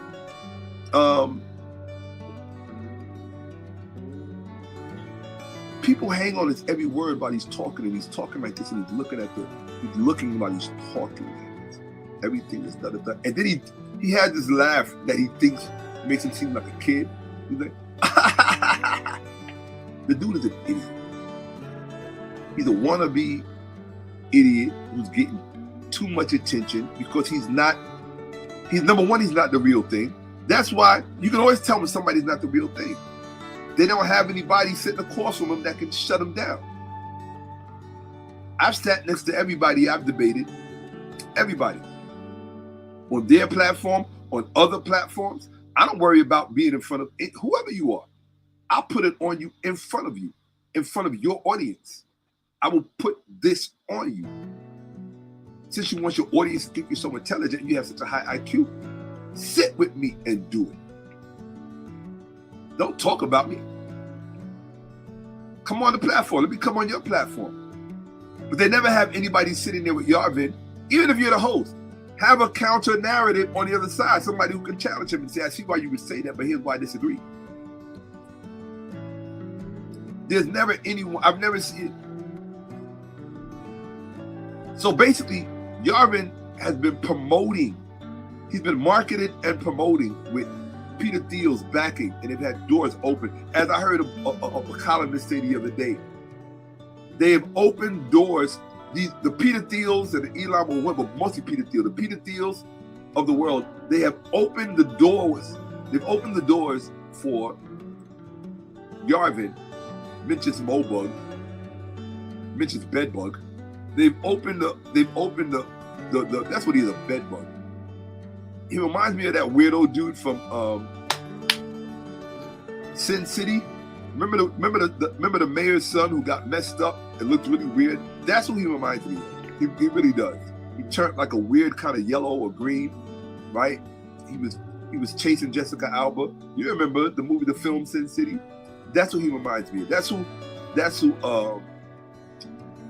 what you call it reminds me of. Right? So that's who Yarvin reminds me of. He's creepy. He's a creep. And I'm gonna show you why in a second. If he's so intellectual and he knows so much history, and you notice when he talks, he never has to prove anything. I'm a debater. Whenever I say I gotta prove or I lose money, I can't pay my bills, I'll be living out the street, I debate. Which means if I say it, I gotta be able to prove it and show it. Yarvin doesn't do that. Yarvin just sits there and just pontificates. I said it, therefore it's true. That's white privilege. Well, you're white like us. You started a software company. You're affiliated with Silicon Valley. You must therefore be intelligent. Let's see how intelligent he is. Let me show you. And I hope somebody cuts this out and shows this to Mr. Yarvin. I wouldn't even call him Mr. Yarvin. He just mentions bedbug to me. Right? Here we go. Let's see. I'm not sharing. Go to the pop-up window. Now we're going to share. Let's see how intelligent this dude is. Because when I tell you this dude is getting bigged up all over the place as this intellectual, let's see. Hold on a second. What happened? Oh, my bad. I went to the wrong one. Oops. Why do I? Yeah, what's going on?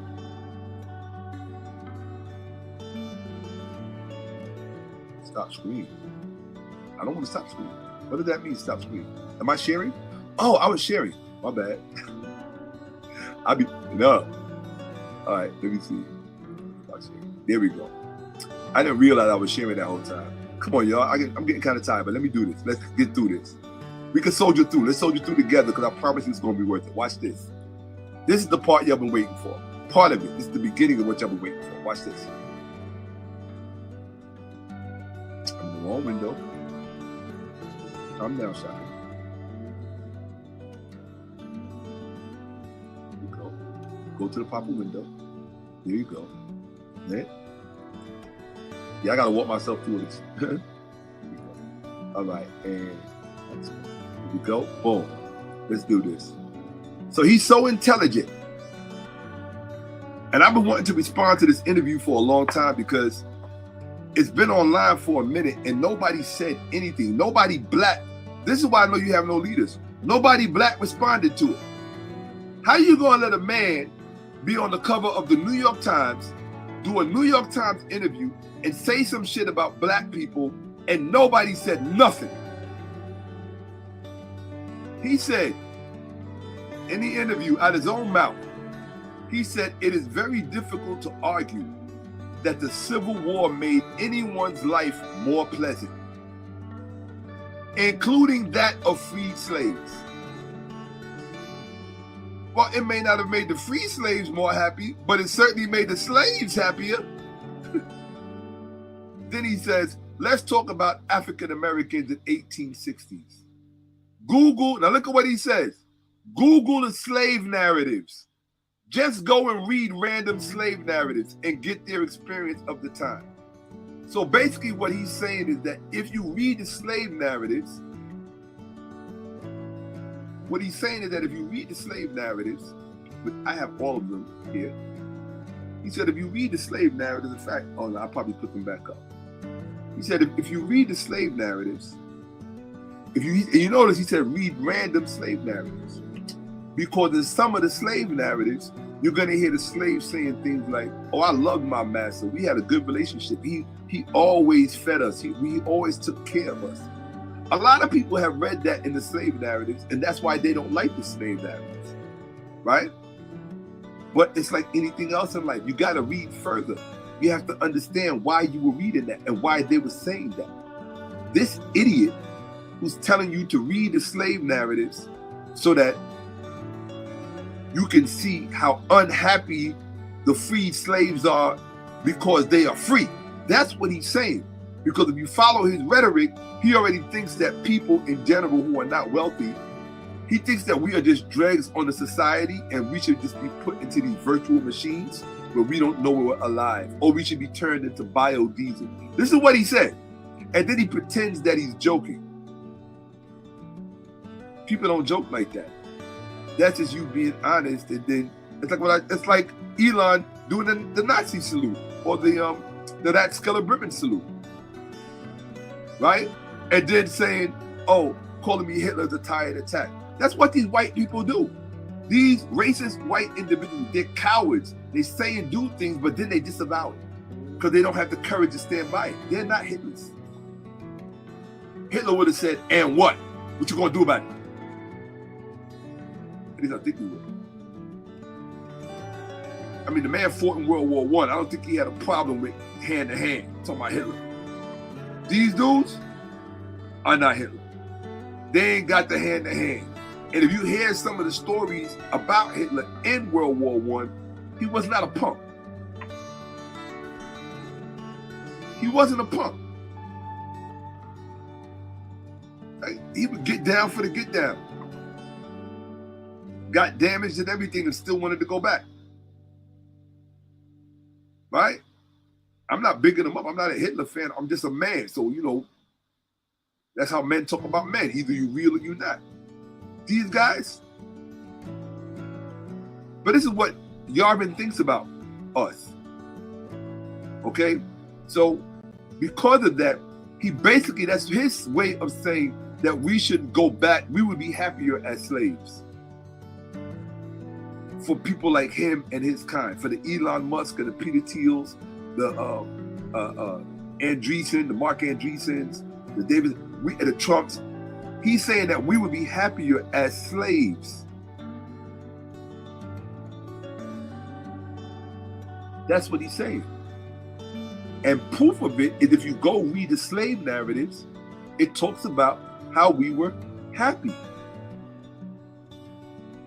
So I said, okay, let's go to the slave narratives and see what's really going on.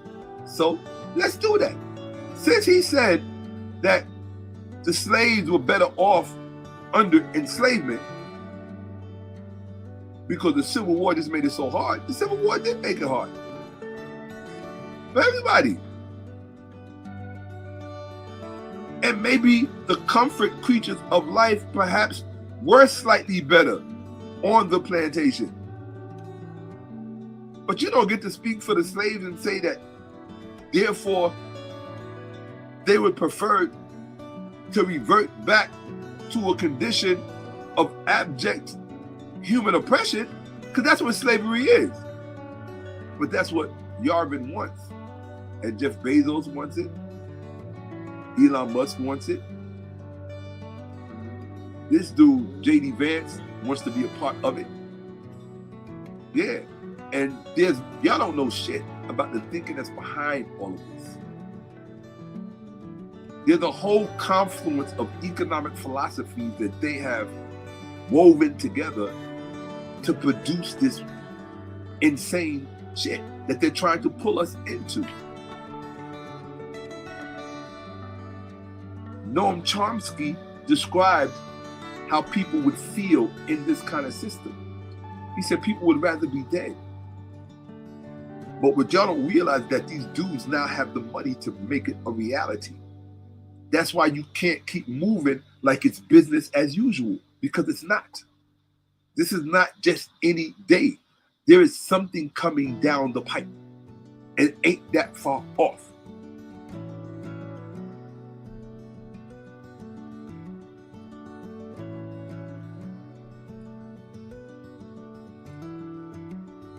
Oops. Oh, cool. Thank you. Okay.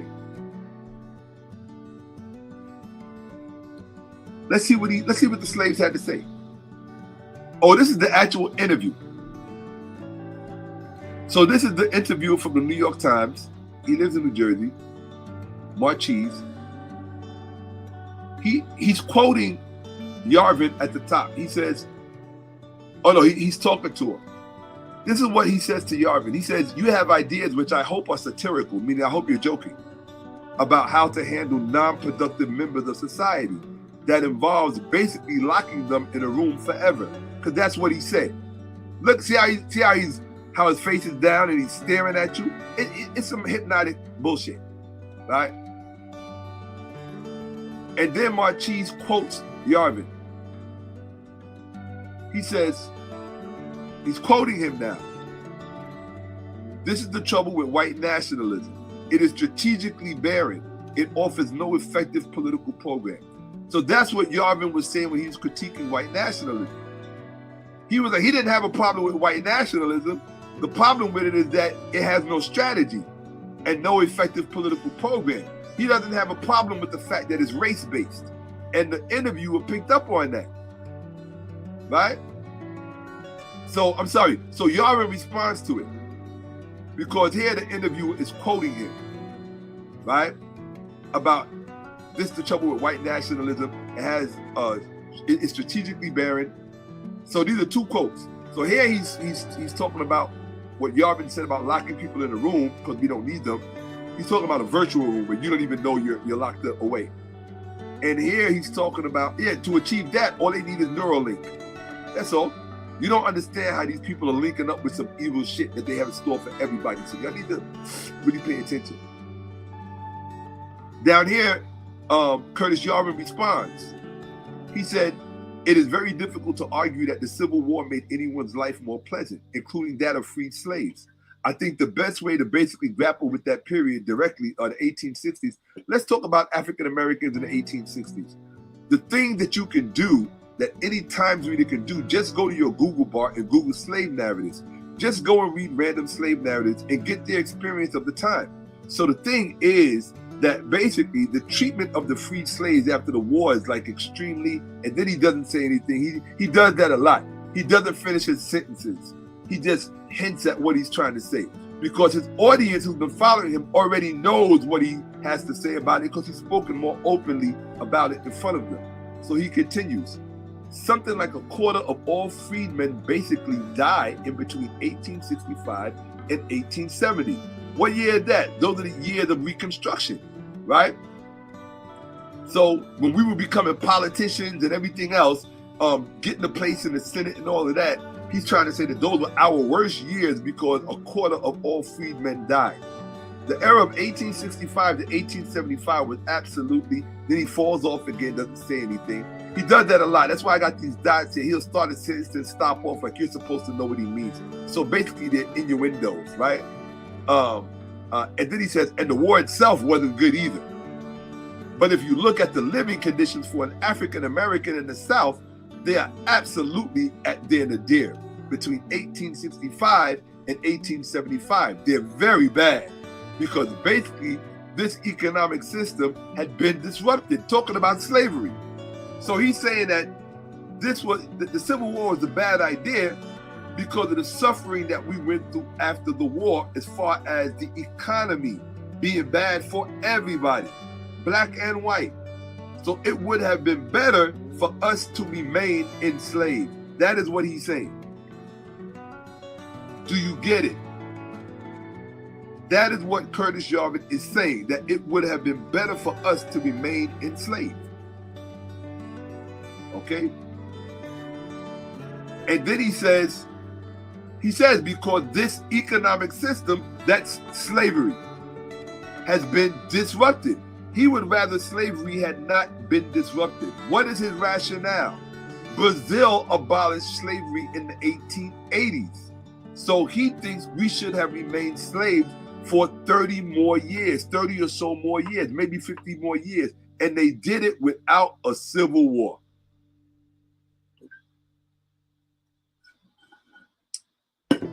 I wonder if he would ask the slaves, because he said he read the slave narratives. Because if he feels that way, then the slave should feel that way.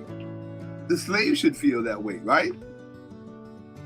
And then he says, and so the thing is, when you look at basically the cost of the war or the meaning of the war, you're basically just like, Now that's really fucked up. Like, the meaning of the war is supposed to be to end slavery. And he's like, was that really a good reason to go to war? Right? You're basically just like, it just visited this huge amount of destruction on all sorts of people, black and white. This is what he says. Just massive. I'm just like, all of these evils and all of these goods existed in people at this time. Like, he's just all over the place with it, like trying to rationalize it. All of this stuff was justified by the fact that all of these evils and all of these goods coexisted at the time. So there was a stability with slavery that we should not have done away with because it was more detrimental to everybody. In other words, the greater good was not served by going to war to end slavery. All right, some people can argue, maybe we should have found a more peaceful way to end slavery. Only one problem with that. One side was not interested in peace. They were only interested in slavery. Stupid.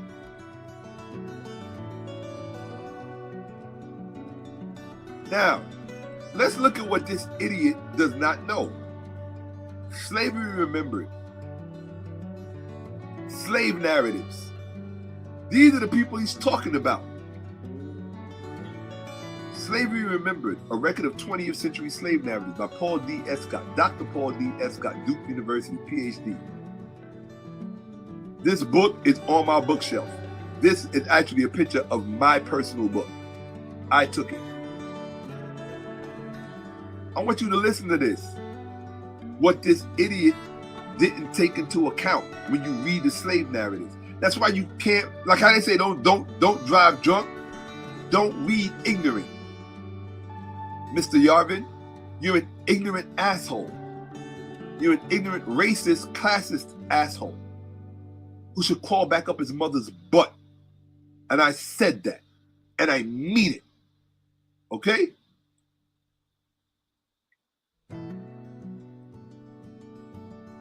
Mr. Yarvin, I want you to listen to this. Bedbug. That's what I'm going to call you from now on. Bedbug. Menches Bedbug Yarvin. To assist local workers in their interviewing. See, he's not going to tell you this. The National Director of the Federal Writers Project periodically sent out directives or detailed lists of suggestions on the questions. On the 30th of July, 1937, Henry G. Alsberg, right? So we're talking about 60 years beyond slavery, 60 some odd years beyond slavery, right? Which means you had a lot of former slaves still alive, 75 years old. It's like the population of the senior citizens in Florida. Many slaves still around. On July 30, 1937, Henry G. Alsberg dispatched a long memorandum containing several suggestions and a list of 20 categories of sample questions. Although interviewing was well advanced in some states, Alsberg's memorandum seemed to have become a model for many of the interviews. It urged state workers to what? Take the greatest care not to influence the point of view of the informant. Are you listening, Yarvin? You're supposed to be so intelligent, Mr. Silicon Valley. You didn't know about all the politics behind that interview because you didn't care about the people you were actually talking about. You didn't actually care to know why they were saying the things that they were saying, you piece of shit. That's what you are. You're a piece of shit. Okay?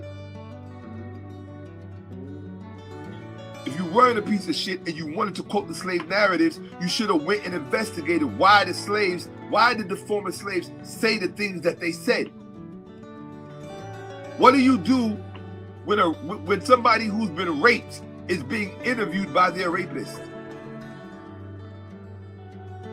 And he controls her safety. Imagine a rapist has his rape victim or her rape victim in the same room with her on camera and is interviewing her. What do you think she's gonna say? Oh, he's mistreating me, he's treating me bad? No. Oh, we're having a blast, everything is fun. She might have to use Morse code with her eyes to blink. Help, SOS. But your stupid ass doesn't read SOS. You read bullshit. Like Ann Ryan and all the rest of these other people.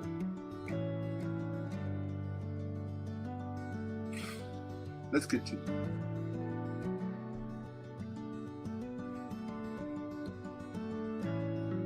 So they had instructions to take the greatest care not to influence the point of view of the informant, meaning the former slaves, and emphasize that all stories should be as nearly word for word as is possible. Unfortunately, many of the interviewers could have taken the first suggestion more seriously, but most sought to comply with the second. What does that mean, you stupid cracker, you? It means that the former slaves were being influenced by their interviewers. You dumb fuck. But you want to say in a New York Times interview, the average white kid, if he wants to know why black people were better off being slaves, should go read any random slave narrative. You didn't tell him which slave narratives to read and which ones to avoid, because you're not an intelligent person. You're not a scholar. You're not an intellectual, and you don't study. Especially when you have no respect for your subject, you scumbag piece of shit. That's what, look, dude, I would tell you that to your face in ways that, well, let me just back up, because this is YouTube, and I want to be simple. It's not that I take slavery personally. It's that you didn't even have enough respect for the human beings as subject matters who you were attempting to speak for and who you were attempting to use as a reference to validate the status quo of slavery as being in the best interest for everybody involved. You don't want to know what I think should happen to you. You really don't. You have no idea. I can daydream about it. It's not illegal yet. Not until I'm in your virtual world and you can read my daydreams. And then you can come in and pull the plug because you don't like what I'm dreaming. Right, Yarvin? You can go unplug that Neuralink. Oh, I don't like what Shakka's dreaming. I don't like what Shakka's dreaming. I see what he wants to do to me. Let me unplug that. A joke. Little techno humor. Right? A little poli-sci theory fiction.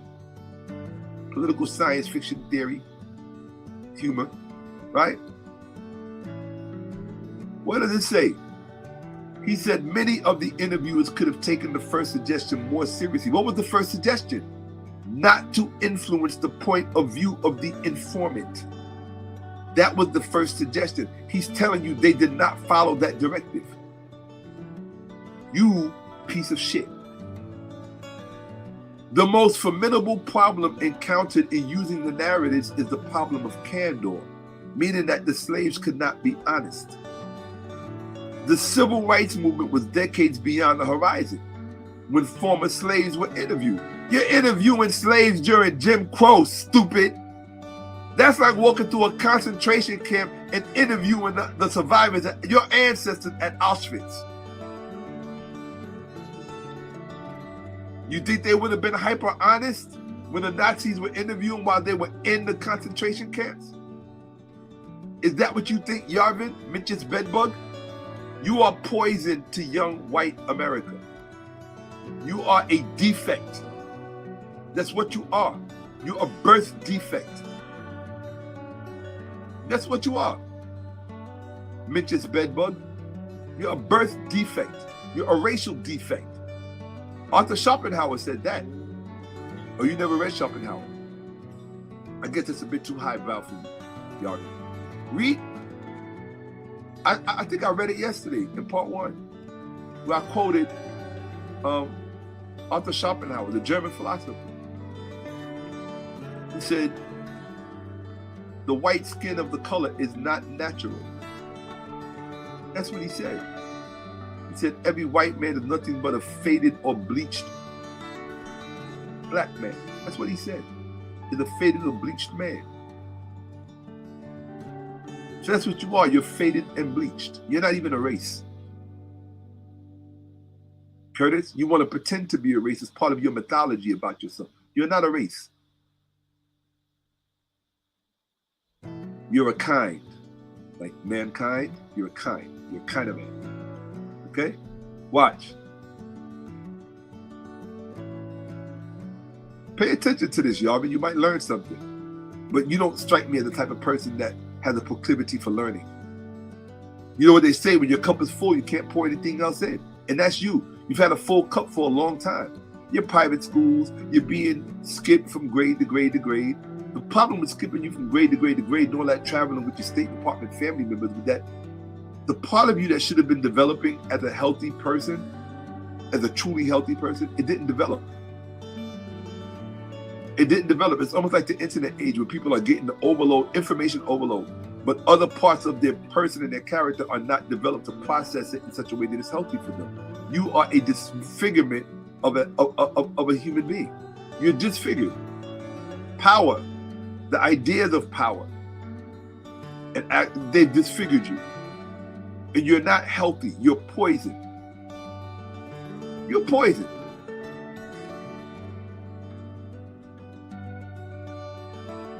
The slaves could not be honest. The civil rights movement was decades beyond the horizon in the 1930s, when former slaves were interviewed and Southern blacks lived in the grip of a system of segregation that was nearly as oppressive as slavery. In other words, they were in concentration camp-like environments. To put it in language that you could understand, since you're, what's the word they use? They had a word for people like him in Germany when they had Jewish parents and grandparents, when they were half Jewish. Forgot what it was. I have it written down, right? Let's go back. The civil, so let's read that again. As old, poor, and dependent, talking about the former slaves. Now listen, old, poor, and dependent. These former slaves were trying to stay alive, while the nation's economy lurched sickeningly through its most serious crisis. They could not afford to alienate local white people or agents of the federal government, meaning they could not alienate the white interviewers of the federal government that had just finished formally enslaving them. So they could not speak with candor. They could not be honest, you piece of shit.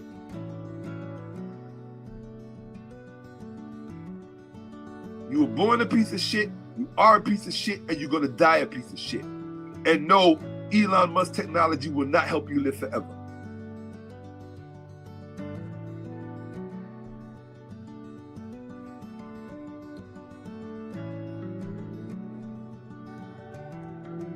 So you thought because of what you read in a random slave narrative that they were speaking honestly, that they loved their masters and they miss old Master John and they want to go back and they wish they were back on the plantation, but things was rosy and they was happy. And remember what they say, you'll be thankful. That's what the slave masters always said after they beat them and sold them and did all kind of shit to them, sexually abused them, raped them and chopped them up and all kind of shit, used them for animal feed, right? I don't take slavery personal. We enslaved people too. In fact, there were black slave masters. That's not the point in America. The point I'm making with you is, Mr. Yarvin or Mitch's bedbug, you didn't have enough respect for the human beings that you were referencing to validate their oppression and dehumanization. You wanted to justify and validate their dehumanization by saying that the Civil War was a bad idea and that slavery should have been allowed to continue and stay intact until it could be resolved in such a way that it would not have harmed the economy, because the economy comes before the people, right? Right? The economy comes before the human being. Forget the fact that the economy was given birth to by human beings, but it comes before the human being. The human being has outlived its value, right? So therefore now the economy is more important, especially if you're privileged in it. I'm sure Thomas Sowell would agree with you, and so would Clarence Thomas.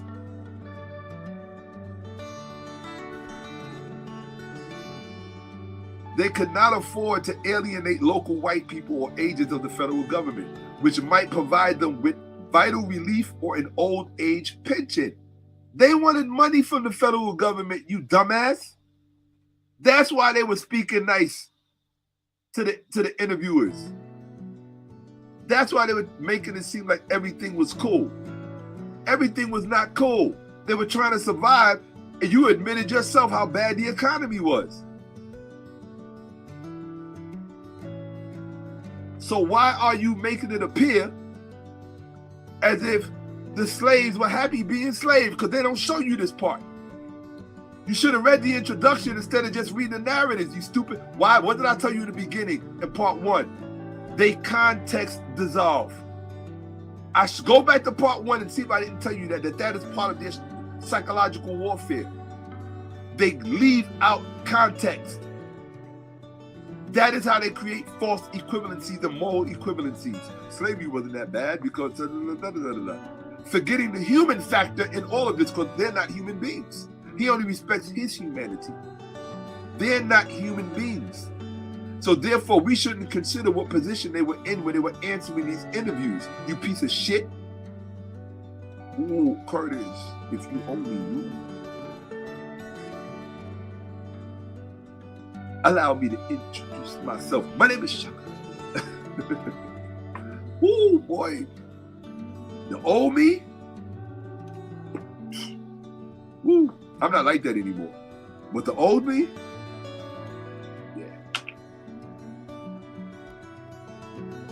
Yeah, Yarvin. The old me? Ooh. I shudder to think about it.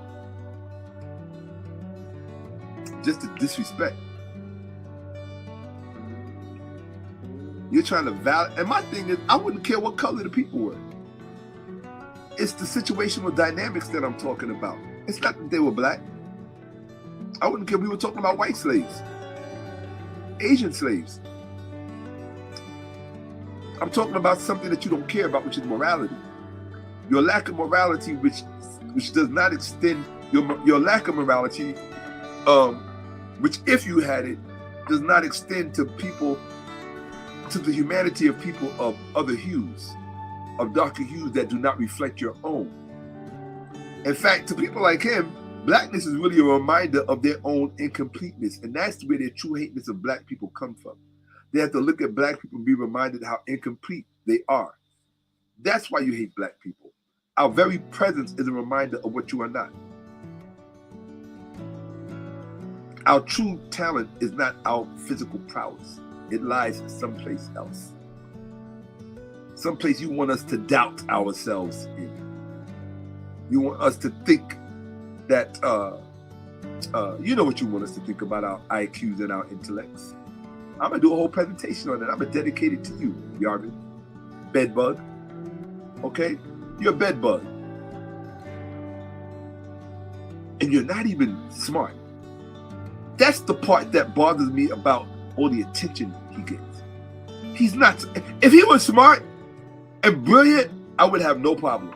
I would be like, yo, this guy is brilliant. Like, I watch brilliant white people. Brilliant. In fact, I was watching a brilliant white woman today. I'm a huge fan. Huge. Anything she does, I would tell you to watch it. Brilliant. There are some brilliant white people out there. Brilliant. I got a whole playlist of them. I'm talking about fucking brilliant. I'm talking about brilliant like the stars. High IQs through the roof. This piece of shit is not one of them. He's a low-life scumbag. And he's ghetto. He's what I call ghetto intelligent. He has the air. He knows, and that's how you can tell he's not very intelligent. Genuinely intelligent people do not try to give off the air of being intelligent. They're too busy naturally being intelligent. He has this whole persona that exudes, I'm in the know. Where we come from, it's called trying too hard. You're trying too hard, Yarv. You're trying too hard. I'm just telling you, you're trying too hard.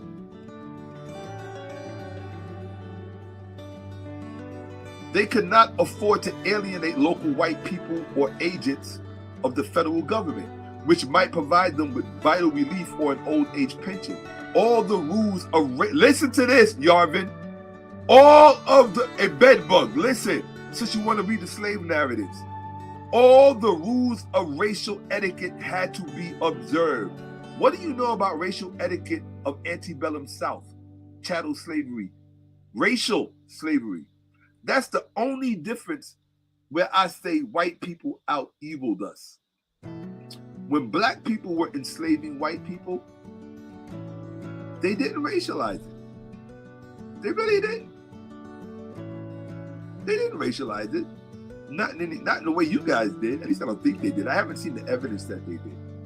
They did engage in chattel slavery. No question about that. And who knows? Maybe they did racialize it. I wouldn't put it past them. But we're not dealing with that. We're dealing with you. We're dealing with outlook. One crime at a time. And right now, I'm dealing with your transgression. You're already guilty of crime. You committed treason against the United States. You should be in prison. Period. But in this bizarro world that we're living in, they want to make him some kind. He needs to be in prison. But that's white privilege. Remember I said white privilege? Elon Musk can go out on public national television, put up a straight up Nazi sign, thumb bent in, fingers reaching, the whole fucking thing, arm out to the side like I showed in part 1, and then pretend that he didn't do it because he didn't have the balls to claim it. That's white privilege, and had Jewish organizations support him in doing it. That is white privilege. Curtis Yarvin, Minch's bedbug Yarvin, writing articles or giving a tour across social media about how to get rid of democracy and destroy the American government and fuck the Constitution. You know that's where you're coming from. He said it. They have all of the reason and rationale from the political philosophies and economic philosophies that they studied. I'll tell you about them some other time because I know who all of his intellectual inspirations are. I've studied them. Okay, I know who he studied. Yes. University of Tennessee. Then the Austrian School of Economics. And then here at, where did the other person? Oh, yeah, the one who you really followed after, the one who you really liked.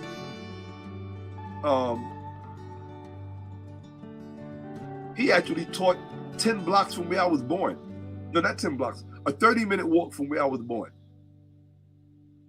He taught in Brooklyn, at the Brooklyn campus of NYU, which was known as Brooklyn Tech at the time. He taught there. You know who I'm talking about, Yarvin.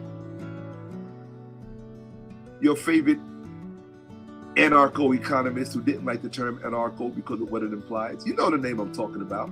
I know who all of them are. The people who are watching me now, they don't. They're not interested in that kind of stuff. I love that kind of shit. I eat it for breakfast. But I know what an evil person you are. And I know how you've been poisoned. You've been poisoned for so long. From your early internet experiences and those chat rooms that you haunted with your fellow exclusive technocrats. I'm talking about way back when, people. Before most of the people, before there was an internet, it was the Usenet. When you were writing, doing all of your writing at the time, right? This dude is a piece of work. He's a fucked up individual. And the worst kind of fucked up individual is an individual that does not know just how fucked up they actually are. I don't mind somebody who's like me. I'm a fucked up person, but I know I'm a fucked up person. I don't pretend that I'm not. I got my shit. I know I'm fucked up. All right, let me stop. I'm devolving into my street persona. Let me stop with the profanity and get back on that. Forgive me. I ask for a pardon. I'm working hard tonight. Sometimes I'm gonna lapse. And it's what this person brings out in me. So forgive me. But then that's a confession on my part that it's in me. So I make no bones about it, no lies. All the rules. Yarvin, look at this. I know you can't read, right? All the rules of racial etiquette had to be observed. You were skipped all of those grades. You're a freaking senior in high school or a sophomore, whatever you were. You're a sophomore in high school at 12 years old, right? Purportedly. So you should be able to sound this out with syllables. All the rules of racial etiquette had to be observed, and the informant had to give priority to appeasing his interviewer rather than telling the truth about the past. Thus, some of the slaves pulled their punches. If you would have read the introduction 7 and 8, pages 7 and 8, you would have known that not all of the slaves were being honest. Not only that, you apparently did not know the difference between the different slave narratives. Here he's talking about the federal slave narratives. The federal slave narratives are not the same as the university slave narratives.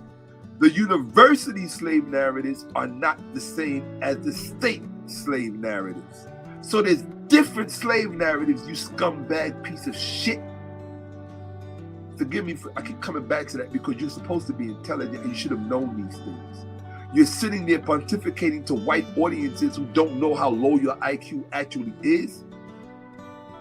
So you pulling off this show, this P.T. Barnum and Bailey show of being this highly brilliant person. You're not. You're an evil person. You're a cunning person. And you're not talented. With those stupid shirts you wear, you think you're some reborn French aristocrat with your butterfly collars. No, you're not. And you're not a Brahmin. He tells people he's of the Brahmin caste. You know, like the Boston Brahmins, these aristocratic early Americans. You're not that. You're not. Your parents were federal workers. But you helped to come up with a scheme to destroy the lives of people who took advantage of the same livelihood that your parents took advantage of to get you through schools. And your parents came to a society that had upward mobility, the kind of society you want to destroy because you already made it in. And that's what makes people like you evil.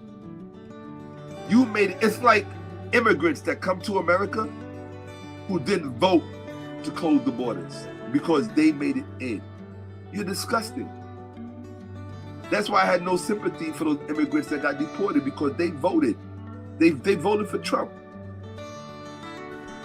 And they were legal. Even though they immigrated, they were immigrants, they were legal immigrants and still got deported. Good, because you voted that the border be closed so that your brothers and sisters could not come in. Now me, personally, I voted for the borders to be closed because it's just common sense and it's good. But I'm not an illegal immigrant.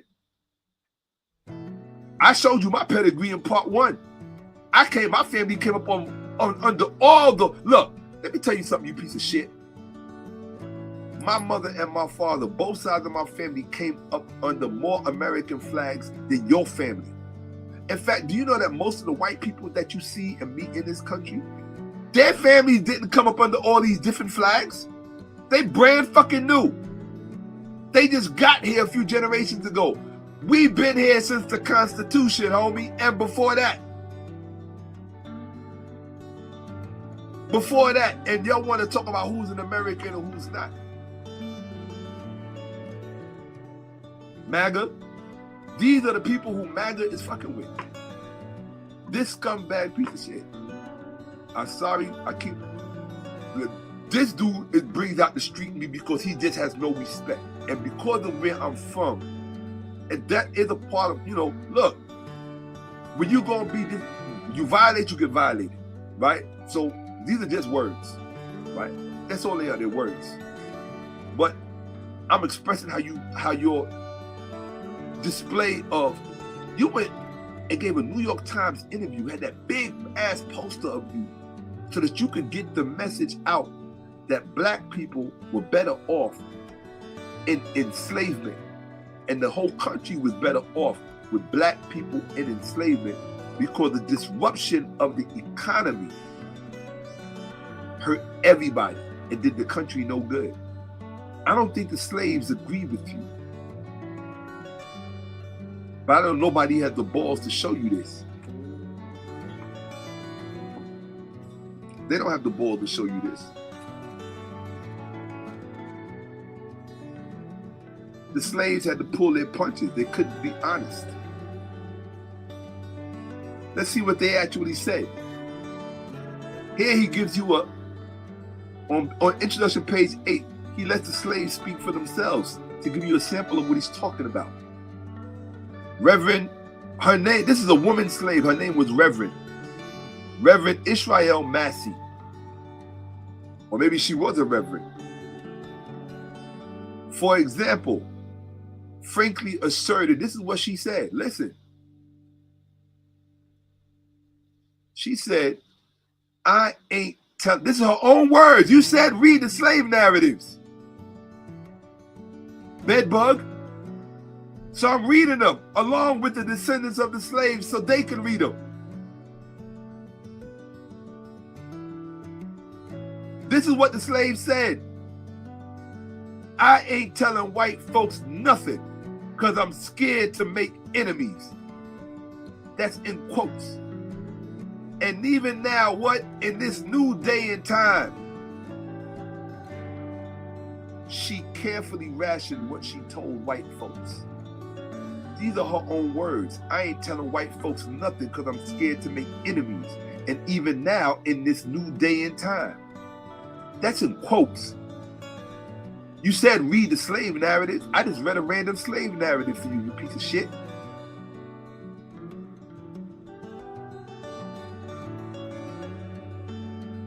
She had to carefully ration what she told white folks. Perhaps Martin Jackson, another slave, former slave, described the problem most eloquently when he said, lots of old slave clothes. Now listen to this. You pale, faded, bleached, albino. Listen to this. Now, it's not about the color of your skin. I don't want to do that.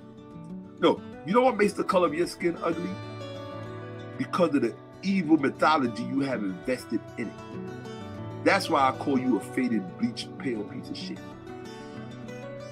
I would not say that to Dr. Paul D. Escott. I think he is a wonderful, fair man.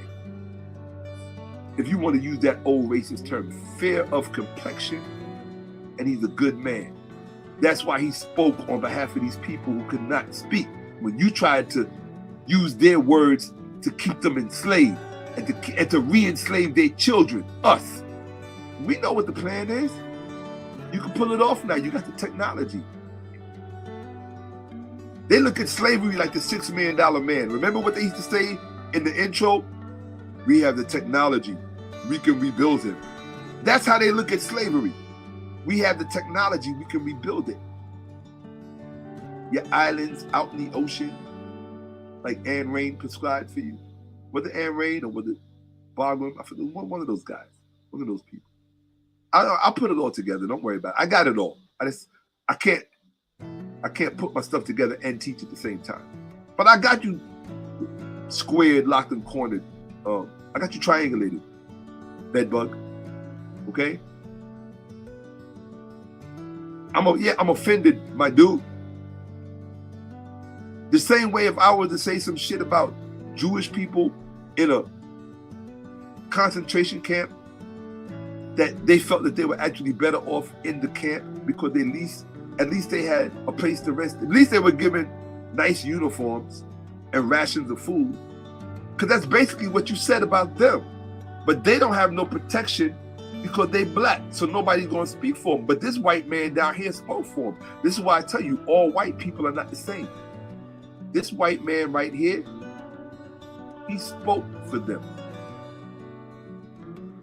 He's a white man. You're not a white man. You're a faded, bleached person. That's what you are. This is a white guy. I ain't got no beef with him. You're faded and bleached, and you hate the fact that you're faded and bleached. So you have to make up a mythology about yourself, how you are better than other people. somehow. And that your natural place is that of the aristocracy. I bet you we look back far enough, and we ain't even got to go back that far.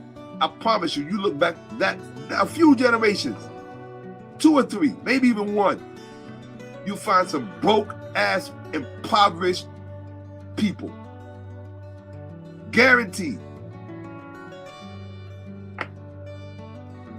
Some Slavic, some Baltic, right? And don't get me wrong, I love the Slavs. I ain't got nothing but love for Poles, right?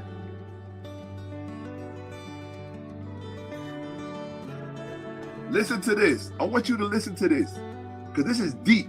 For you to give a New York Times interview and try to convince people that if they read the slave narratives, that the slaves' own words would convince you that they were better off during slavery rather than being free. Listen to what she said. This is the slave, or this is the guy slave. This is a slave telling you how the former slaves operated when they spoke to white people. He said, lots of old slave closes the door before they tell the truth about their days of slavery.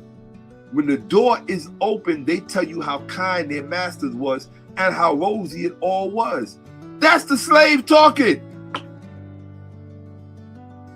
Interviewers, and then he said interviewers should have been aware of such pressures and known when the door was open, but they often were not. Were not what? They often were not aware of when the door was open versus when the door was closed. That was a saying, meaning that when the white former slave masters came around to interview their former slaves, because did you realize that a lot of those interviewers were the children of the former slave masters, you piece of shit? Imagine the child of your rapist, or better yet, imagine the children of Nazis coming to interview people who were formerly imprisoned in concentration camps. And they expect for the Jews in the concentration camps to talk about how good their Nazi fathers were.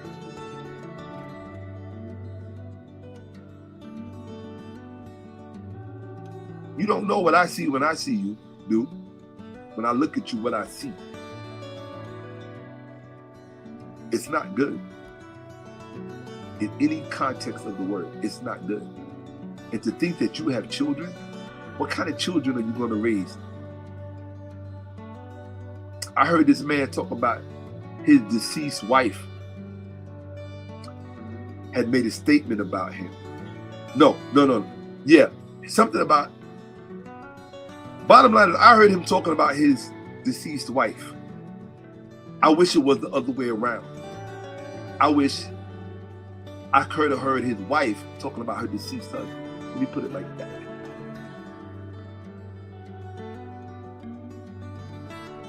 He is the reason that I believe in abortion.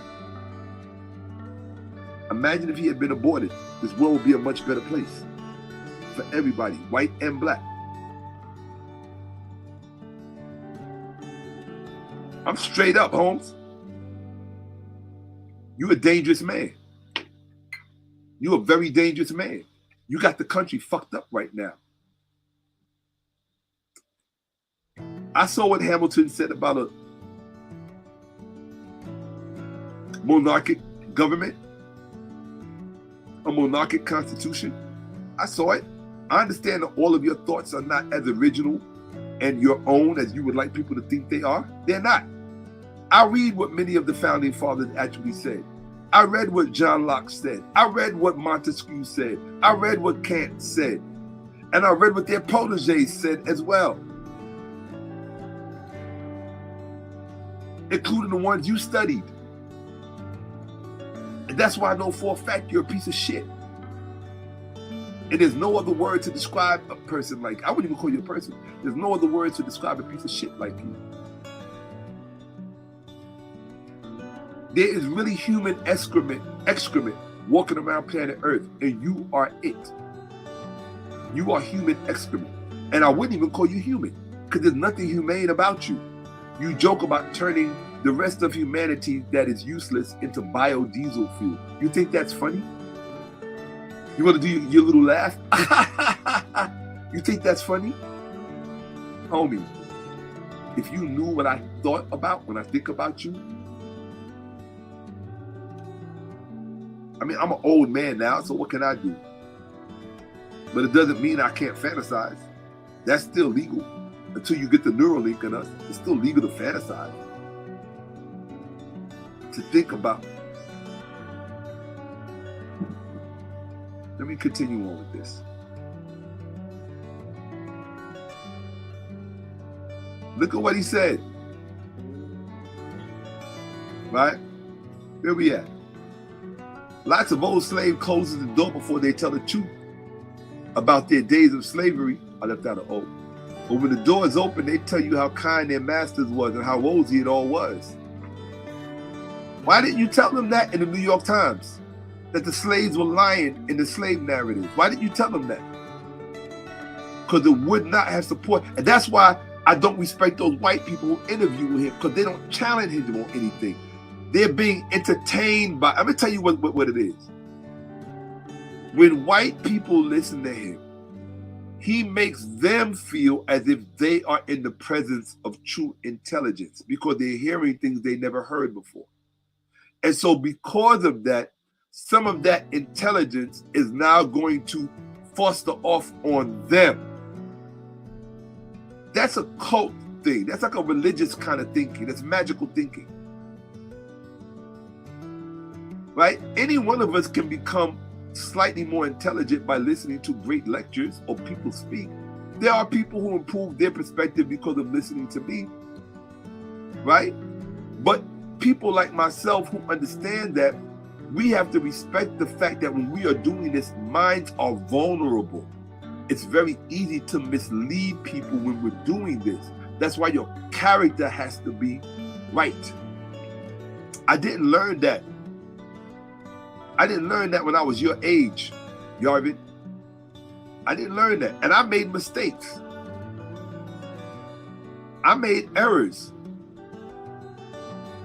Having a relationship with somebody that I was teaching, I won't ever do that again, ever. It's inappropriate because the person is vulnerable. Their mind is open. They're open to you. You have to politely and respectfully decline. You have to respect the people that you're teaching to know that you can do just as much harm as you can do good. And you're doing harm. You're harming whole peoples in the name of a not well thought out rationale. And that's what all of these pseudo-intellectuals have in common. They market, promote, and brand themselves as the intellectuals of the age, but they don't know what the fuck they're doing. People who have worked for Elon Musk for years have said he doesn't know what he's doing. We saw the rocket ships blow up. How many more got to blow up? Recently, 2 in a row. Debris everywhere. Can't even go to the beach in the Caribbean because you're just blowing shit up. The problem is when you give the wrong people too much money, that's the world we're moving into. The wrong people got too much money, and we live in a country that worships capitalism. Capitalism can only make something like this happen. That's why it was always a bad idea. It was always a bad idea. Yes, let's continue. Pure capitalism, bad idea. Let's look at what else the slaves had to say, the former slaves. This is Martin still talking, the former slave. He said one white woman, oh no, I'm sorry, this is the book. This is the author now. One white woman who called on an elderly South Carolina couple. That's where my mother's from. That's where I spent my childhood with people that look like that. Even when that's right, in the 60s and the 70s. That's right. Some of them were still around. And I was blessed enough to meet them and to be in their presence. Yeah, bro. That's right. Here we go. I was blessed enough to be in the presence of their children. You better believe it. And very little had changed. One white woman who called on an elderly South Carolina couple asked the wife why they had, listen to this, why they had no electricity when there was current available at the door. The reply was very revealing. Look at what the slave said. White folks run me away if I do that. Seeming to grasp the situation, the interviewer observed that her informants lived with many old and odd beliefs, one being that the white man only is entitled to the good things, the better things. But in her very next sentence, the interviewer complacently repeated the old and odd belief that this elderly couple, like most old ex-slaves, are you ready? Love and revere the names and memories of their old masters. That's what a sick piece of shit like this would have did. A sick piece of shit like Yarvin. That's what you would have done. You need to tell your children the truth about how the slaves felt about slavery. And it had nothing to do with them. Well, I can't say it had nothing to do with them being black. It had everything to do with them being black because slavery had become racialized. Slavery did not start off as racialized. It, not legally, not in the legal code. It became racialized. And it was from that true racism became the law of the land. Not that racism didn't exist prior to that, it did. But it took the form of religion. That's what allowed them to enslave black people to begin with. The papal bull, the dum diversus, and the Rex Pontificus. I allow you to reduce to servitude all infidels and pagans. The religious rationale, you had the blessing of the church. That's right. Spain and Portugal had the blessing of the church. And then the Protestant church got in. Right? John Hawkins, Queen Elizabeth, even Martin Luther, all of them. That's right. Woo.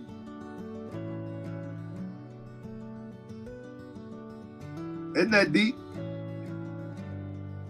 They loved and revered. In one sentence, the woman is telling her, we don't use electricity because stuff like that is only good. Only white people are good enough for that. And then in the very next sentence, they tell you, oh, they loved and revered the names and memories of their old masters.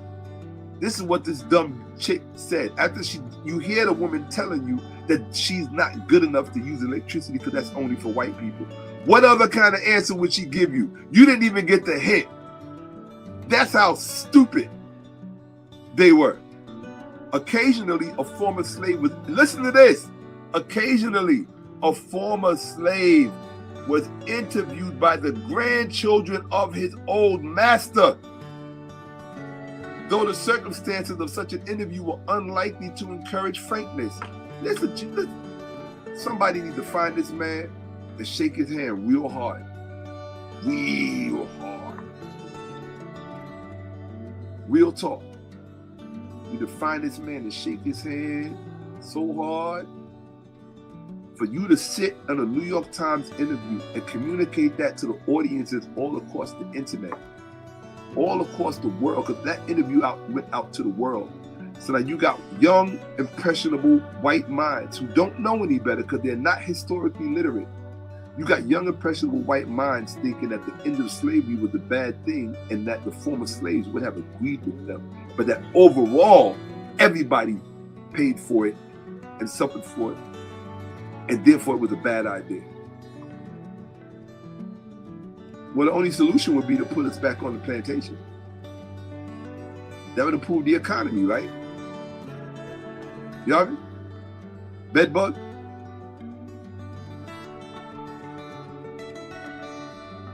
You want to put our mothers, our daughters, and our sisters black on the plantation, right? Free sex. You ain't got to pay for it. You snap your fingers. I mean, they do that already pretty much, but we know what it is, right? Occasionally. You know what occasionally means? That means basically regularly, right? Or often enough. A former slave was interviewed by the grandchildren of his old master. Can you imagine that? The grandchildren of the man that whipped your parents and whipped you, sold your family, had sex with all the women in your family at will, right? His grandchildren come around and interview you about their grandfather. And because of the racial etiquette of the time, you have to say nothing but good things about his grandfather. And then years later, a scumbag like this comes along and tells you, yeah, they spoke highly of the master. That's Yarvin. That's why I put this together. This was a response to him. This whole presentation was about him. I didn't give a shit about that Nazi salute, that 𝓈𝓔𓄿𓅓𓏭𓀢𓀁𓫫 salute. I didn't care about that. I just wanted to explain it to people so they could stop being mystified by it. There's nothing special about it. It has a history that these retards don't know. Don't ever forget this, bedbug. You need to do another interview with the New York Times apologizing to people of African descent. In fact, you need to do an interview apologizing to the descendants of enslaved people the world over. But it's not in you. You ain't built like that. As a result of these coercive situations, you hear that word, coercive? You know what coercive means? Hold on, let me help you out, because everybody don't know what coercive means. Hold on one second. You might have some non-college educated white people watching this, so we want to be fair to them. Coercive, relating to or using force or threats. Do you think that the grandchildren of the former slave masters were sent to interview them on accident? By accident? You think the federal government really wanted to know the truth about their actions? They knew a time of reckoning was going to come. You think the grandchildren of those slave masters were sent there by accident? No. The federal government knew what they wanted those slaves to say. You don't engineer a country and then do something as stupid as send out interviewers to come back with honest responses. We ain't stupid, contrary to what you think and believe. Listen, as a result of these coercive situations, former slaves clammed up and said little of substance. A white interviewer who signaled his traditional racist attitudes frequently obtained only a long series of entertaining but irrelevant stories for his trouble. Blacks knew how to amuse whites for storytelling. Are you listening? Are you listening, you scumbag? Storytelling was a basic survival tactic that could be used in difficult moments. This was tantamount to a difficult moment. Your torturer and your tormentor coming to interview you, from the federal government on down to the grandchildren of your former slave, not so former slave masters.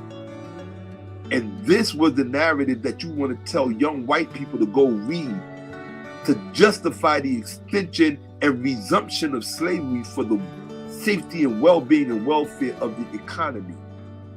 Pray that we never happen to just fall into the same boxing ring by accident. You know, we might just be in there saying hello to friends. And, you know, the aesthetics of the stadium and the ring might bring out the men in us. I'm choosing my words carefully. They bring out the men in us, and we might become festive.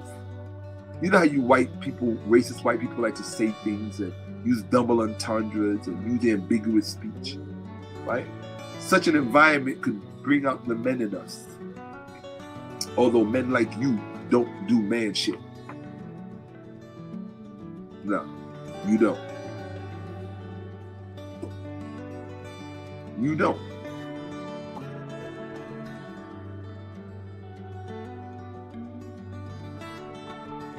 Read that part again, Yarvin. A white interviewer who signaled his traditional racist attitudes frequently obtained only a long series of entertaining but irrelevant stories for his trouble. See, this is their truth that they had to live. After Reconstruction, after slavery, after the same federal government who pulled off of their protection out of the South, left them in Jim Crow to be terrorized, and then went back to interview them. That's psychotic. That's deep. Have you terrorized them in words enough so that when we come to interview them, they know what to say? They know what's good for them? In the middle of Klan country? And the Black League, we know about the Black League, another part of the invisible empire. Your whole pedigree is stamped with evil and oppression. Yes, you are a walking nightmare.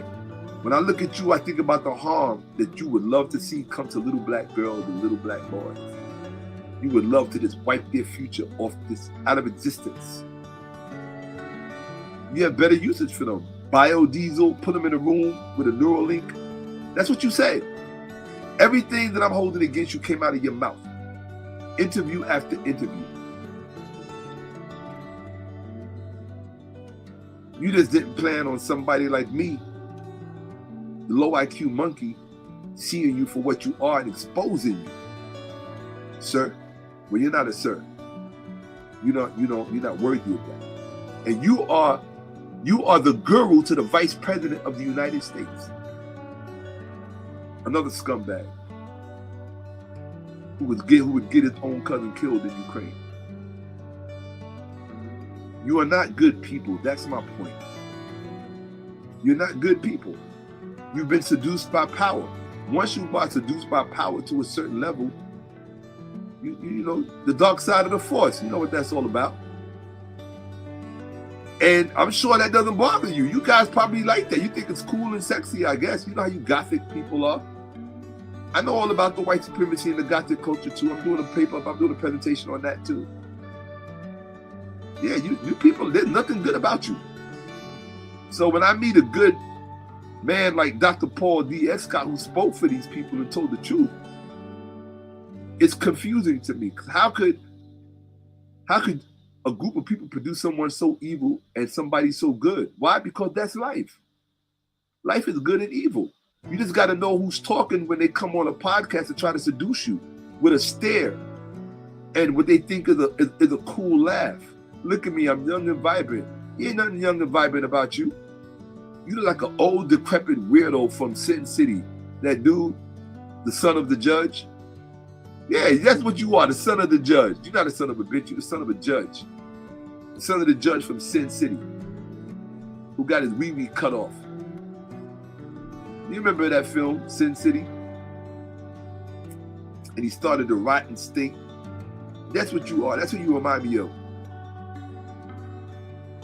Mentions bedbug. That you would try to reinvigorate the destruction of our well-being and welfare.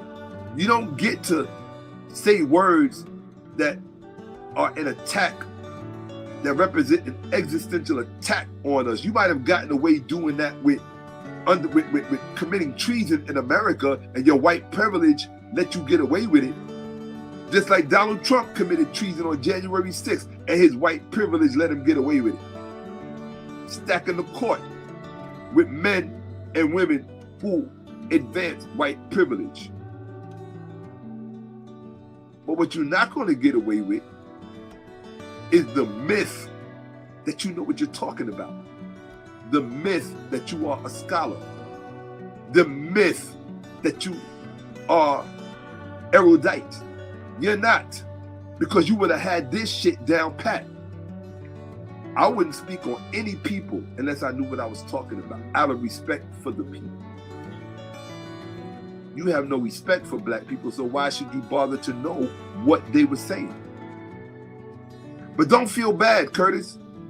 Don't feel bad, bedbug, because most black people don't have respect for black people because they didn't know this.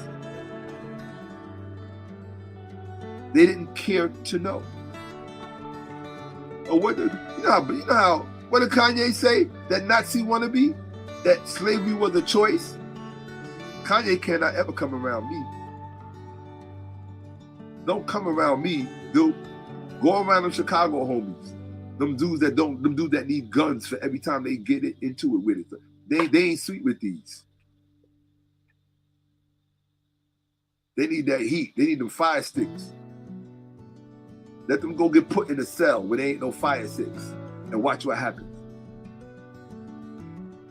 See how much of a G you are, how much of a gangster you are. It's about them young boys. They like to have them fire sticks killing black people. You want young black boys in Chicago killing black people. That's right. And then gonna hold them up as heroes because they can rap. Fuck out of here. Yeah, I don't just beat up on white people, I beat up on black people too, because good and evil comes in both colors. Don't let nobody, he's in the green, he's in the red for a reason. This is the good man. This is the bad man. It's that simple. It's not a misunderstanding. He's evil and he takes pride in it. There's only one way to deal with those kind of people. There is no other way. Because that's how they're going to deal with you. And you've done nothing to them. This man is literally planning your destruction. He's starting with the destruction of your government. Because your government you're too protected by your government as far as they're concerned. You're too protected. And you got to remember, as black people, our very first protection was from the federal government in this country. The very thing that they hate.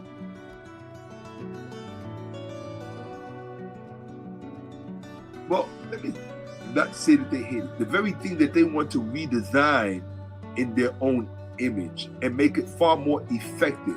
That's what the Department of Government Efficiency is all about. It's about making it more effective and weaponized, right? But here's the thing. I don't have a problem with them doing that to the federal government. The problem that I have is all the other inclusive evil philosophies that you guys are entertaining while doing that. That's what makes it not cool. Because look, the federal government, more streamlined, is going to be more powerful. Period. It's probably be able to get a lot more done and do a lot more good. Right? But not if it's in the wrong hands. It doesn't matter how efficient it is. An AR-15 is very efficient, but in the wrong hands, it's going to do more harm than good. Period. So the fact that I tell people all the time, racist people have good ideas just like people who are not racist. Just because the person is racist doesn't mean that they're not intelligent. Why? Because even intelligence has a horizon. Even intelligence has an end in human beings. No human being is omniscient, to the best of my knowledge. So if no human being, to the best of my knowledge, is omniscient, that means at a certain point your intelligence ends. That's probably where your racism will begin. Because you're also an animal, you're a human being. And human beings by nature, particularly males, are territorial. So I don't have a problem with the fact that you're racist. I don't have a problem with the fact that you're territorial. I don't have a problem with the fact that you are ambitious. I don't have a problem with that. But I have a problem with any human being that literally plots and plans to hurt and harm other human beings. I don't care what the reason is, to be honest. The only time you should do that is if you're trying to save somebody's life. If you're trying to save a life, do what you got to do. But for preference, because you might not like the way other people approach life, I'm not pro-LGBTQ. Not at all. Like, not even remotely. Not even remotely. I'm probably the most, what do they call that? Homophobic? I am hyper homophobic. Sometimes I just think they're funny and they're humorous. They make me laugh. But I also know that they are human beings. I also know that I know where my preference ends and where their right to exist begins. You understand? Is that, especially if I'm in a plural society like America. I tell people all the time, if you don't like what is in America that has the right to exist in America, leave America and go someplace else. Now, what these guys are trying to do is they're trying to do some inversion stuff with statecraft so that they can create autonomous states within America that are in the physical body of America, But because the economic system, which is blockchain and blah, blah, blah, blah, blah, those other shit that they got planned, y'all don't even understand what these kind of shit these people are on. Like, these people are on some shit. They honestly see themselves as the Napoleons of the future. They really do. Well, Napoleon ended up on an island by himself. If that's what you want, y'all got enough money, go buy an island. Leave America. Why do you need America? Leave America. Well, you need our tax dollars. You need a bunch of welfare recipients. Because Elon is the biggest welfare queen out here. Ain't that typical? African-owned welfare. That's Elon Musk.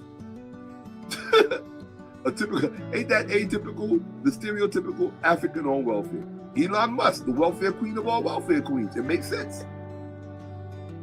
A little white humor for you. A little off-white humor for you. It makes sense. Our tax dollars, the tax dollars of the descendants of these people who you said should have remained slaves. And it would have been better for the economy and for the country. By virtue of Brazil, one of the most racist places on the planet to this very day. Death squads running through the streets, killing young children of color. Man, look, one thing about these guys, they got to think about death squads. Y'all better recognize that. That's why I said when we come up here and do this, it's dangerous. So see my Cash App. Let me see. Where we at? It gets deeper. Y'all thought I was joking about this presentation. It took me a month to put it together. A little over a month. Every time I was ready to present, I was like, nah, I got to put this in there. Then I was like, nah, I got to put this in there. You know how many times I sat down ready to give a presentation and didn't even show up because I ended up adding more shit to this? Because y'all need to see this. And y'all need to know who's out here. You need to Google the name Curtis Yarvin and watch all of his interviews so you can see how sick this individual is and what you are up against. He is the guru of J.D. Vance, and they are positioning J.D. Vance to become the next president. You think Trump is bad? Y'all have no idea. Every sick idea in this man's head is going to be financed. It's already being financed. Y'all do not know what day and age you are living in. This is not the early 2000s. This is not the 90s. Weirdos like this did not have the kind of money that they have today. You didn't have a bunch of billionaires. You didn't have a billionaire class running all over the place like that back then. Now, it is a different age, people. These people can put their sick ideas into motion. And what you gonna do? Cry to your white congressman? What you gonna do? Who you gonna cry to? Oh, I know you're gonna go to Jamal Bryant, to your pastor. You're gonna go to Jesus.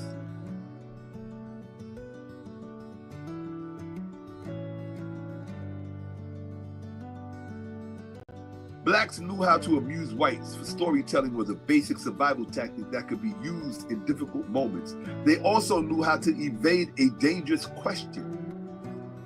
The same individuals who talked at length about Abraham Lincoln generally had an astounding ignorance of the, oh, listen to this.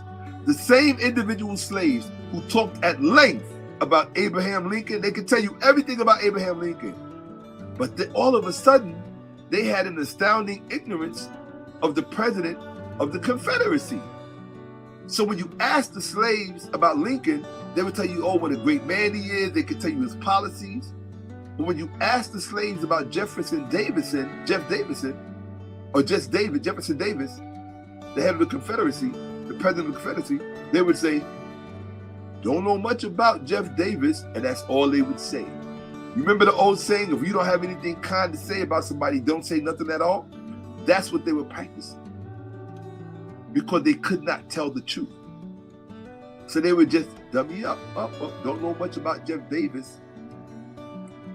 It is surprising, though, how many were willing to reveal their feelings and come out into the open with their stories. Listen, bedbug, because you want to sit in front of the New York Times and tell everybody how our ancestors were better off as slaves.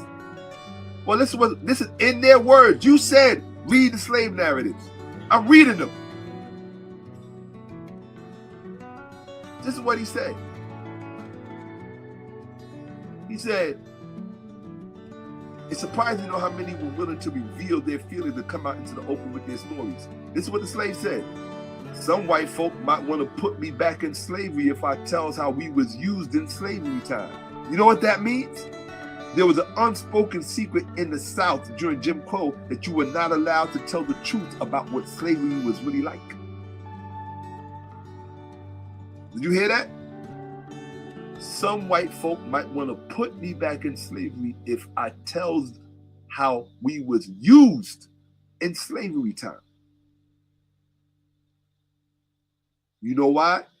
Because they couldn't tell the truth about the sex and all the sick shit y'all did. Y'all did a lot of sick shit to the boys, to the men, and the women. Y'all did a lot of sick stuff. And that's why it was forbidden to talk about on the pain of death or the pain of being re-enslaved, even though slavery was over. Some white folks, I want you to repeat this with me, Curtis Yarvin, since you want to tell the New York Times and everybody else how we was okay, better off in slavery. This is what the slave said. Some white folks might want to put me back in slavery if I tells how we was used in slavery time. That's a quote. That's what Wes Brady told his interviewer. He has a name. His name is Wes Brady. Wes disagrees with you, you scumbag. You worthless piece of pseudo-scholar. You're not a scholar in any sense of the word. When I was telling the truth about where the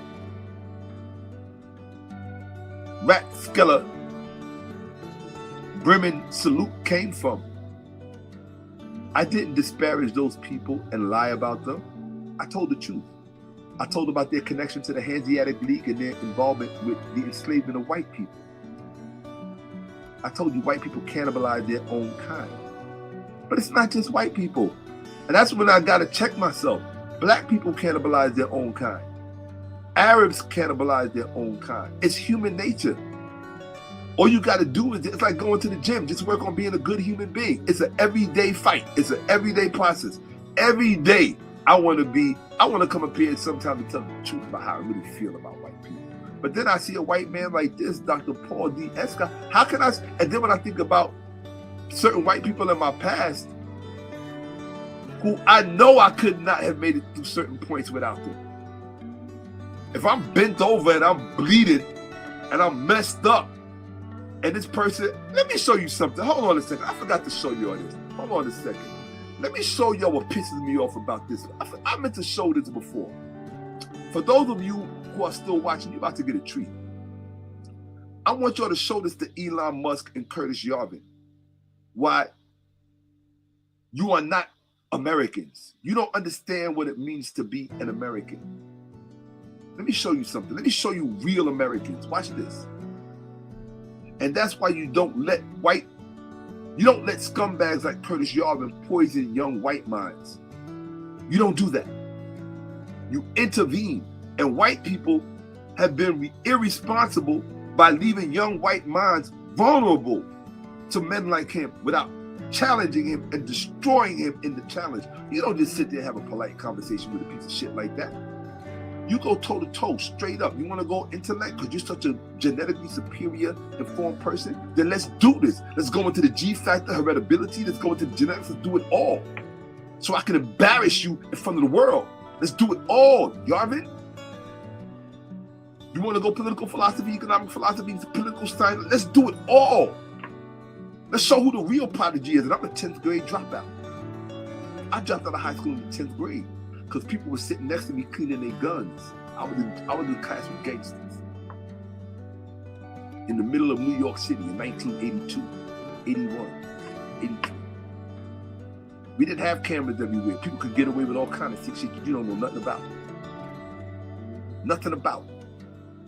But you want to sit here and talk about how we was better off in slavery and just read the slave narratives. You thought you was going to get away with, you thought you was going to get away, just skate away forever with saying that. Because black folks today ain't shit. And I'll be the first person to tell you that. They let white folks say and do anything.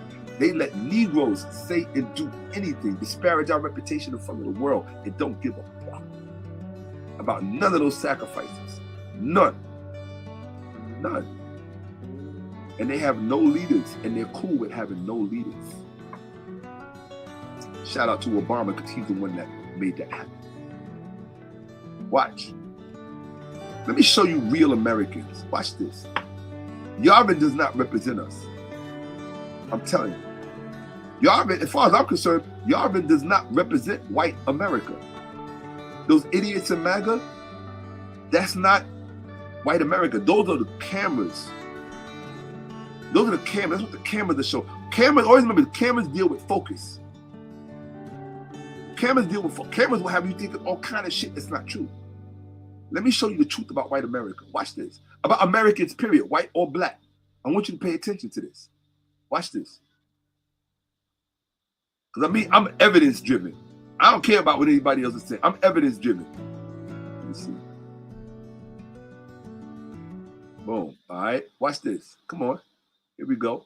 I want you to see this. Show this to Elon Musk. Show this to Curtis Yarvin so they can see what America represents. Okay? Watch this. And America is not the government. America is the people. Don't confuse the American government with the people, with America. We are America. The American government is their own sovereign territorial thing. Colombia, da-da-da-da-da. We are not the same. We are represented by them. We are ruled by them. We are victimized by them. All of that stuff, right? So here we go. This is America, and don't you forget it.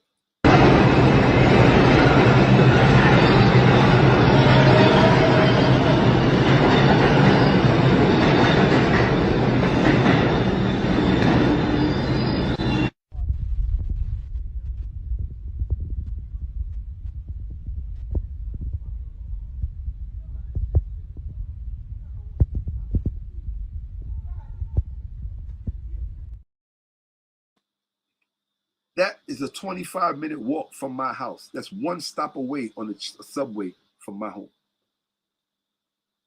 There's a black man who got into a fight with a white man.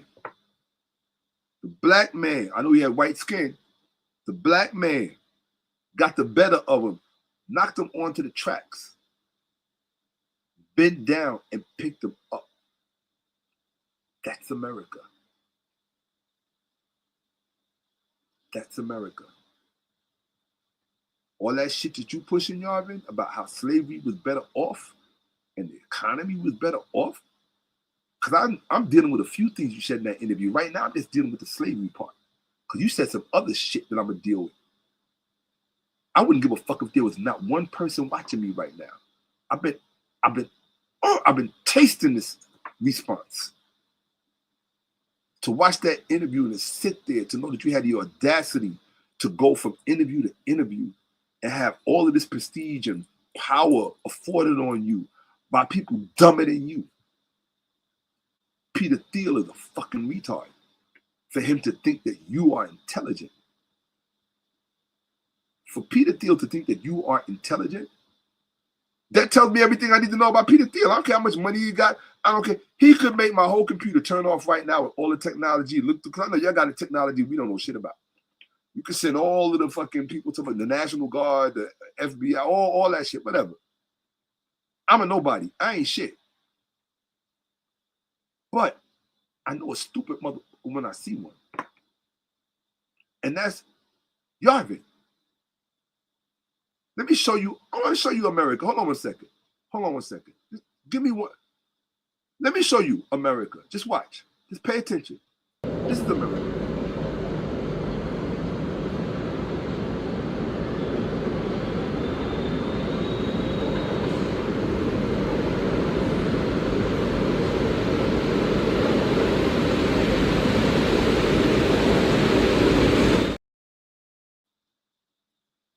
Did you see that? We're going to go one more round because you got people that are fucking with people out here trying to get you to think something that's not real. That was the realest shit you ever seen. That was one of the realest things you've ever seen. Would you have done it? Elon, Yarvin, Theo, did you see that white man jump on the track? That's a man. Not only did he jump on the track to save him, then gave him his hand and put his hands underneath his shoes to give him a lift up off the track. Not only did he give him the shoe to get up off the track, but the train, he turned his back to the train and the train was bearing down on him.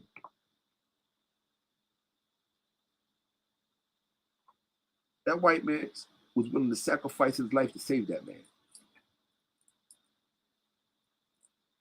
Do you think I would let a piece of shit like Curtis Yarvin and a piece of shit like Elon Musk and a piece of shit like Peter Thiel and a piece of shit like David Sachs and a piece of shit like 𝓭𝓁𓏭📫, all of you are shit. Not because the color of your skin is white. I just showed you a white hero. I showed you a black hero. I told you America is an idea.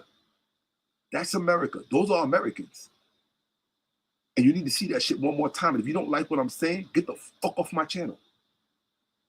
Don't come back. Don't apologize. None of that shit. Go. Because you don't know me. You don't know anything about my past. You don't know anything about how I see the world.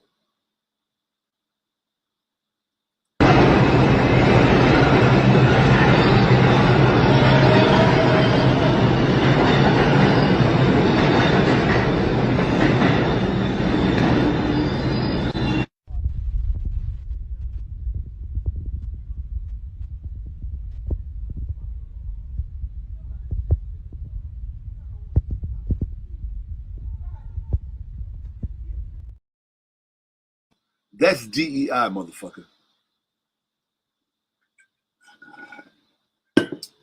Y'all better download this video, chop this bitch up, and have it every different part going viral all over the internet. Y'all better do that shit.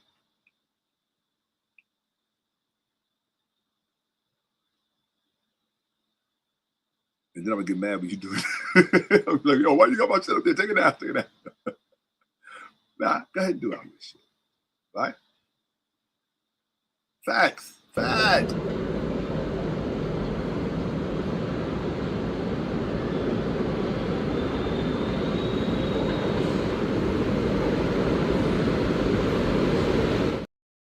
Hold up.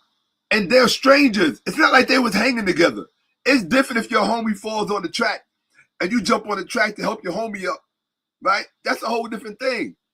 And I don't know if you've ever been on a New York City track. I have. It's not, put it like this, it's not an easy place to be. You feel how small you are when you're down on those tracks. And you can feel the power of the trains that aren't even close to you. That white man didn't know that black man from nowhere. He saw a dude was drunk, inebriated, fell on the track, jumped down on the motherfucking track and saved that man's life and put his own life at risk. The brother, when the brother saved the white dude, he was like, I'll give you a hand, but I ain't jumping down. I mean, it is what it is. I keep it 100.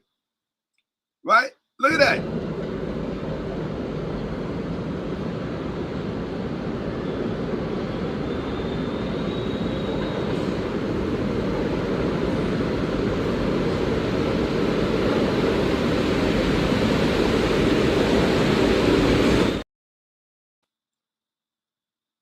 And I'm going to tell you something.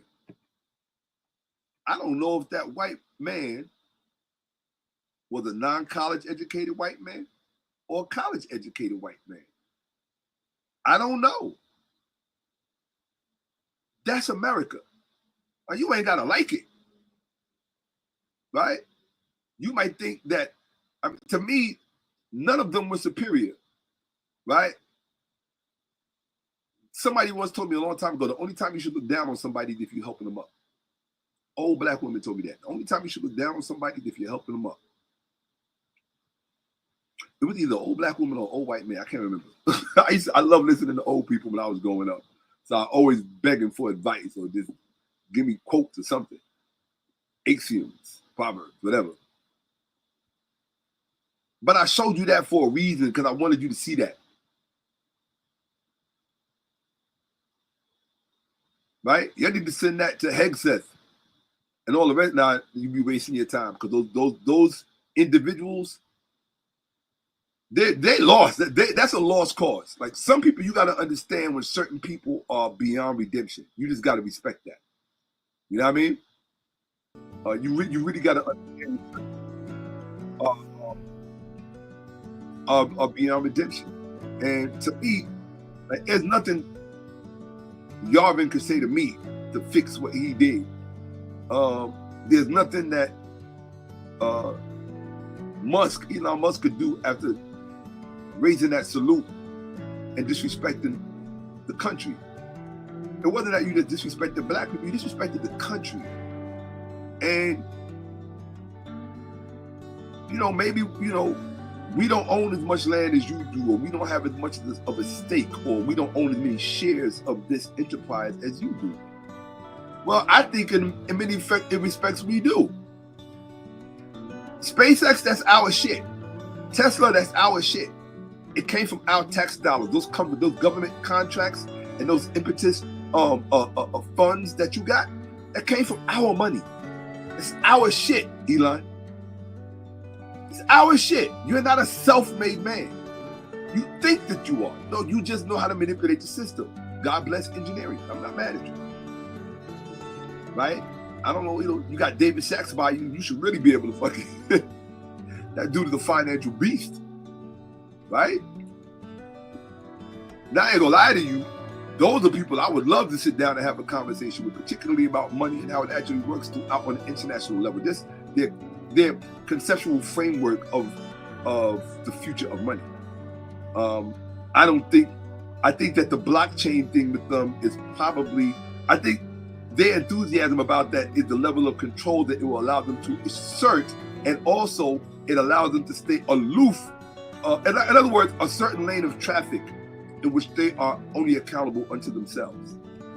Right? But when you see how they got it all planned out, it's some really deep shit. From a monetary perspective, to the tech aspect of it, it's very deep. To the political aspect of it, it's very deep. And they are hell-bent on putting it into action. So when you begin to walk around your cities and things are no longer looking the same, and the rules are no longer the same, and you no longer have the rights you thought you had. What do you know about voice or exit? Do you know what they think about voice or exit?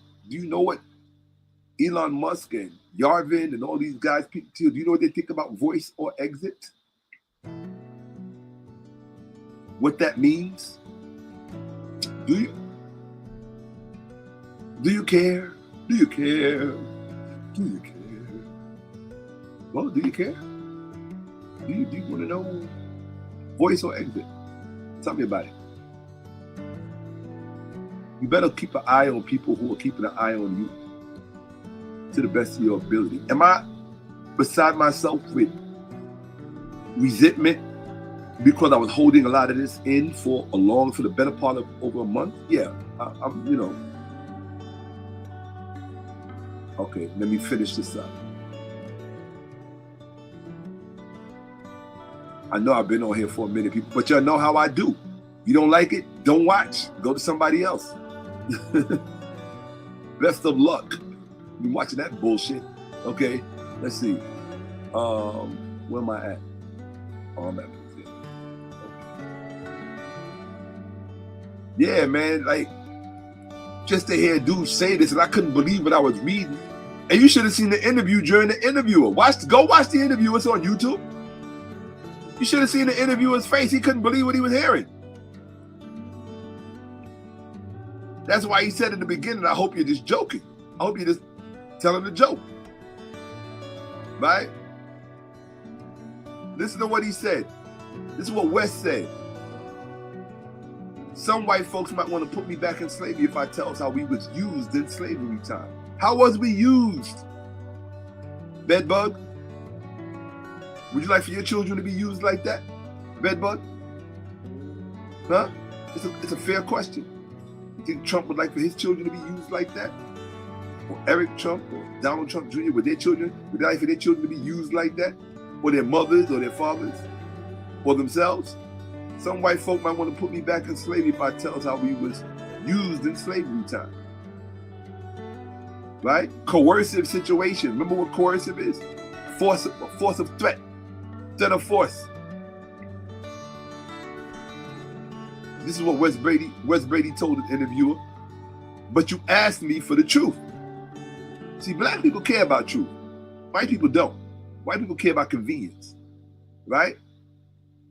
And the thing about white people that you have to understand, racist white people, is that they don't like to be inconvenienced.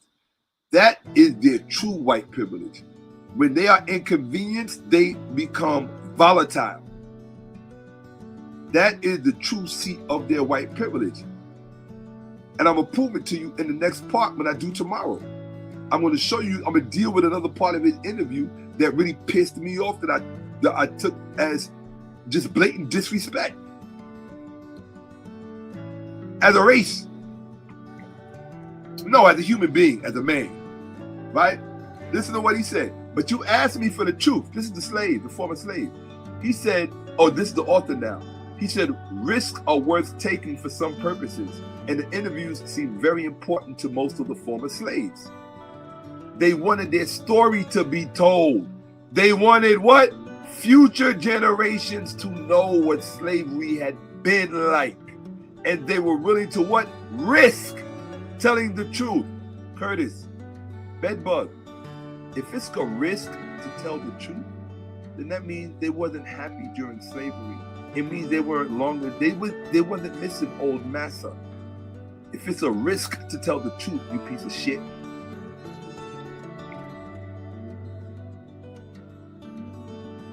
Accordingly, the slave narratives contain many passages of remarkable candor. I was falling asleep typing.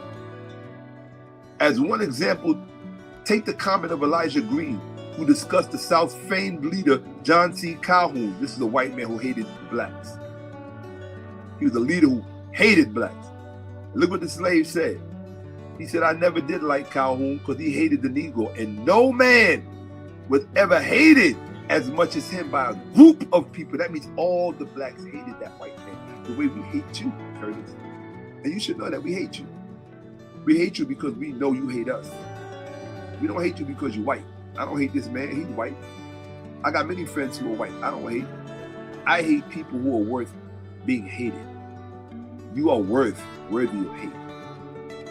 I mean, true, unadulterated hate.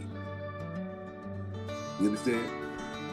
Elijah Green's interviewer, now listen, he said this because his interviewer was black, and the presence of a number of black interviewers added greatly to the value of the narratives. And that's why I said black presence matters. That's why I came up here to give this interview. I know everybody else is talking about all the shit that's going on, but they're not telling you what's really going on. Now listen, in the Federal's Writer Project, several states employed at least one black interviewer.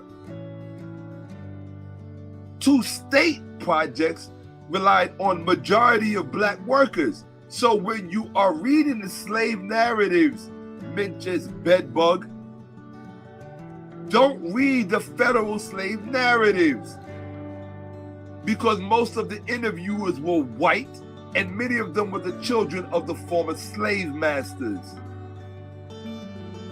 because they were moving and getting degrees in law and political science. You hear me, you scumbag? And they wanted to go into service, politics. You hear me, you scumbag? Because you're not a scholar, Curtis. And I wish we were face to face so I could prove to you you're not a scholar. Just straight up. You think I'm eating you alive with this? This is nothing.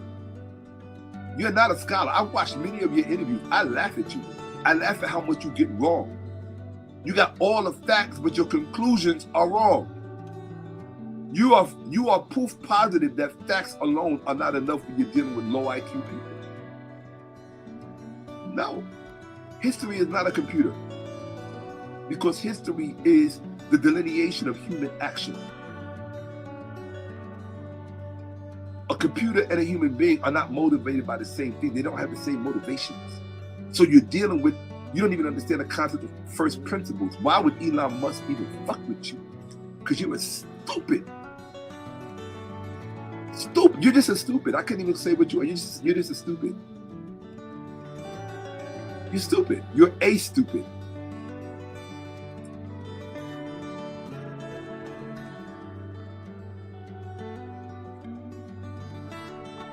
The Federal Writers Project, several states employed one black interviewer, and 2 state projects relied on majority of black workers. 8 of the 11 writers who could be identified in Florida's project, which was a state project, were black. Now, mind you, there's 3 levels. You got the federal, you got the state, but then you also got the university, which is the one at Fisk, right here. Black people also conducted all of the Fisk interviews from Fisk University. So you got 3 categories of slave narratives. And you're going to tell an innocent young white mind who just wants to learn about the world that he or she is living in, you are going to give them bad advice because you're not a scholar at all. Like, I mean, at all. That's a scholar telling you that. You're not a scholar, Yarvin. These other white scholars, they want to play with you and they're scared of you because they're scared that you're going to get in front of them and out-talk them. I'll rock your fucking world. You're not the only one born in June. See, I know the secret of being born in June because I'm born in June. Trump is born in June. Elon Musk is born in June. I'm born in June. I know the secret. These other motherfuckers don't know. I know. I know what's really up. People wonder how I'm able to do this. Because I'm born in June. I know the secret. Tupac knew the secret because he was born in June. Prince knew the secret because he was born in June. Biggie knew the secret because he was born in June. There's something different about us June babies. I know that. It take a June baby to fuck up a June baby. That's what the beef was between Pac and Big. 2 June babies. That's a bad mix. You think this thing with Trump and Elon ain't gonna go south? 2 June babies? Are you kidding me? That's gonna be ugly. That's like taking matter and antimatter and putting them together. You don't do that. You keep a healthy distance. You keep a healthy distance. It's bad enough you got twins. You're gonna take 2 sets of twins and put them in the same room. That's a quadruplets trying to make sense out of something. What if you got one who's a fraternal twin and the other one is an identical twin? Because that's Gemini, they're twins. So if you got Elon and Musk, if you got Elon and Trump in the same room and they're both Geminis, they're both twins, one might be a fraternal set, the other one might be identical. So you got basically 4 people in one room trying to have an honest conversation. I don't think that's possible. I don't think, you might think it's possible. I'm just playing around with you. I don't believe in none of that shit. But I do know the secret of being born in June. Because I'm born in June. Now, everybody else might not know. These December babies, these August babies, these July babies, these January babies, and them October, November, and February, and March babies, they might not know. But I'm born in June. I know. I know. We ain't supposed to talk about it. I know. We're supposed to keep it to ourselves. I know. I play by the rules. I don't say shit. But I know. I know what I know. I'm a man that's moved by facts. Period. Period. Look. Federal writers, state writers, university writers, 3 different criteria, 3 different quality, 3 different levels, 3 different lanes of slave narratives, and you're telling young, innocent white minds, audience after audience, and in the New York Times to just read any, that's what you said. Go ahead and read any random slave narrative. That's what you said. I got the slave letters too. I got the narratives and the letters. Now, when you read the letters, that's when you're going to see all the shit that he's talking about, because it was committed to writing and they had to get somebody white to write it. So you had to talk about how much you loved Master and the missus and the kids. They hated every fiber of your being. Just like I do. Just like I do. I can hate you, but respect your right to exist, unharmed and unmolested, to pursue your destiny and your happiness in the world. But when pursuit of happiness means my destruction, we got a problem. There's a revolt in heaven and somebody got to go. Period. I'm not historically illiterate. I don't care what era you pick. I don't care what topic you pick. And I don't care who you pick. I'll make you look bad, Curdy. I'll make you look real bad. But you don't need me to make you look bad. You make yourself look bad. But hey, it don't matter now. You got the position and the authority you want. I just want to let black people know, and non-college educated white people, I want them all to know how full of shit you are. That's all. Because you should have got this right. If you're gonna, in other words, if you're gonna teach something, teach it. If you're gonna give somebody direction, give them good direction. You owe the mind on the other end of you that much. And it doesn't matter what the color of their, you don't think I have white students? I have white students that come to me to learn. And I don't treat them any different than I treat my black students. Because it's a one moment and opportunity to change somebody's life. So why would I teach my black student more and then treat this person like they deserve less because, you know, he don't belong there, or he's not gonna be able to relate because he's white? Bullshit. You don't know about the human brain and how it works.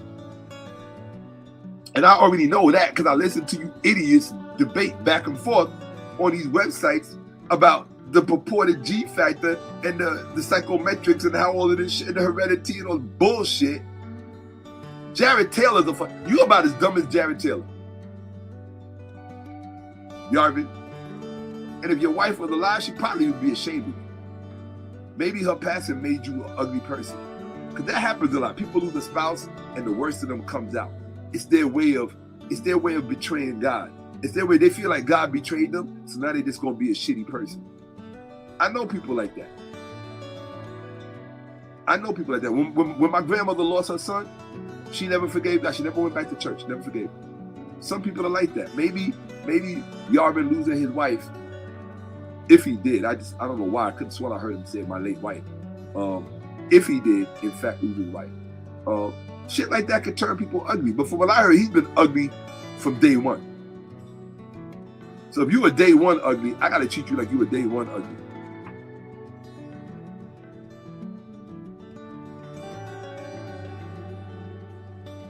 Eight of the 11 writers who could be identified in Florida's project were black. 8 out of 11. The Federal Writers Project, they had 1 black interviewer. The 2 state projects, majority black workers. 8 of the 11 writers in Florida were black. So that's 2. Or one using 1 black interview, the other one, most of them are black, 11. And then you get to 13 of Virginia's 20 interviewers. So 13 out of 20 interviewers, the majority of them had the same skin color as the informants. So in 2 of the state projects, the majority of the interviewers were black. So the slaves, the former slaves, opened up and told the truth about how these evil ass white people truly treated them.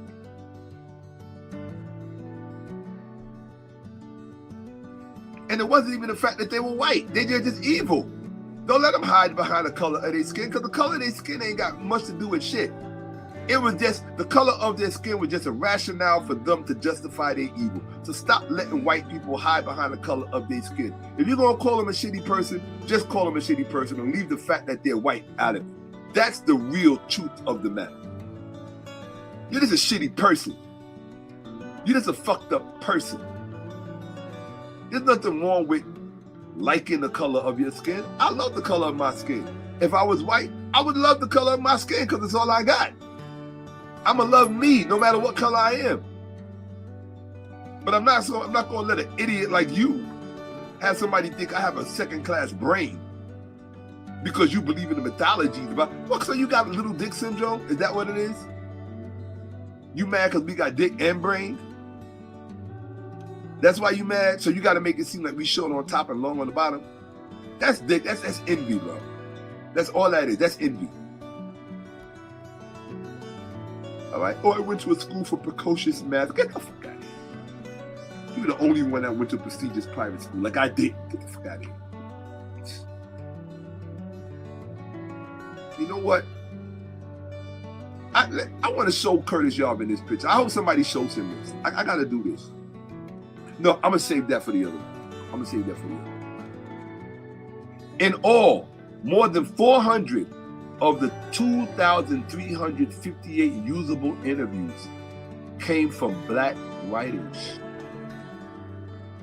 Thus, almost 1/5 did not take place across a steep racial barrier. What does that mean? That means 4/5 of the interviews took place across a steep racial barrier. Yarvin, do your research next time before you run around giving interviews telling, and the other person who's a racist, in my opinion, was the guy who interviewed him at the Times. Even though the guy who interviewed him at the Times was not on Yarvin's side, what makes him a racist was he didn't have the decency to invite a black person on the program to respond. Why would you give this why would you give this, that's the human in me. Sometimes I'm a human being too, like everybody else. Why would you give a scumbag like this the last word and leave those sentiments just hanging in the air? The interviewer, David Marchese, you should have done a follow-up interview with somebody black to challenge him, and you did not do that because your own racism made you think that nobody black had anything of value to contribute to the discourse. And that's what I mean when I say you got to watch out for well-meaning, good liberal white people. They're just as racist as the other ones, and that's just the truth. Theirs is a benign kind of racism, right?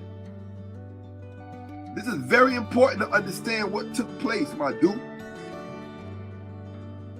Oh man, I got this left. Hold on. I don't think I'm gonna do the rest of this.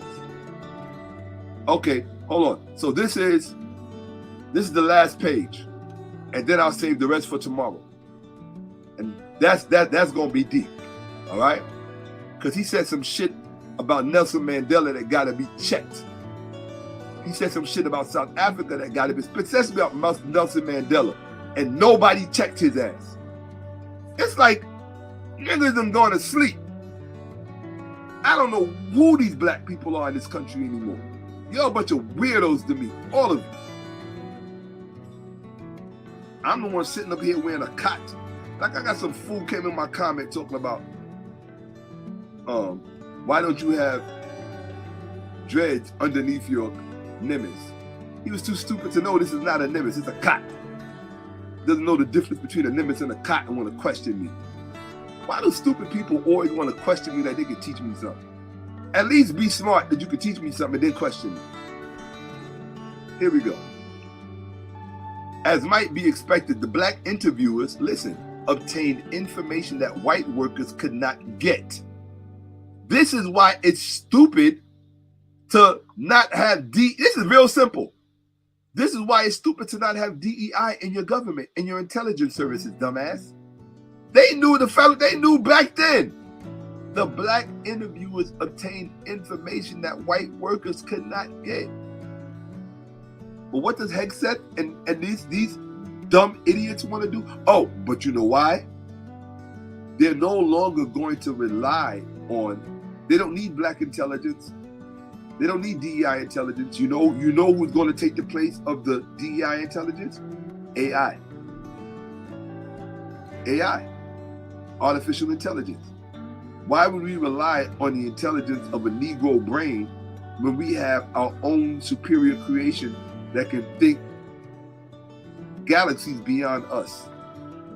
Deep thinking, all that shit. Machine thinking, machine learning, and blah, all that shit. And which is so far beyond.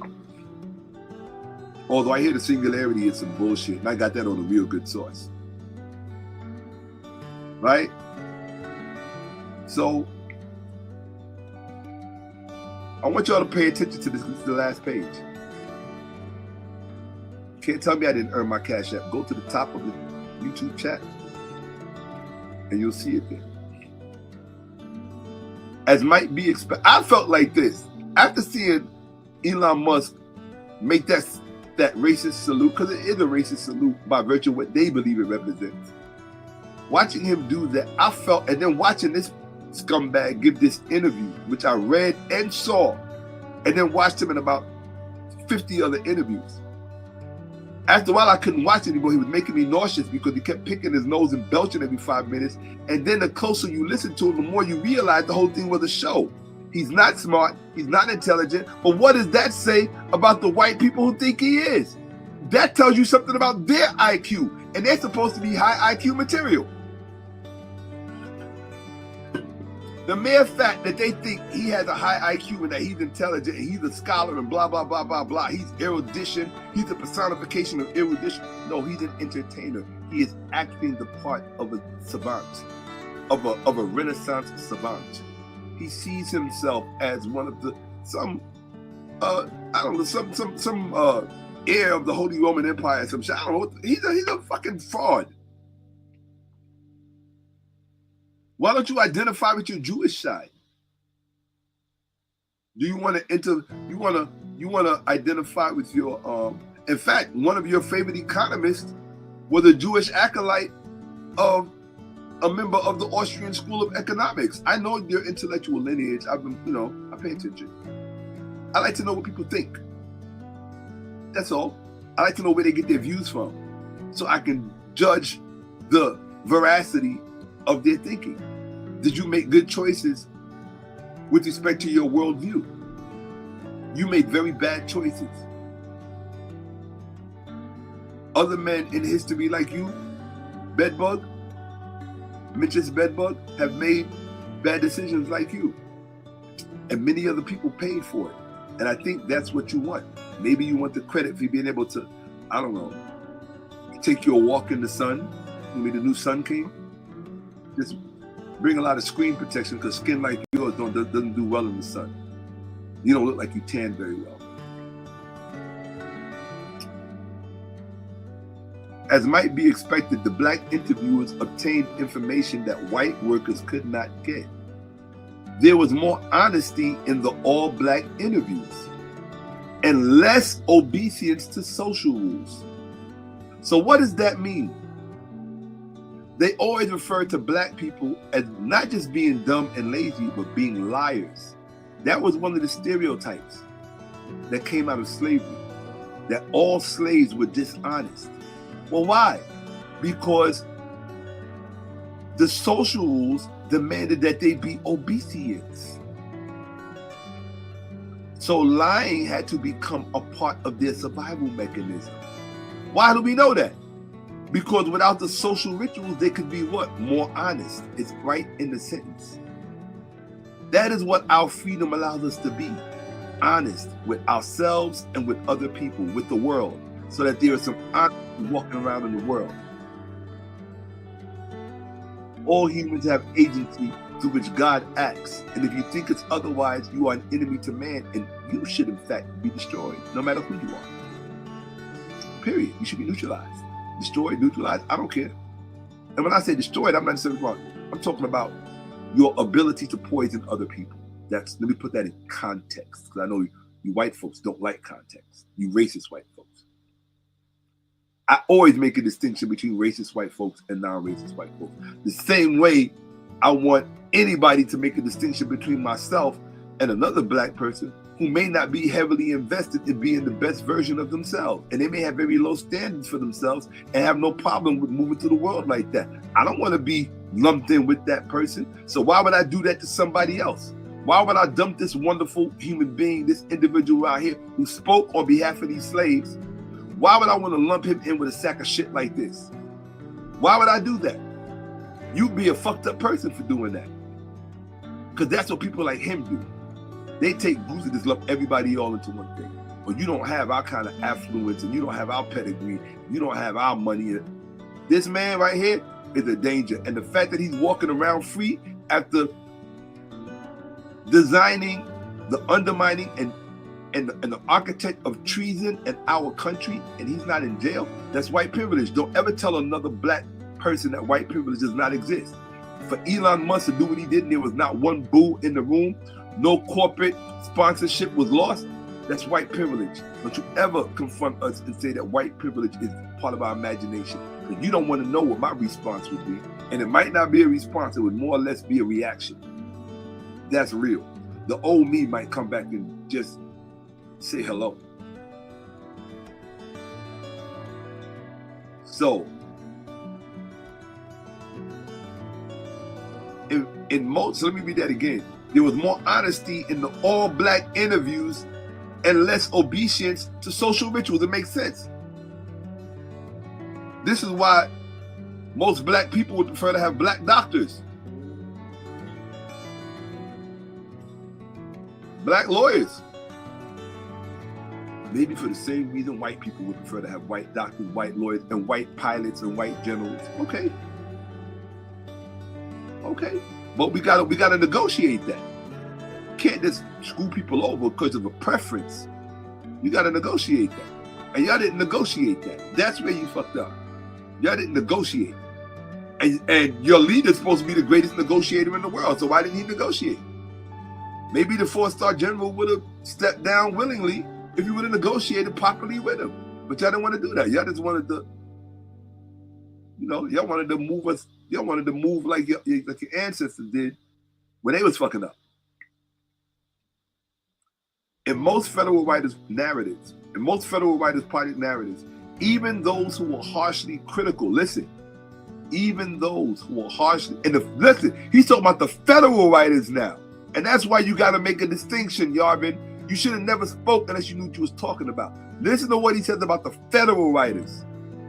In most federal writers' project narratives, even those who were harshly critical of their former masters often found something complimentary to say about them first, because that was the racial etiquette of the South. If you're going to say so, you better start that sentence off right and then finish off your critique as if it's just an afterthought. If it's a footnote, they had to make the critique a footnote. But that's what you had to do for the Federal Writers Project. You didn't have to do that for Fisk. You didn't have to do that for the state projects or the university project. So don't tell young, unsuspecting, vulnerable white minds to go just read any old random slave narrative like you did, you non-scholar. This ritual, now listen, right, oh, it says it right there. In most Federal Writers Project narratives, even those who were harshly critical of, and y'all better remember this shit, so when you redressing people, you put them in their fucking place. In fact, you'll need to get the right narratives, because when you get the right narratives, you'll see the truth about what slavery was really like. And you will have a healthy fear to make sure you are not ever put back in it again. Most of y'all don't have enough fear of it. And that's what they counting on. Because y'all got lazy. Y'all got cable TV. Y'all got Hulu. Y'all got iPhones. Y'all ain't worried about being put on them plantations to pick that fruit. Who you think gonna pick them? We ain't got no matter. Somebody gonna have to get that corn and farm them chickens and grow them eggs. And they ain't got no money to pay you.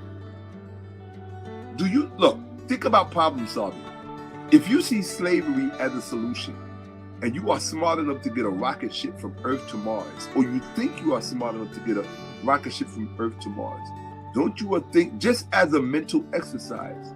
So you have to imagine and think outside the box like they do, or like they've been taught to do, or what they think is outside the box. See, what they do is, I'm supposed to tell you about this in another lecture that I have coming. What they do is they go in these rooms and they lock themselves in and they do these mental exercises where you have to really stretch your thought without any thought of consequence. So if you are good enough to engineer a rocket ship from here to Mars, and then you have somebody else who's good enough to do all of the financial engineering in the world, like David Sachs, who is now the AI czar and the cryptocurrency czar, right? This is the South African apartheid mafia. And then you have dude over at Palantir, right? Theo. You don't think these people could engineer black people back into slavery? If they already found a way to subvert the law, and then you already know subversion is his solution for everything, if they've already found a way to subvert the law, what do you think is next? Right? The abortion law that they flipped over, that was a test run.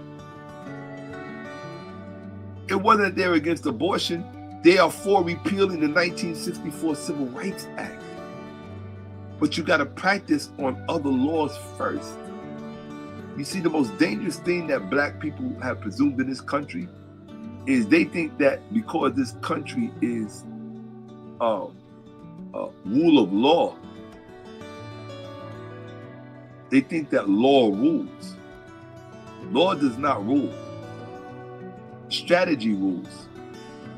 Strategy always rules, because strategy is the handmaiden, or even the nature, if you will, of power. Facts.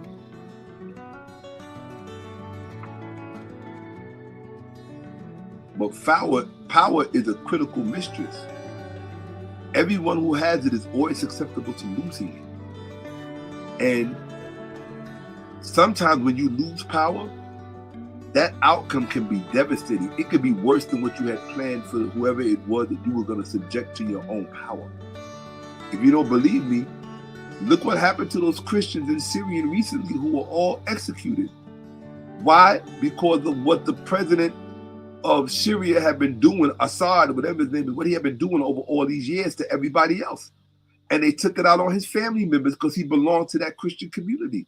And now they all were executed. That's what power does. It has a boomerang effect.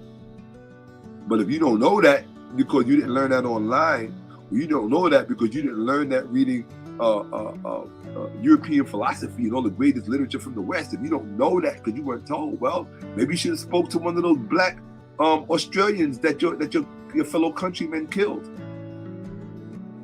your fellow racial men. You know, the black fellows in Australia, they know all about boomerangs. They could have told you. Like, power has a boomerang nature. You know, the ones y'all committed genocide on in your expansion mode, and now you're ready to expand again. You want to expand to Mars, and now you've come up with other ways to expand. Right? You guys are very creative. Not really. You just took a bunch of bad ideas and just reshaped them. Because you got the tech, the power, and the connection now to make it all happen. Well, okay.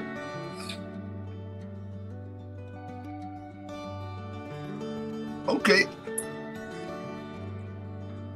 This is really important. I'm going to read this part again, because we're on the last page. In most federal writers' project narratives, even those who were harshly critical of their former masters often found something complimentary to say about them first.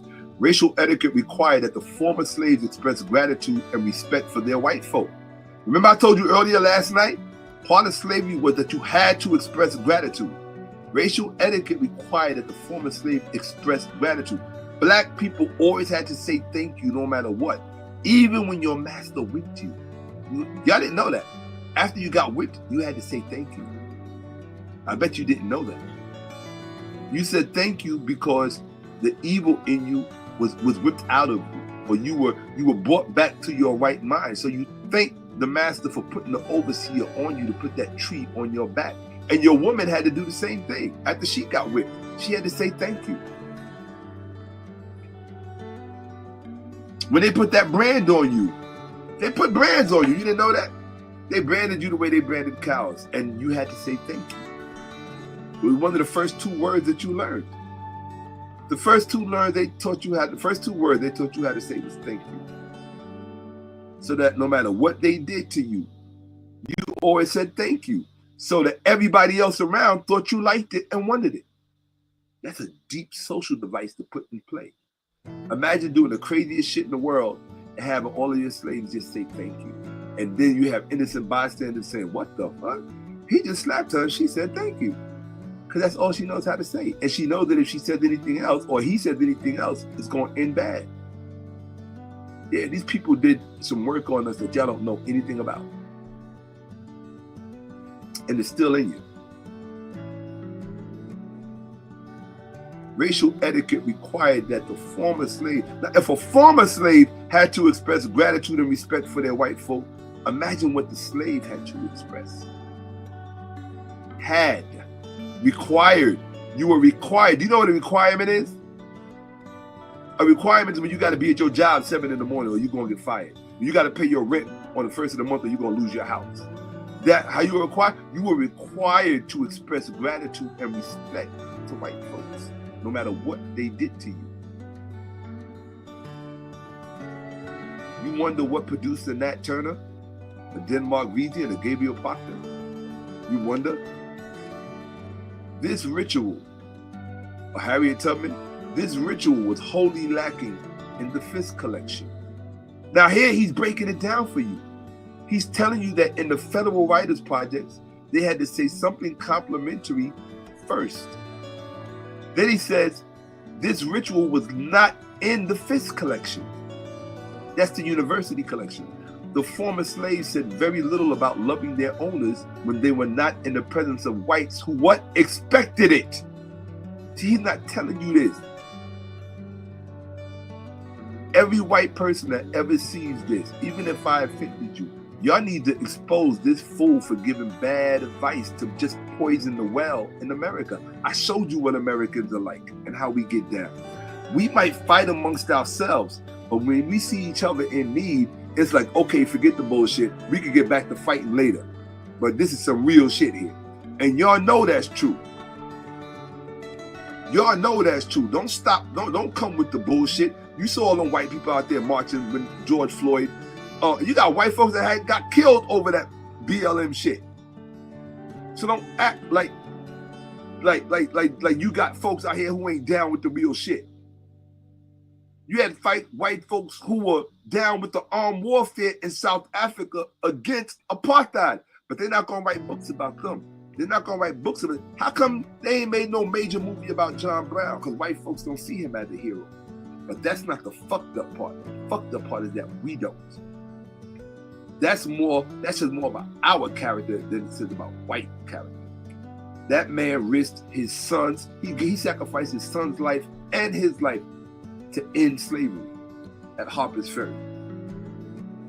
I don't give a fuck what you say. That man, why is that man's birthday not a national holiday for black people in America? That's why I tell you black people in America are full of shit. I don't listen to what you say, I watch what you do. I sacrificed my whole family, wiped the spot. He didn't have to do that. He could have went to church, started his church, did this, that, and the third of mine. He didn't do that. Why is Nat Turner's birthday not a national holiday? Because you need white people's permission? Black people in America, you are a personification of failure as a person, as a group, as a race. That's what you are. I don't care about your Lamborghinis and your mansions and your Grammys and your Oscars and your white friends and your wealthy friends and your Martha's Vineyard. I don't give a fuck about none of that. When it comes to character, you're disgusting as a race. And I'm telling you that. I'm telling you that. I say we, I speak French. We are disgusting as a race. Our standards are hyper low.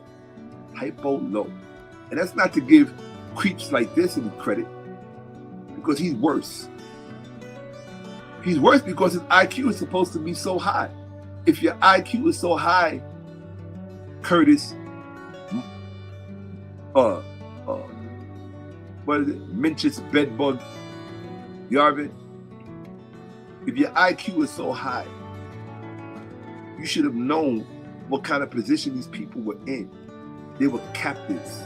They were prisoners of war, in which they now had to live in an open air prison, concentration camp. That's right. That's what Jim Crow was for us. And you want to put us back there in the name of that's the greatest gift you can give your children. Look, I already don't like, forget the black stuff, forget the race stuff, even forget slavery. The mere fact that you committed treason in this country, I only got one. There's only one way I think of you. Only one thing that I think about that. There's only one way I could possibly think about that. You committed treason. Period. Open air. This is how you destroy the American government and destroy democracy. Proud about it because you intellectualized it.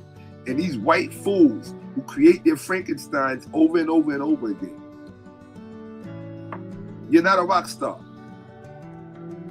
I know you feel that's what the part with all this influence stuff did. It gave people legitimacy that didn't earn it.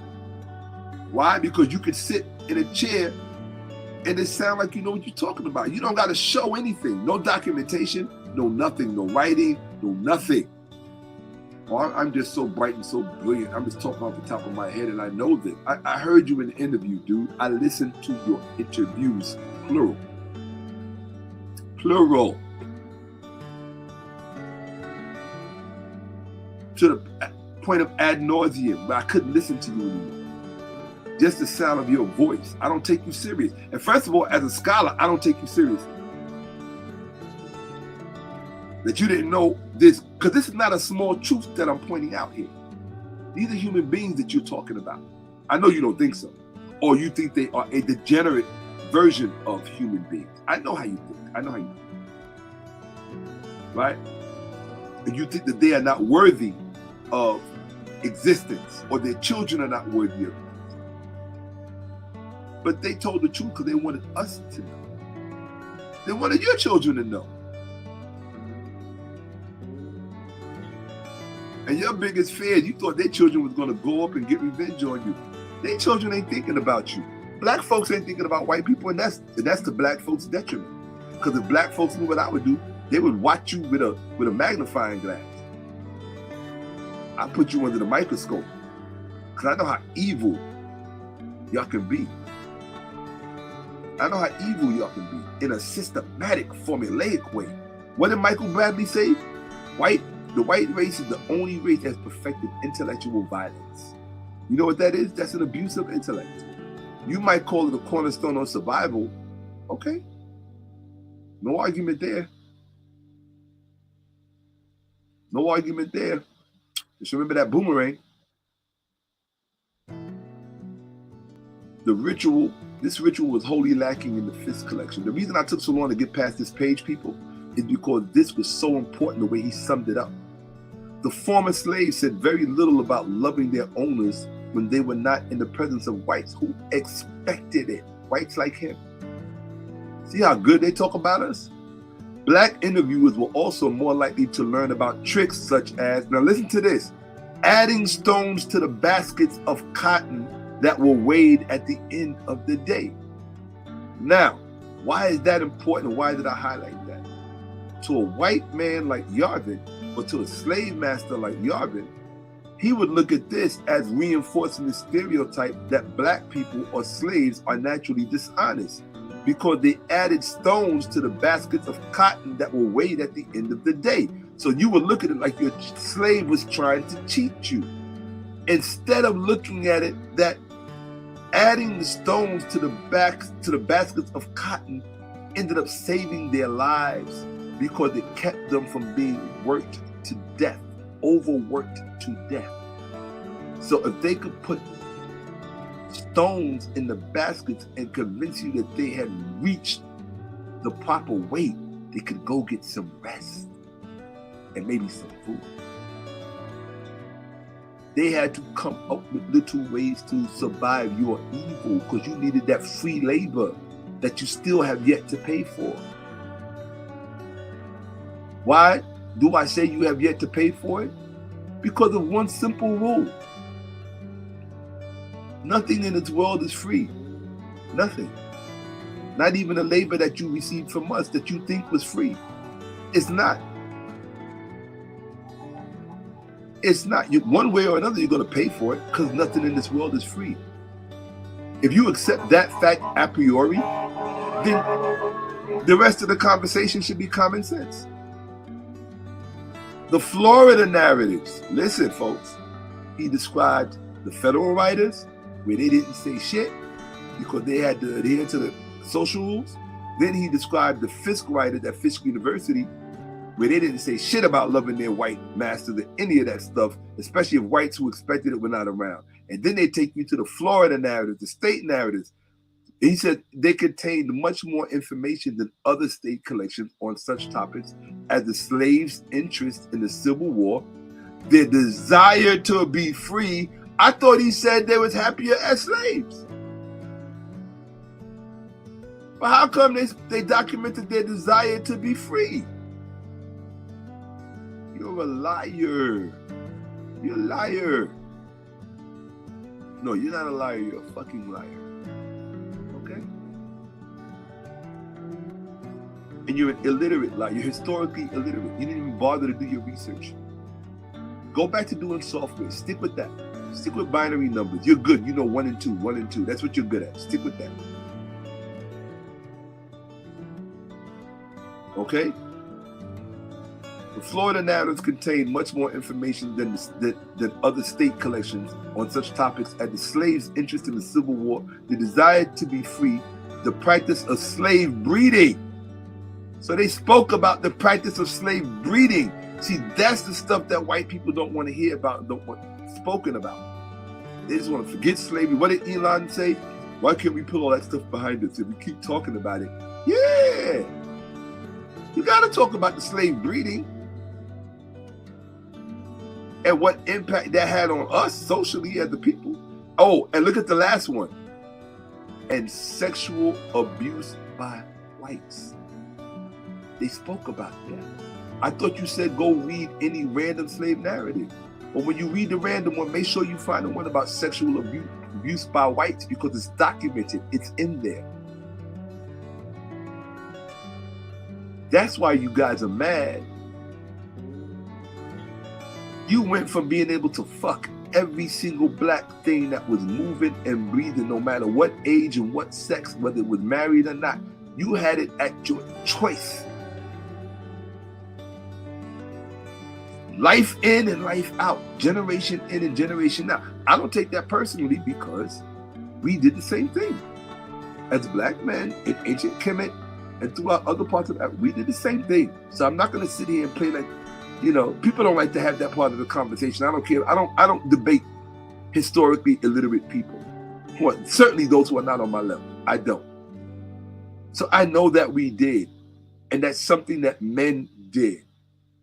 It happened with the Koreans and the Japanese. It happened with the Mongols and the Chinese and the Mongols and everybody, basically. Men did that kind of stuff. If anybody should feel a certain way about that, it's the women. Right? And they have every right to feel however they feel about that. Nobody should give them a lecture on that. That's their domain. They have the right to determine how to walk through the world in a way that's healing for them after those kind of experiences. Okay? But you also got to understand how even the sexual abuse of the woman, how that impacted the men. Most white men have nightmares about walking down an alley like Bruce Wayne and some black dude jumping out of the corner and raping their white woman, their white. And let me tell you something. One of the things, I'm going to do a presentation on this. One of the things that spiked racism in this country was pornography. Imagine all of these racist white men looking at all of this porn and watching all of these precious white women being dug out in every direction by big black dudes. That's a major, major thing in porn. And so is the opposite. Racial porn, it was a very big thing when porn really, really got big on the internet. You got all these guys in the Confederate flags, white guys in the one room with a black girl just doing her every which way from loose. Yeah, I mean, if you're sitting around watching this stuff all day, it's going to do things to a young, impressionable mind and make you want to go, oh, look at these black guys, man. That could be my sister. That could be my daughter. Let's go lynch somebody. Yeah, a lot of mental illnesses in this society. A lot. A lot. Sexual abuse by whites. That's what they spoke about in the Florida narratives. That's in DeSantis state, right? As tables 1.2 through 1.4 illustrate, the book has tables. And this is my book. I opened it up to take a picture of it to show you this is my book. All right? I don't feel like getting up and grabbing it right now. Former slaves were more likely to reveal to black interviewers than to white ones negative feelings about their treatment and masters. And look, their willingness to act upon those feelings. They wanted to kill you. Yarvin, any human being would. They wanted to kill you like they did George Bush's family. They slaughtered George Bush's family. The slaves up in New York, the Livingston slaves on the Livingston, go look it up. Go look up the Livingston plantation. And if y'all do, and you do a presentation, you better tell them where you got it from. Shakka-Ahmose. I got a whole presentation on it. It might be in my Black Masters, White Slave. Yeah, they did a whole presentation on it. I did a whole presentation on it. Slaughtered the Livingstons. Those are the people that the Bush family descends from. The banking family up in New York. And I mean, they slaughtered them. Man, women, children, everybody gone. Them slaves wasn't having it. You always hear about slave rebellions in the South. They don't tell you about the slave rebellions in the North. They wanted to kill you. Just like we did in the Civil War. We did kill you, just like they did. Y'all just don't want the killing to stop. Anything in pursuit of power. Whatever we got to do to get it, it'll be heaven on earth. Will it really? Having total control over other people. You want to make the earth your playground and fuck everybody else? Put them in rooms and you're a sick individual. Very sick individual and unstudied. Guys, that's it. See me tomorrow when I come back to deal with the second part of his interview where he was talking shit about Mandela because I'm going to eat his ass alive. He's not intelligent. That's my whole point. None of these people are intelligent. They're just delusional. They are delusional.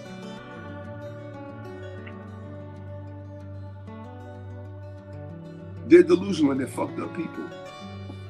Period. Why you think it's funny to talk about turning people, human beings, into biodiesel fuel? Really? That's not funny.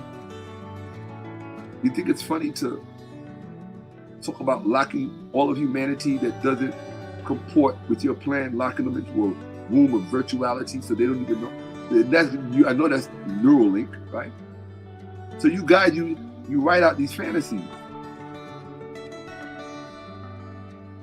We get it. But the problem is that you're acting out on those fantasies now. That's a problem. You're using money, finance, political influence. You're going to Germany, you're going to Europe, you're trying to consolidate. There's a consolidation, a retraction and expansion at the same time. Through contracting, they're expanding. Yes, through contraction, to pulling everything in, right? Consolidating all of their constituents. Now they have enough energy to expand. It's physics. It's physics. I'm gonna prove to you what's going on when they complain about democracy and the government.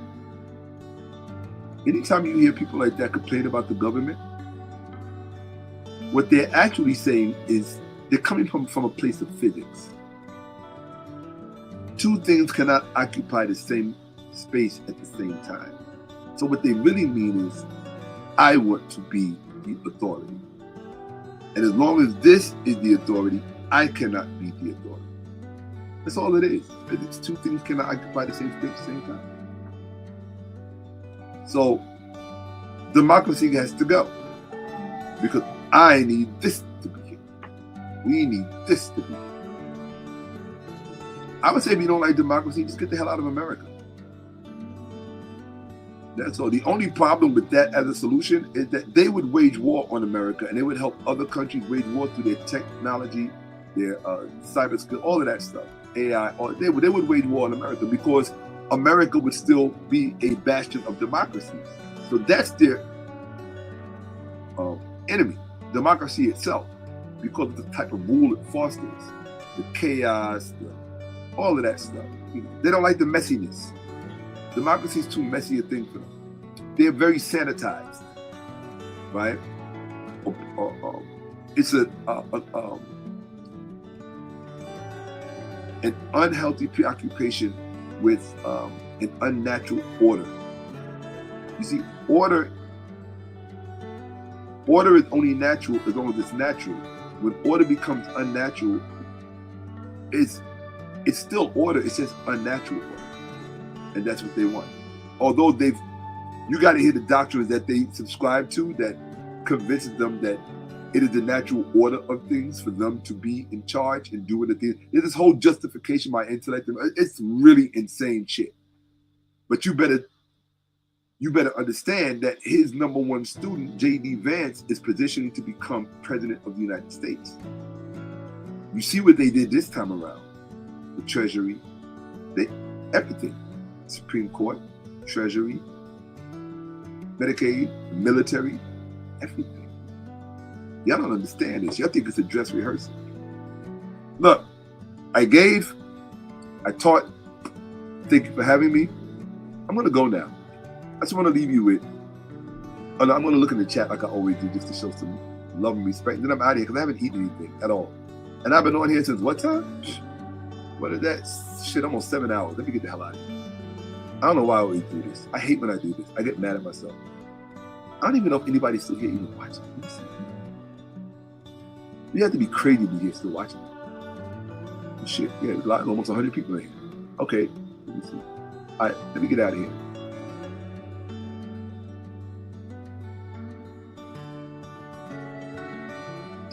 Let me see if there's anything said that I need to respond to.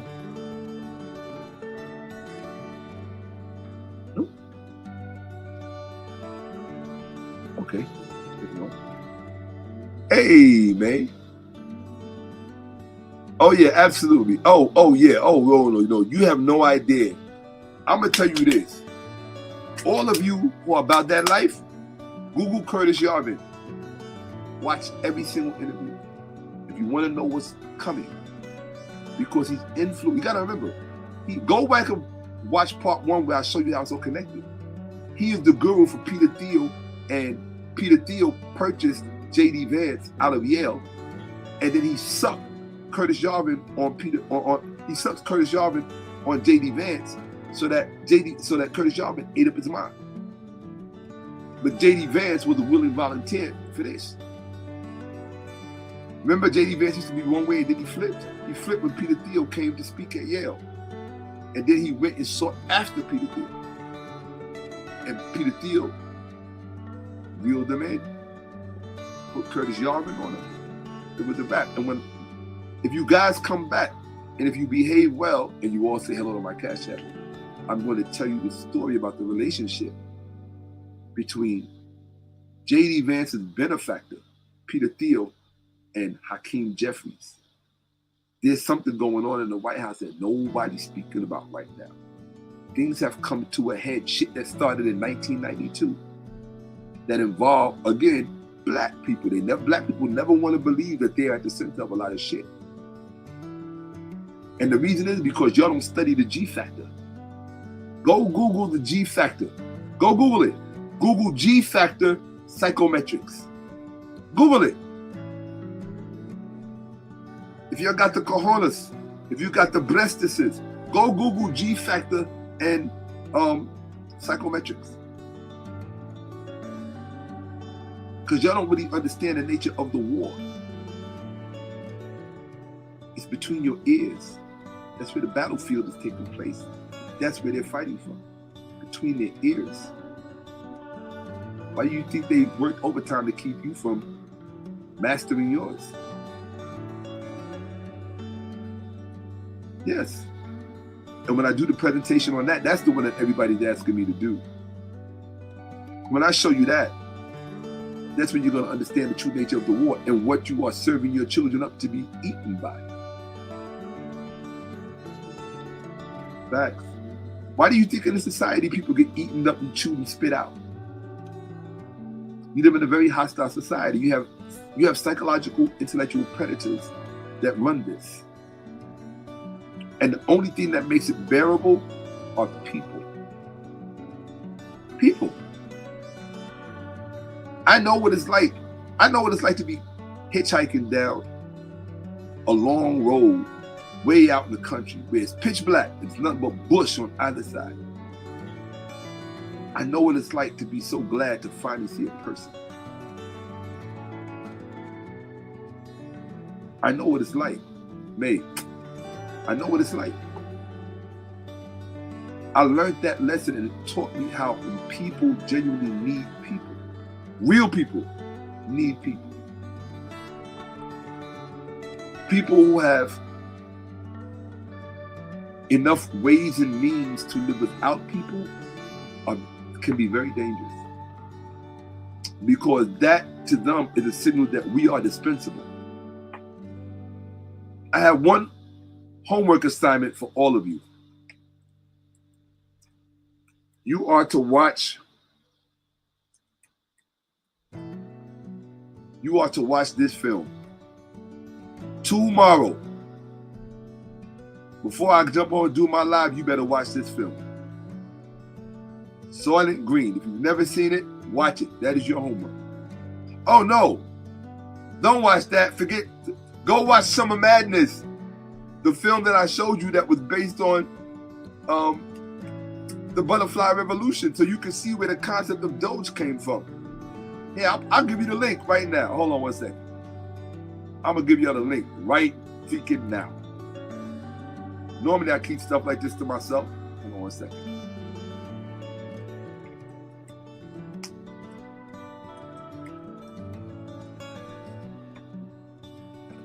I think it's what it's called, Summer Madness. Oh, I know what it is. I got it.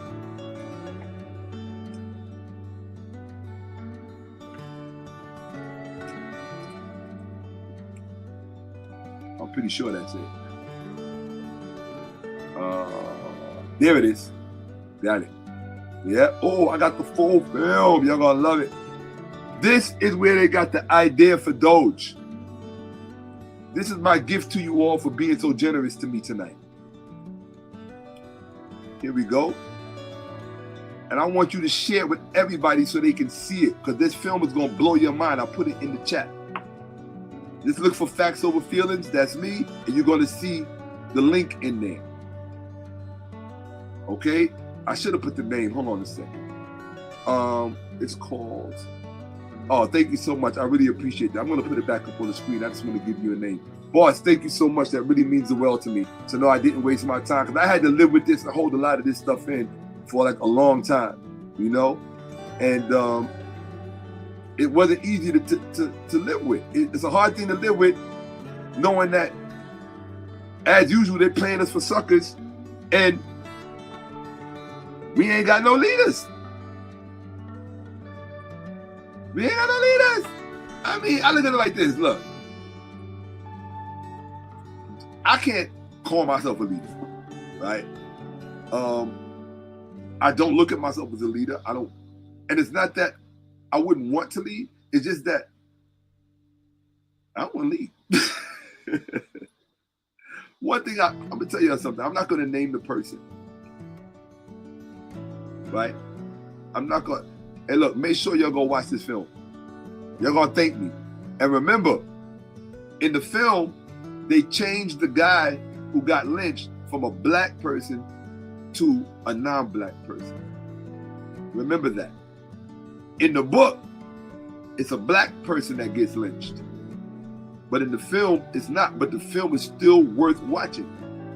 One of the best films I ever seen. And it's not highly produced. It's not highly produced at all, but it's a great film because I understand that it's political science fiction, and you don't see films like that anymore.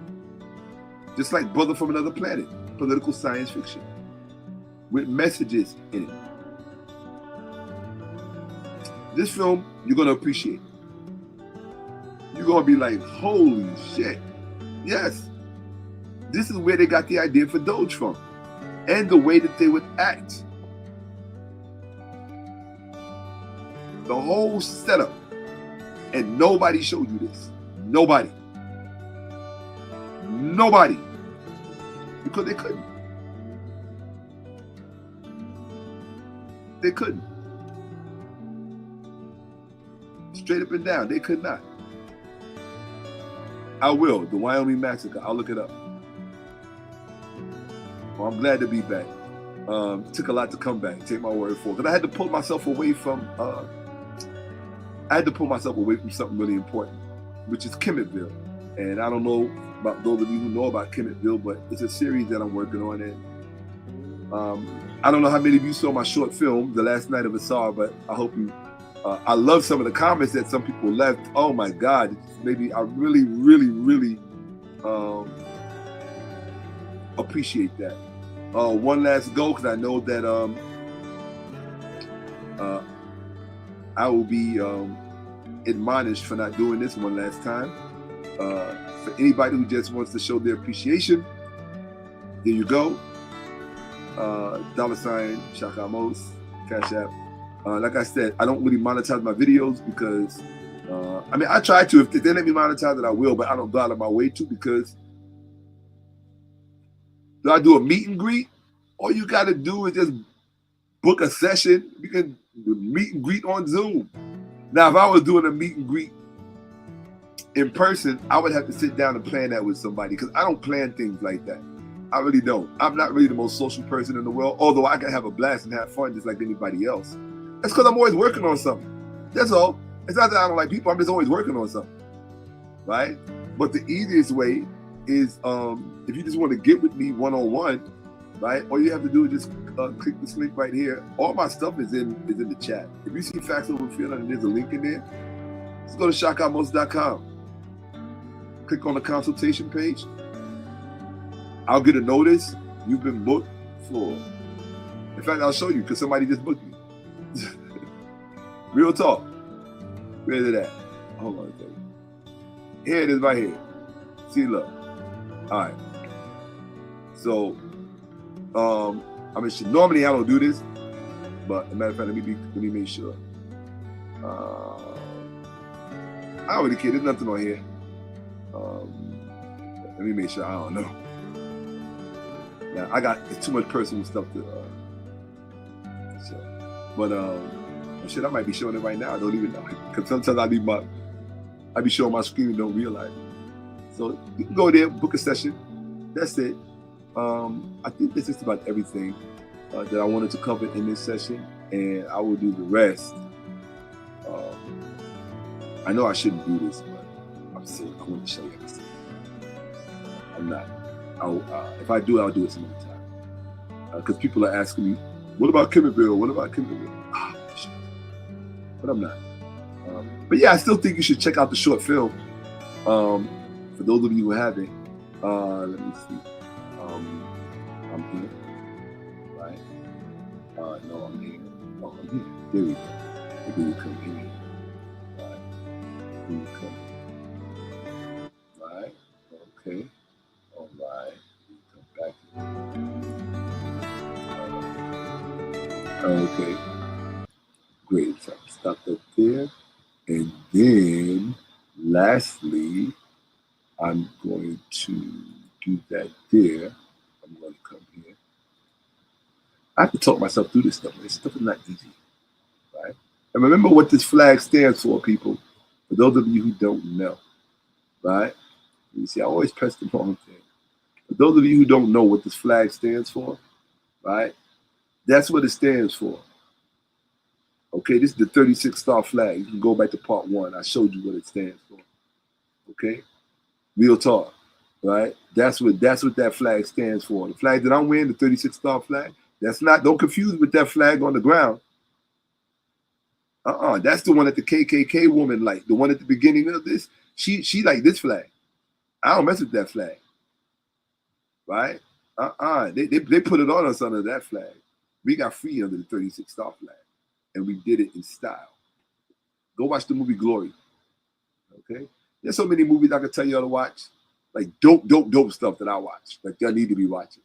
But anyway, folks, I'm out of here because, well, I want to get back to my life. I got a little while before I come back, because I got to do part 3 tomorrow, and part 3 is gonna be deep. Like, part 3 is gonna be kind of deep. So, because that interview was really disrespectful about, he lied on Nelson Mandela, and it was the nature of the lie.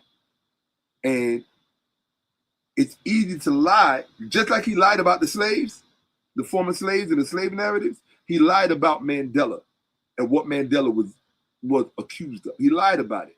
My thing is, if you're going to tell the truth about somebody, I don't care. I'm on my business. I stay out of it. But you're not going to lie and just mislead people's children. I don't care what color they are. Teachers are not supposed to do that. You don't mislead somebody because you have a narrative that makes you feel good. You don't do that. Just tell them the truth. Make sure your facts are good enough so that when they go back and fact check you, it's exactly as you said it was. That is your only job. Not to interpret and give your own interpretation. I shared my opinion at certain points in my remarks and I made commentary, but you got to make a distinction between commentary and facts. He doesn't do that. He sits there and speaks like he's a fucking 8-ball. He's got all the answers. He's a Ouija board. Just listen to me talk because I am the authority upon high. I'm the arbiter of truth because I read this, I read that. I was skipped to this grade. I was a precocious math student. My parents were in the State Department. Blah, blah, blah. Who gives a shit? You still, all of that, and you still turned out to be a loser. What was it for then? All of that, and you still turned out to be a loser. Mentions bedbug. And anybody who's following you is a loser. I sat there and watched all of these white people in the audience listening to him like they just all sitting there enthralled. And he's stupid as the day is long. Stupid as the day is long. He has a lot of facts. Facts and wrong conclusions is still wrong. It's that simple. Facts and wrong conclusion is still wrong. You can have all the materials in the world to build a house, but if you build it incorrectly, it's wrong. It's incorrect. That's him. That's him. I would hate to see his software stuff. Apparently he never blew up as big as everybody else because he wasn't apparently as good as that.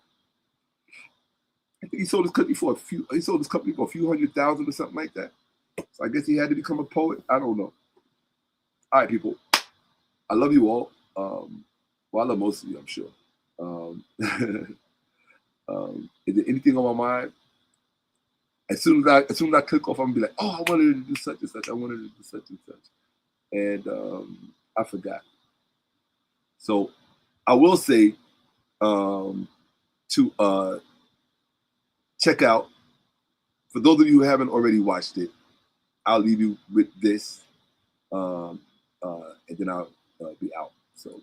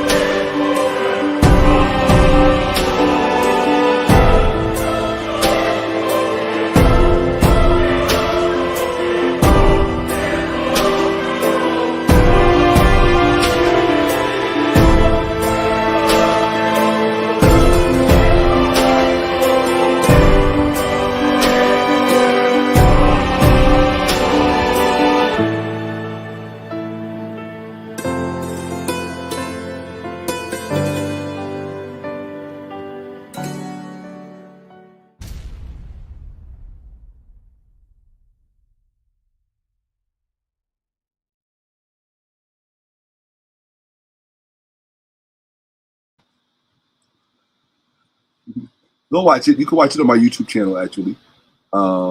It's on my YouTube channel, just The Last Night of Asar. It's on the Facts Over Feelings YouTube channel. And let me see. Yeah, I kind of ate them up. I mean, I don't know how.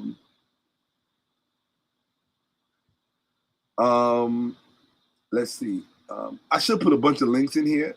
Maybe in the description I'll put some links. Check back later because in the description I'll put some links of videos you need to watch. There's certain names that you need to know if you really want to learn about Curtis Yarvin, and you should. Know your enemies. They're studying you. They study you like a Skinner rat. Well, the last time I checked, microscopes go both ways, right? period. And they are your enemies. Don't make it any, don't make it don't make, what time tomorrow? It'll be before, I'm as early as possible. I got to do some shopping.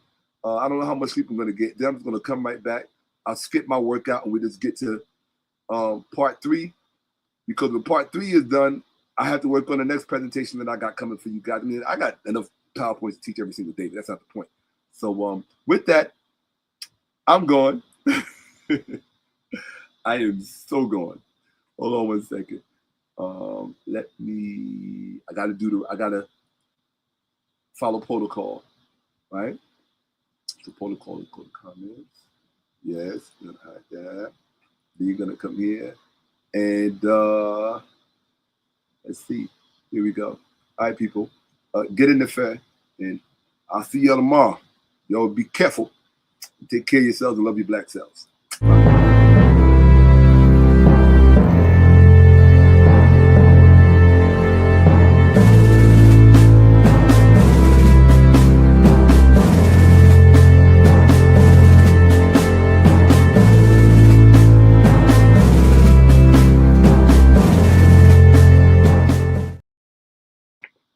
And that's it. Uncle Jocelyn